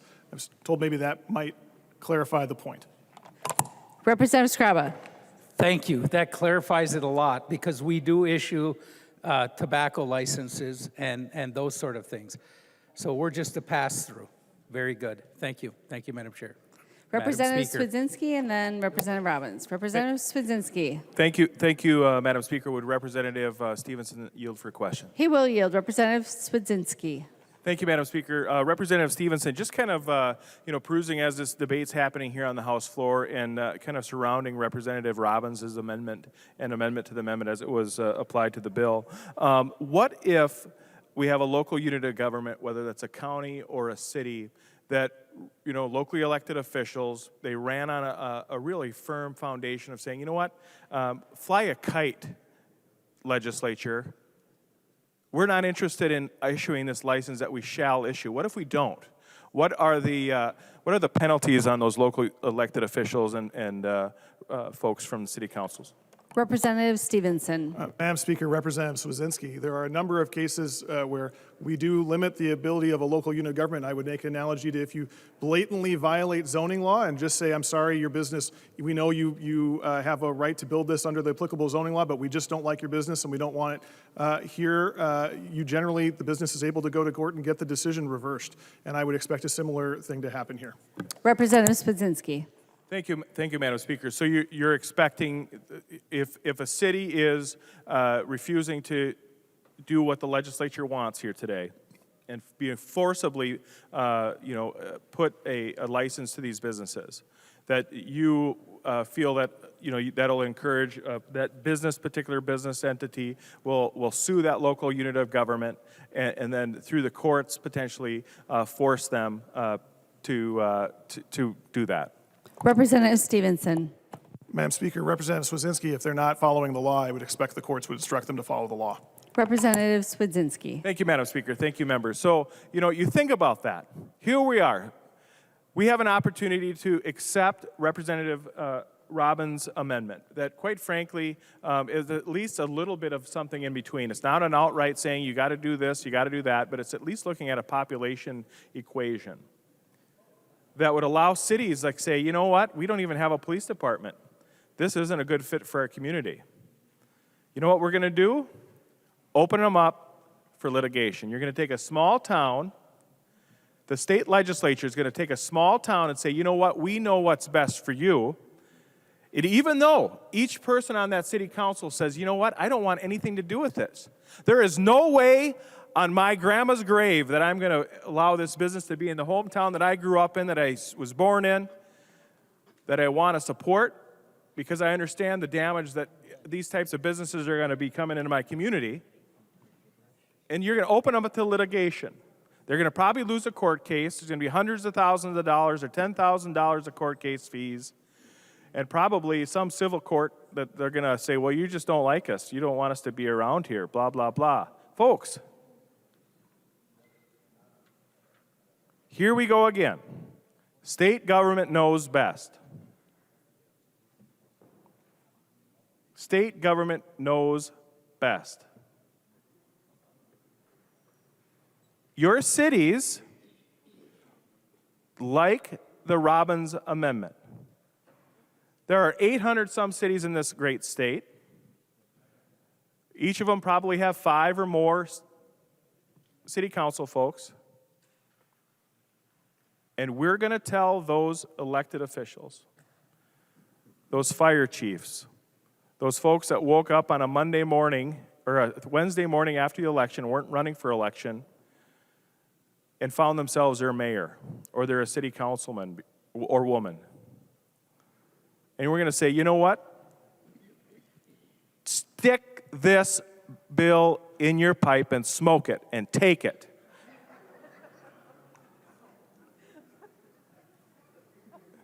Because we know best. We giggle on this House floor, but that's what you're telling these small towns to do with this bill. We're going to stick it down your throat, and you're going to like it. And if you don't like it, and you say, fly a kite, state legislature, we're going to open you up to litigation. That's leadership. Loud and clear. Vote for the Robbins Amendment. Representative Robbins. Thank you, Madam Speaker, and thank you for the discussion, members. Local control really is important, and our cities want it. But I also wanted to point out a little bit of the hypocrisy in this bill, because the state wants to make sure that cities can't refuse these licenses and that cities can't revoke these licenses. But they also don't want to have them limited by churches or limited by odor or other things. But it says right in the statute that it can't be within 1,000 feet of the Capitol or the Capitol grounds. So apparently we don't want it around here. And then if you turn over to the next page, it says, notwithstanding anything in the bill, the state shall not issue any license to any cannabis business to operate in Indian country. So we cannot impose this on the tribes, and I understand that. They're sovereign nations.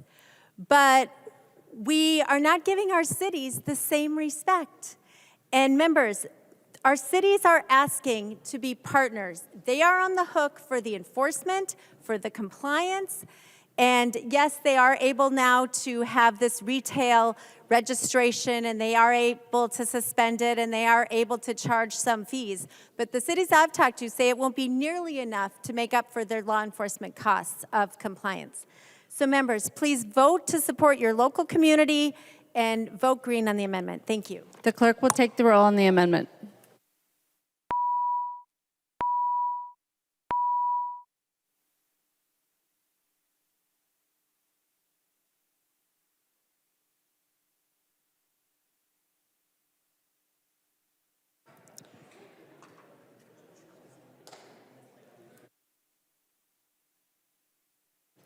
The clerk will close the roll.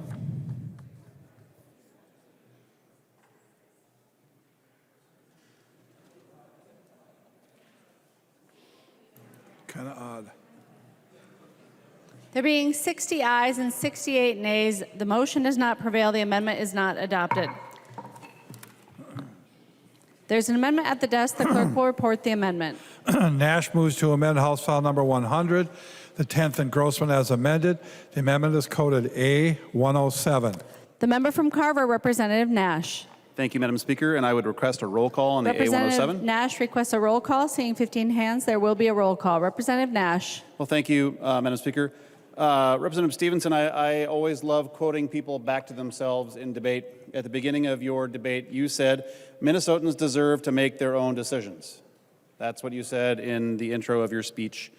And the A107 is actually modeled after existing statute, and we've talked about this briefly, but I actually want to delve into this a little bit deeper tonight. So 340A-.416 actually says that the body of the 107 would be that if you have 30% of the persons voting in the last city election or 200 registered voters residing in the city, whichever is less, the city can place a referendum on the next ballot, and that if the majority of the people voting in that referendum decide that they do not wish to have a dispensary located in their city, that becomes the law. Now, 340A.416 was actually utilized, if my memory serves me correct, from State Government Finance Committee, that it was in the city of Cokato, and they actually decided for a period of time that they wished to be a dry city. So that's how they arrived at the decision to become a dry city. And what they did is they did the referenda. What I'm offering to you, Chair Stephenson, is this, because the local control pieces, I think, could best be summed up in that you are open to restricting time, place, and manner, but you're not giving the cities any opportunity to say, you know, we don't really want one of these here. And you and I have talked about this, and your principal argument is that it's going to expand the illicit market. And I don't know that we've ever actually had any conversation back and forth about the veracity of that argument or specific examples of that, because as I think Representative Swedzinski said earlier, that many of the cities that have done this under the auspices of not or eliminating the black market, they still have the black market there. And I can corroborate that because a friend of mine from high school is the police chief of a city in the Denver metro area. And what he has told me on repeated occasions is, Jim, this was the worst thing that we could have done. Because even though we have a regulated market, the cartels and those people who are in the illicit market are still undercutting the price of the dispensaries, and it's making it effectively a cheaper black market. But back to this amendment, I think that what we're seeing is that a referendum is probably the most obvious vote that you could take as to whether or not you wanted to have something allowed in your city. Because the preponderance of people voting in the election have to say, nope, we really don't want one of these here. So I've been very thoughtful on how to craft this amendment. And I will tell you that everybody got at their desk, mine got water spilled on it, but there's a letter at your desk from what is this, 1, 2, 3, 4, 5, 6, 7, 8 different municipal organizations, and I will read them. League of Minnesota Cities, President of Municipal Legislative Commission, the Association of Small Cities, the Coalition of Greater Minnesota Cities, the Association of Minnesota Counties, the President of Metro Cities, Metro Intercounty Association, and the Minnesota Rural Counties Association. Now, the people who are the signatories of this are council members from Bemidji, the mayor of Edina, the city administrator of Spicer, the mayor of Thief River Falls, a Ramsey County commissioner, a city manager in Coon Rapids, the commissioner or a commissioner in Washington County, and a commissioner in Pipestone County. These are the people who have been elected by various members of the communities that we all serve with these folks to say, we support local control. So along those lines, we have heard that many other states and cities have gone down this road, and Representative Stephenson doesn't prefer them. But I think that Michigan is a great example, because Michigan is a state with one of the lowest tax rates on cannabis, which is what you have. And they have no opt-out, but they are battling what they call a seemingly insurmountable battle with the long-entrenched black market. Let me read that again. They are fighting a seemingly insurmountable battle with a long-entrenched black market. Well, members, research is showing in Michigan that that's a problem.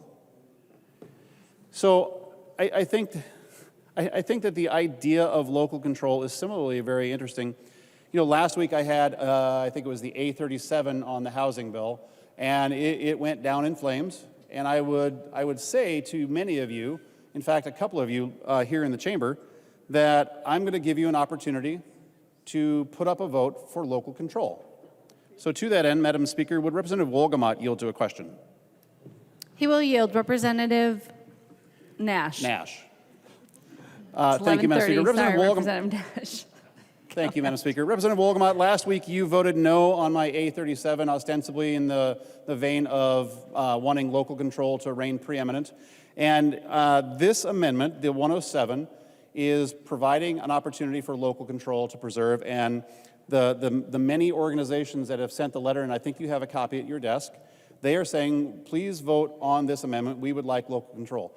Representative Wolgamott, you have St. Cloud as your principal city. Do you believe that the city of St. Cloud's city council should be allowed to make the decisions on whether they have a dispensary located or multiple dispensaries located in the city of St. Cloud?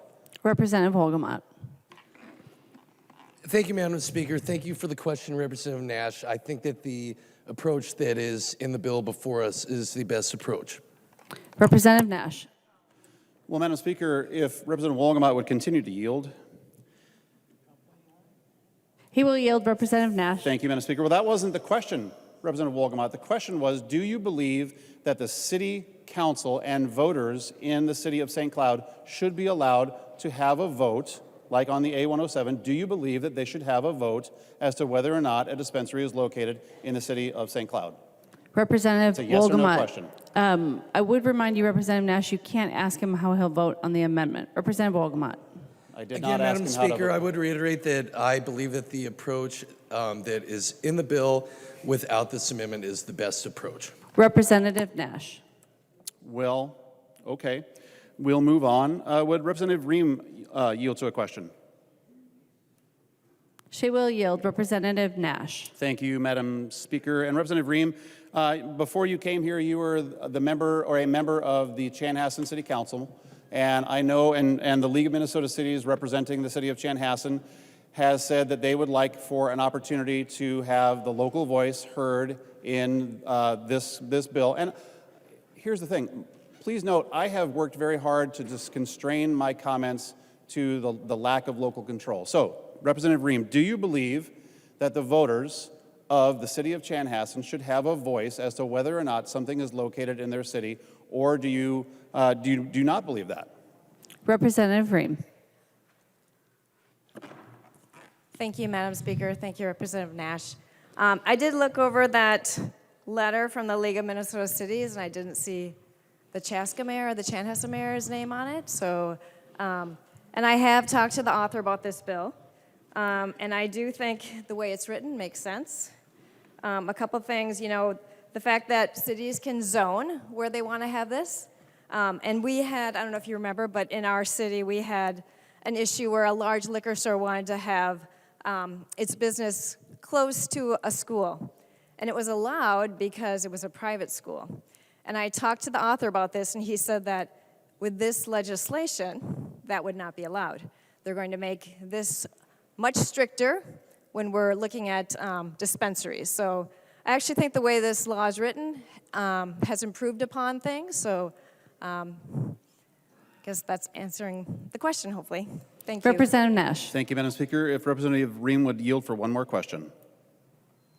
She will. Representative Nash. Thank you, Madam Speaker. Representative Ream, is the League of Minnesota Cities, or is the city of Chanhassen and Chaska represented by the League of Minnesota Cities down here at the Capitol in lobbying efforts? Representative Ream. I would assume so. Representative Nash. Well, thank you, Madam Speaker. I will tell you, and this is not a gotcha, they are. So the League of Minnesota Cities has said that they would like local control. They do represent the cities of Chanhassen and Chaska, and I think that you can surmise from that they would be sending you a message that they would like to have local control. Madam Speaker, would Representative Brand yield for a question? He will yield. Representative Nash. Madam Speaker, Representative Brand, Mankato and St. Peter, I believe, are your principal cities. I think we can agree that we know that the League of Minnesota Cities does represent them here at the Capitol. The letter that you've received at your desk is urging for some notion of local control that is beyond what's in the bill. And I would ask, do you believe that the city and the people in Mankato and the people in the city of St. Peter should have a voice in this process as to whether or not a dispensary is located in their cities respectively? Representative Brand. Thank you for the, thank you, Madam Speaker and Representative Nash. What I would say is that there are plenty of vacant locations in across the state where these locations could go, but there are zoning laws. And so I wouldn't say that a dispensary in any shape or form would end up in a residential zone. As a former city council member, I wouldn't say that it would end up in an industrial zone. And so that would only limit the commercial zone.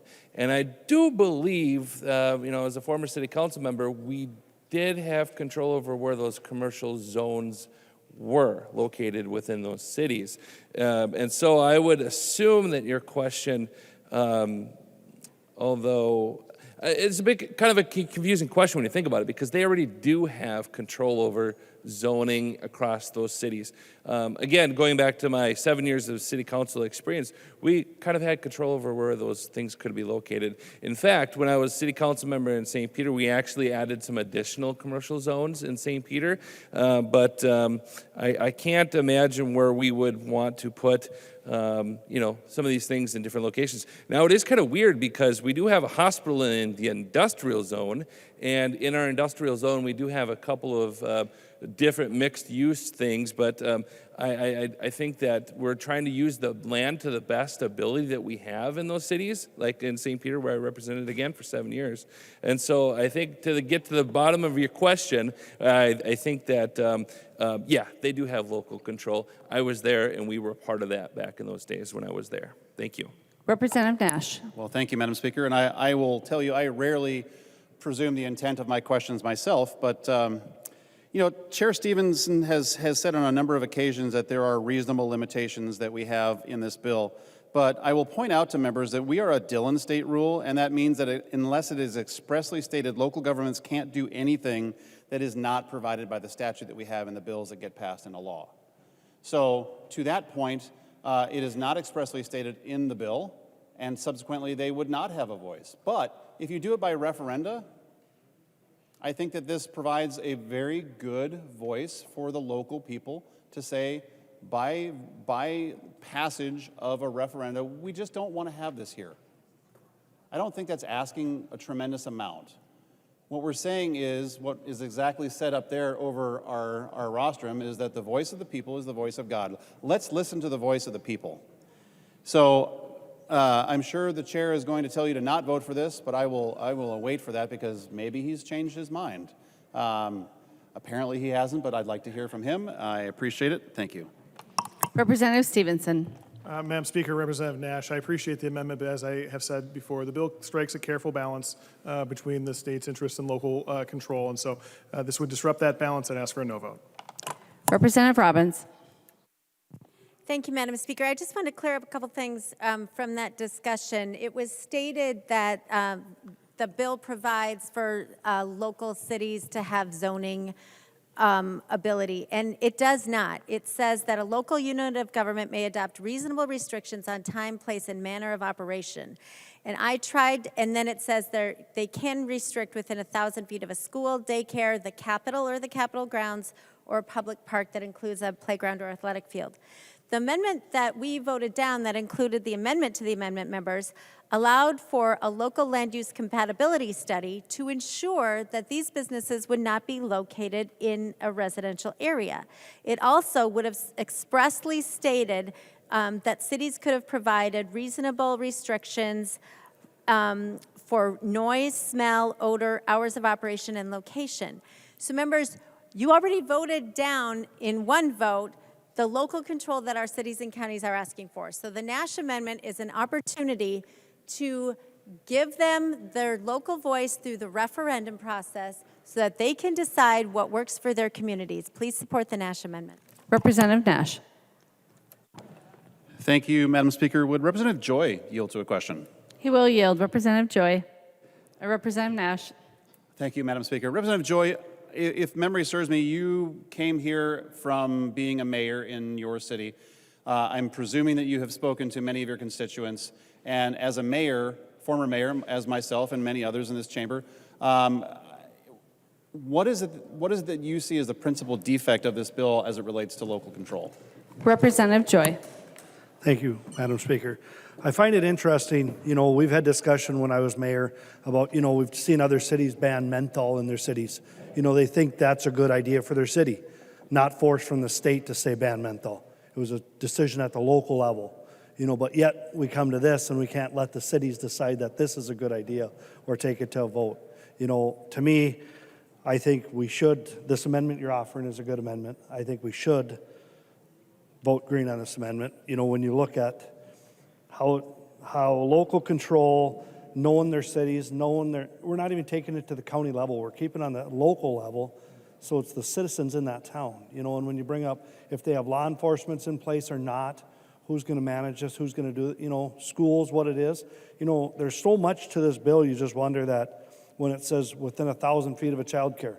So now if I do have an opportunity in my small town to get another childcare, but it's within that 1,000 feet of that new facility we have, I have to deny that license for that childcare facility because it's too close. We're going to have a lot of issues with this. Thank you. Representative Nash. Thank you, Madam Speaker, and thank you, Representative Joy. You know, in committee debate, the Chair Stephenson said that one of his concerns with my amendment was that it would strip away the enforcement requirement. And I pointed out in committee, and I'll point it out here again, that this doesn't absolve the cities of enforcement, because it doesn't. What it simply says is that this is a mechanism, an on-ramp, if you will, for cities to have a referendum to simply say, we'll enforce the laws, but we don't want a dispensary here. Because I think that it's not really an unrealistic expectation that many cities around our state, because you can drive for many, many, many hours. Representative Burkle, he's here, well, there he is, has a very long drive. I think it's 6 hours. Well, you can drive for 6 hours, and you might hit a couple cities along the way that would like to say, we don't want one of these. So I'd like to read, Madam Speaker, a passage from the letter that was submitted that I referenced just a minute ago, and all of you have at your desk. And I'll start it off here. It says, collectively, our organizations have provided feedback, testimony, and letters throughout this session regarding House File 100. We are appreciative for Chair Stephenson's addition of local registration requirement, but, and in bold letters, still have concerns regarding the lack of local government positions within the bill. Specifically, local governments center our requests on the following items. One, and first, meaningful local control. That's a really big item. The second one, and the last item they say, is recognition of costs throughout revenue sharing. I'm focusing on meaningful local control. I appreciate the amendment that we added in State Government Finance, Chair Stephenson, around some of the things that were added, but there really isn't the voice of the cities that are here. There is no meaningful local control. The people that live in pick a city don't have a voice in whether or not they get to have a dispensary. Now, mind you, I think that many people, if it were put to a vote, they'd say, yeah, we'd like this. But I think that as much as I recognize that, you have to recognize that there would be cities that say we would prefer not to. I don't think that that is a far-flung notion. So, members, if you voted no on my amendment last week, and yep, you voted my amendment down, here now is your opportunity to do the same thing again, to be the voice of local control, and that's what this is all about. So if you voted no last week, I really hope to see that you vote green on this, because the cities and counties are asking for meaningful local control. Thank you, Madam Speaker. The clerk will take the roll on the amendment.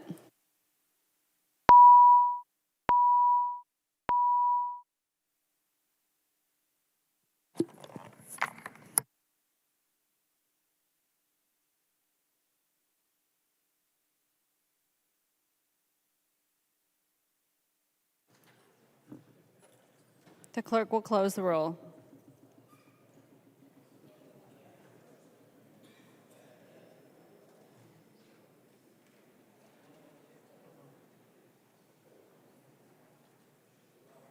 There being 60 ayes and 67 nays, the motion does not prevail. The amendment is not adopted. There's an amendment at the desk. The clerk will report the amendment. Novotny moves to amend House File Number 100, the 10th and Grossman as amended. The amendment is coded A103. The member from Sherburne, Representative Novotny. Thank you, Speaker Hortman. My amendment is a simple bill. I was contacted by a member of one of the Metro Sheriff's Office who wish to remain anonymous and express concerns they have about this bill and the continued work that they're going to have to do with the ongoing record expungement once the cannabis expungement boards kick in. And I know there is some funding in there, but with their examination of the bills, they believe that they will still have cost built in. I asked them to provide me with the estimate of how much they will have to have for labor involved going forward, and we came up with a simple extrapolation of that divided by the population in the state, and that's where we came up with the request for the funding. We took that money out of the cannabis workforce grants, and this money will be put forward into an account in the Department of Revenue.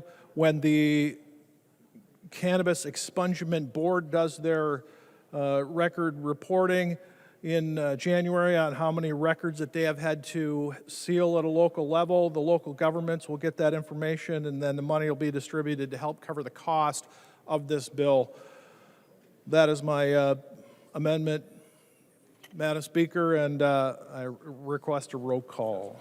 Representative Novotny requests a roll call. Seeing 15 hands, there will be a roll call. Representative Stephenson. Thank you, Madam Speaker, and thank you, Representative Novotny. As you mentioned, there is money in the bill for local governments. There's a variety of different sources of money in the bill for local governments. I'm going to ask for a no vote already. I mean to say, I'm going to ask for a no vote on this amendment. The way that you have funded this amendment is by deleting the economic development grants in the bill, which I think are an important part of the bill. And for that reason, I'm going to ask for a no vote. Further discussion. Representative Novotny. Thank you. And members, this is something we can do. Vote green. The clerk will take the roll on the amendment.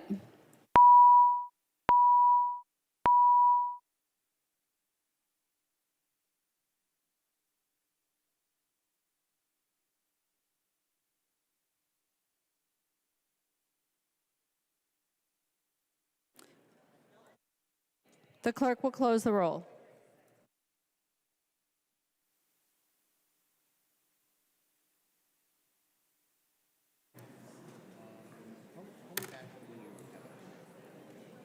There being 61 ayes and 69 nays, the motion does not prevail. The amendment is not adopted. There are no further amendments at the desk. The clerk will give the bill its third reading. No.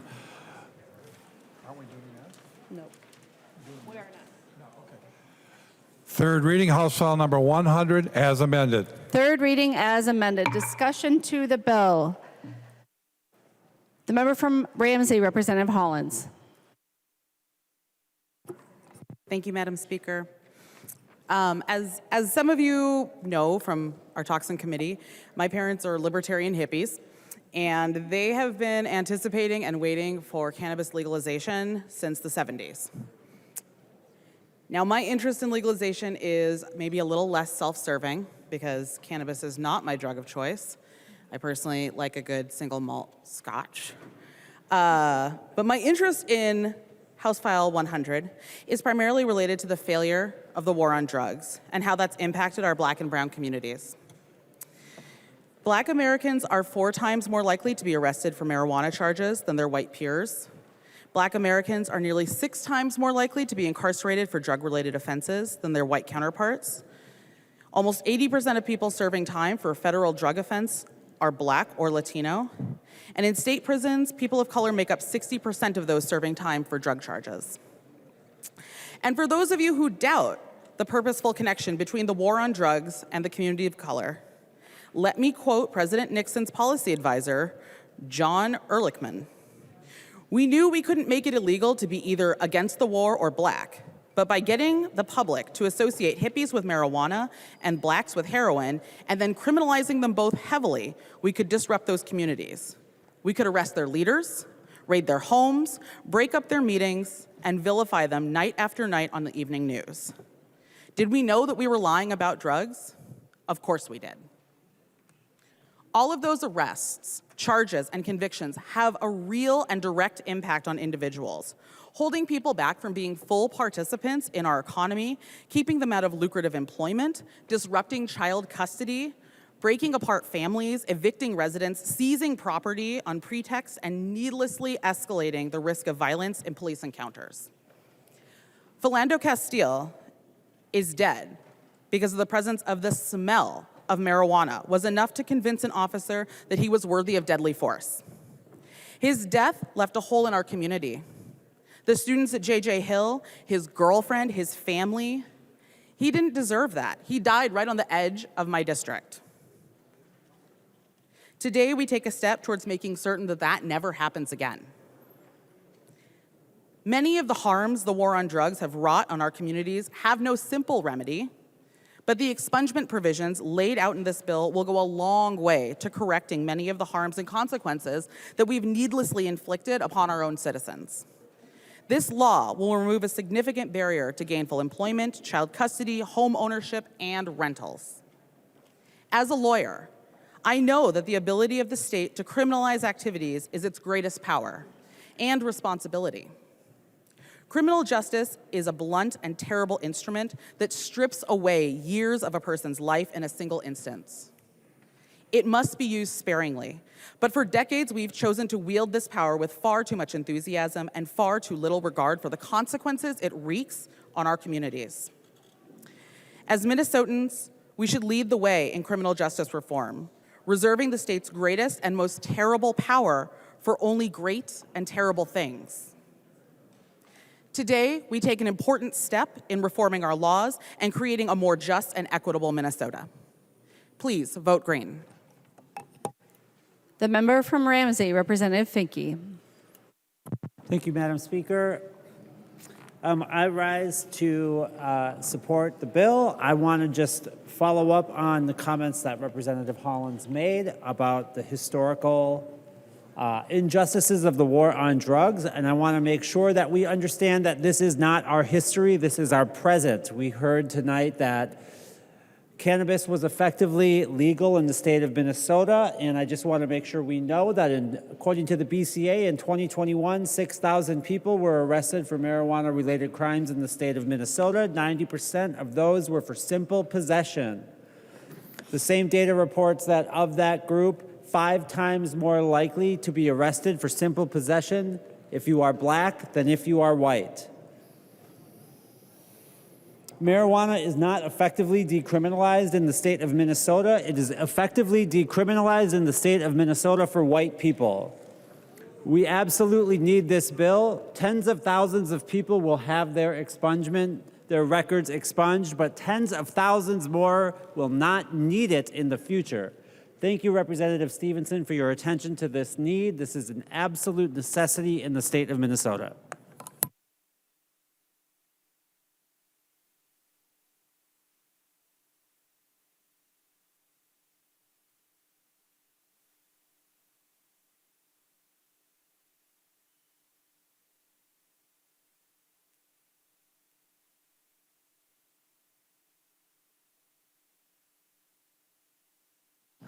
The member from Carver, Representative Nash. Thank you, Madam Speaker. Would the author of the bill yield to a question? He will yield. Representative Nash. Thank you, Madam Speaker. And to the author, I know that you made some allowances for Minnesota permit to carry holders, but I have one principal question, and it is from that law. It is subdivision 2 of the permit to carry law. It is at least 21 years of old or a citizen of permanent residence in the United States completes a various list of things, and number 9 says that if they are precluded from any federal law, and Madam Speaker, my question to the author is marijuana still a Schedule I drug federally, and would consuming it be an abrogation of federal law? Representative Stephenson. Madam Speaker, Representative Nash, the answer to the first question is yes, it's still Schedule I. The answer to your second question is I do not believe this has been a barrier to licenses in other states, in the 22 states that have legalized cannabis. Well, Representative Nash. Thank you, Madam Speaker. Well, one of our cherished members on both sides of the aisle here, Representative Rod Hamilton, when he entered the medical marijuana program, was precluded from having his permit to carry. And that's because it's a federal Schedule I drug, and he was not allowed to do that because that's a federal law, and it says here in the statute that Minnesota does not allow, or it could not allow, as one of the criterion for evaluation, for that to kick him out of the system. So I just want folks who value the ability for a permit to carry, and I think there are some on your side of the aisle that feel very strongly about that, to recognize that this bill does not fix that. This bill does not even come close to addressing the federal requirement of that, and that should be a cautionary tale for you as you think about voting on this bill. Madam Speaker, I will bring the body's attention to line 175.4 in the bill, subdivision 4, grants to individuals. The commissioner shall award grants of the amount of ... That is not a defined amount of money in the bill. It is a blank appropriation in the bill. And for that reason, Madam Speaker, I move that House File 100 be re-referred back to the Committee on Ways and Means for that specific reason. We cannot pass a bill off this floor with a blank appropriation. I would request a roll call. Representative Nash moves to send the bill back to committee and request a roll call. Seeing 15 hands, there will be a roll call. Representative Stephenson. Madam Speaker, I ask that the House move the House be allowed to meet past midnight. Representative Stephenson moves that the House be allowed to meet past midnight. All those in favor, please say aye. Aye. Those opposed, please say no. The motion prevails. Discussion on the motion to return the bill to committee. Representative Stephenson. Madam Speaker, I ask that the members reject this motion. Representative Nash called this a blank appropriation. I'm sure he misspoke. It's not an appropriation. That language doesn't appropriate any money. There is an appropriation to this section later in the bill that is not blank. This is a limit that's not in the bill, so it doesn't say that it says that the agency can award grants of up to, and then there's a blank in the bill functionally saying that there's not a limit to how much money the agency can grant, but they are appropriated money in Article 9 of the bill. There's no blank appropriation in the bill. Representative Nash. Thank you, Madam Speaker. Will members read the line? Grants to individual. The commissioner shall award grants of undefined number. It's an undefined number in the bill, and we have dealt with this many, many times. I brought snacks to committees that pointed out to people that there were more dots in some of your bills than there were in the box of candy that I brought to committee. That's sloppy work. And I'm sure that the author missed this one. I did not miss this one. This is not something that we should allow to have happen. This is not proper procedure for how we pass things off of this floor. You don't do blank appropriations. You don't do blank grants. That is not how we do this. Members, I would urge a green vote. I would love to hear from some of my other colleagues about how this is not how we do things here in the Minnesota House of Representatives. I would urge a green vote. Seeing no further discussion on the motion, the clerk will take the roll on the motion.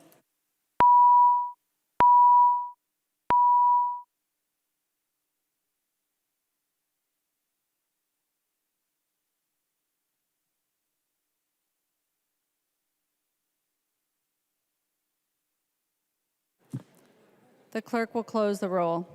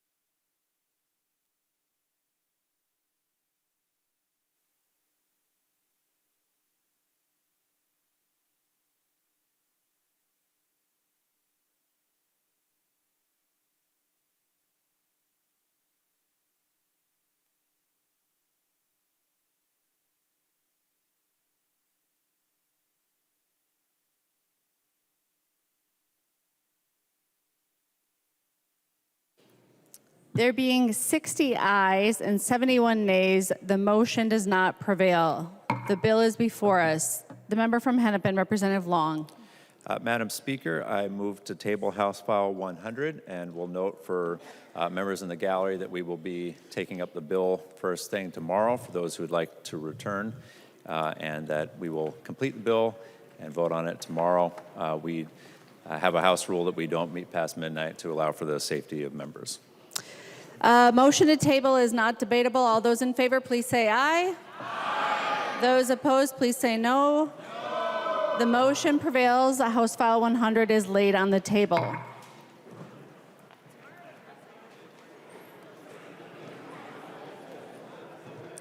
Motions and resolutions. There are copies of the non-controversial motions at the House desk and online. If there is no objection, we will take action on these motions first. Hearing no objection, the motions prevail. Announcements. Representative Long. Madam Speaker, I move that when the House adjourns today, it adjourns until 11 a.m. Tuesday, April 25th, 2023. Representative Long moves that when the House adjourns today, it adjourns until 11 a.m. Tuesday, April 25th, 2023. All those in favor, please say aye. Aye. Those opposed, please say no. The motion prevails. Representative Long. I move that the House do now adjourn. Representative Long moves that the House do now adjourn. All those in favor, please say aye. Those opposed, please say no. The motion prevails. The House stands adjourned until 11 a.m. Tuesday, April 25th, 2023.